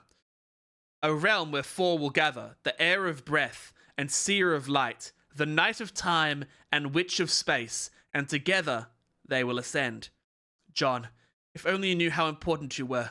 I regret my passing came so early in your life, and yet I feel in my heart we have already met. But what I know for sure is that we will meet again. Until then, John, I do hope your father keeps you well fed. Act 3.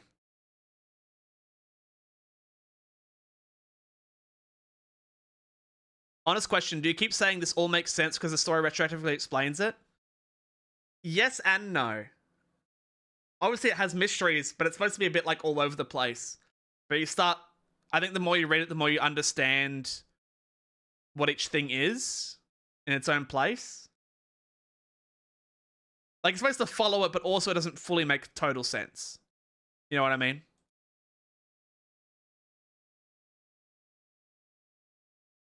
Yeah, guys, you should read Homestuck. Homestuck Act 3 is next week. I feel like, I don't know if you guys would even benefit from me reading all of Homestuck to you. I feel like if you're not... I don't know, like, should I keep reading Homestuck? I've discouraged you from reading it. It's true. I don't think I'll continue reading Homestuck for stream, but if the first 2 acts have interested you, you should read it yourself. I would love if there was more of these streams. The problem is I probably wouldn't turn it into a video or anything. I'd just be reading Homestuck, you know what I mean? Reading this together is a lot of fun. It is nice to come back to it. It's just that it's so long. It's so long, man. Okay, hold on. Let me show you something. I need to show you this. How many pages in each act of Homestuck?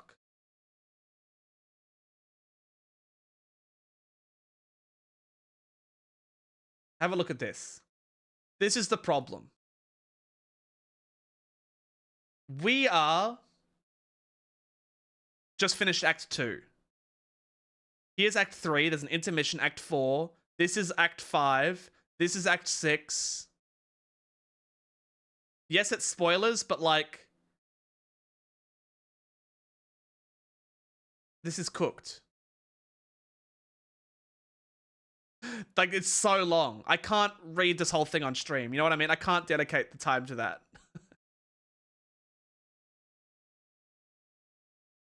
It's fucked.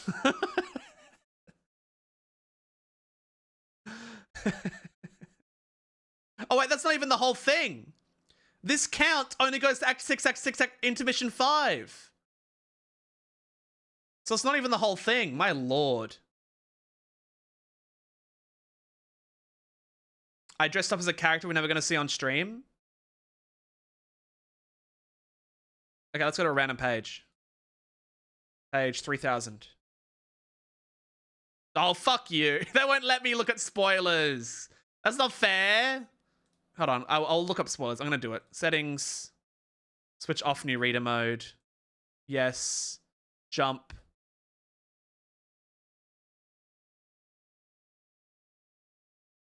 Jump to page 3000. Okay, well, it almost looks like literally like it's crazy. I've just jumped to page 3000, and it's like the exact same character that we're just looking at. That's crazy. Jump to page 6000.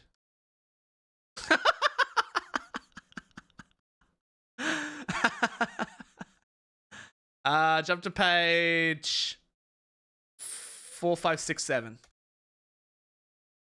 I mean, yeah, that's crazy spoilers, man.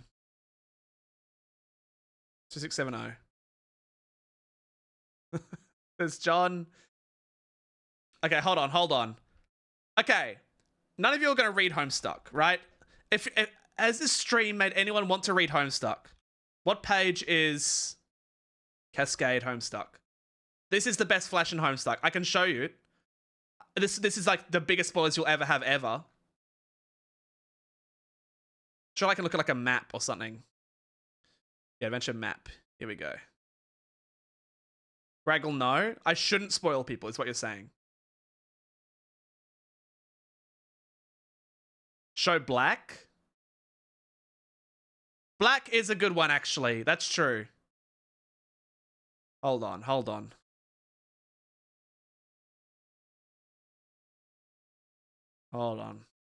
It is page 3568. Okay. So we go. Jump. Go to page Pony. What is this?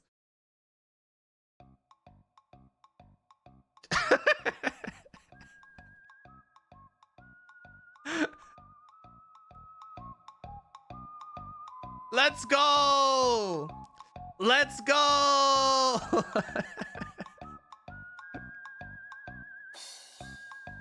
Maplehoof best character.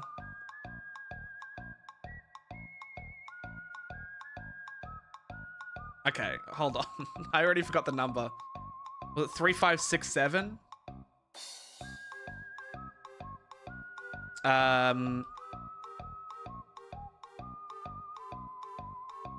3568. 67. No, this is not. This is not the page. This is kind of like fun little like fourth wall break stuff though. Okay, hold on. If I go search, and I go, here we go, 1668. Here we go. Here is Act 4. One of the coolest things in the comic. If I'm not going to read Homestuck, you can read it in your own time. But this, if this interests you, I recommend reading the whole thing. Here we go.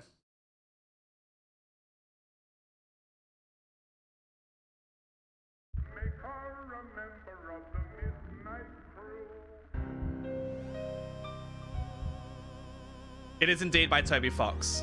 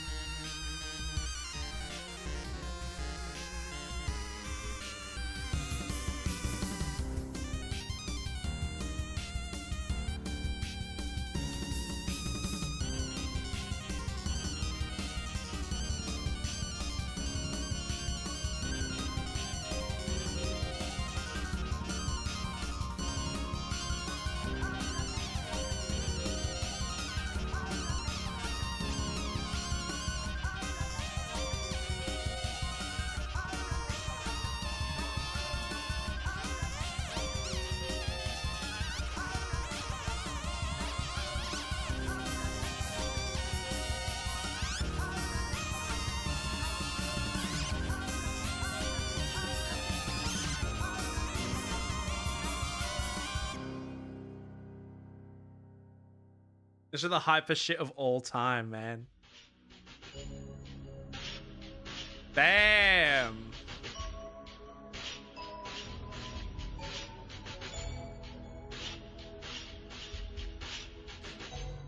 Okay, true. Okay, real talk. You do kind of have to watch the Megalovania cutscene because we have to at least see a troll. We have to see a troll this stream. What Homestuck page is Megalovania?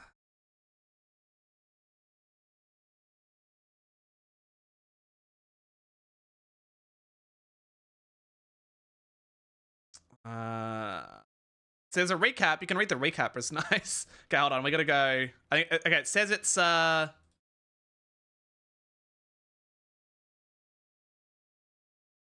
on. Let's go here and then go search. No, it should be hold on. It says a number. It says number here, but I don't know if it will. I keep pressing search. Jump. Here we go. It says it's 3297. Okay, here we go. Here is Homestuck Megalovania. It is huge spoilers, but no one here is actually going to read it, I don't think.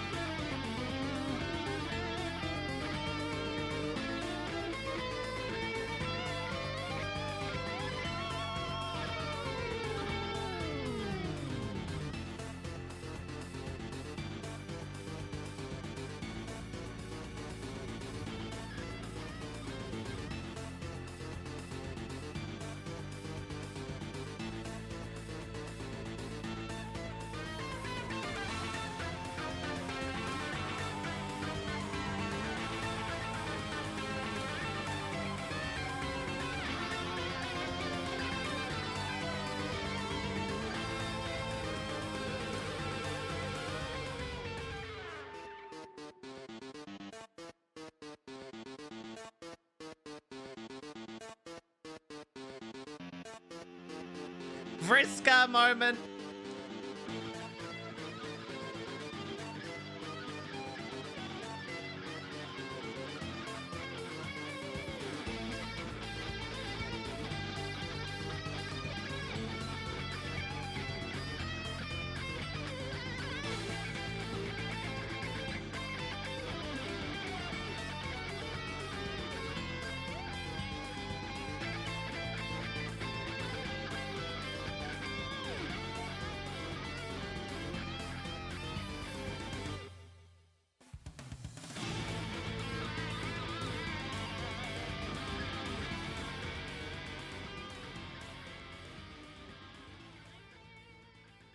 It's peak. It's peak.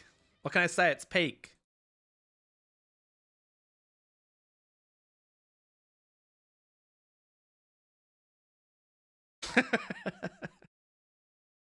And that's where, if you notice the horns that I've got on, you might see this, and it is my birthday in 2 days. So I am a Libra. So this is my patron. Well, I guess patron troll doesn't really work with that, but you know what I mean. So yeah, that's Homestuck. If this interests you, you should give it a read. I hope you enjoyed the stream, everybody. You should read Homestuck. It's good. Happy birthday, Willow. Best place to read it. Find a way to get the unofficial Homestuck collection. I don't think it's available officially, ironically. Yeah, but it's huge because it's good. And I think honestly the dialogue feels natural in a way where it's like obviously of its era, but it's also like it makes the people feel like real people in a way. They are fixing Homestuck.com as well. It's true. But yeah, if you watch the whole stream, you can watch me read the first two. If you prefer like watching someone read it, but then yeah, if you want to read it yourself, I recommend it. Like it has really cool shit in there. There's fun characters. If anyone does it, please update me on the Discord. If enough people do it, we'll make it a channel for it. I'd love to follow along with you reading through it. If you don't, I understand, but if you do, you will be elevated to a place of respect. One of the biggest places of respect ever, I would say. And yeah, now that if you watch the pilot from my 24-hour stream as well, you can see how much better the webcomic is and how much different the tone feels. So now that you've read this, watch the pilot episode and be like, what the fuck was that? True, you gotta spell update with an 8. That's true. Jaywalker, you weren't even there. You started reading it after it was already done. Fuck you.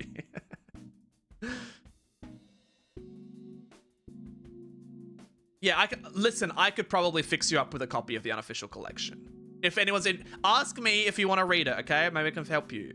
Maybe I could do that for you. I started reading it about 2 months ago. Fuck yeah. It's good. It's a good webcomic. Obviously, I read it when I was like a teen, and it's probably the better way to enjoy it, but it's good. It's good. It's good, people. Okay, we're gonna read retro. I hope to get out my new Noita video tonight, but we'll see how it goes. It's tomorrow afternoon for you guys. I'm hoping for the best.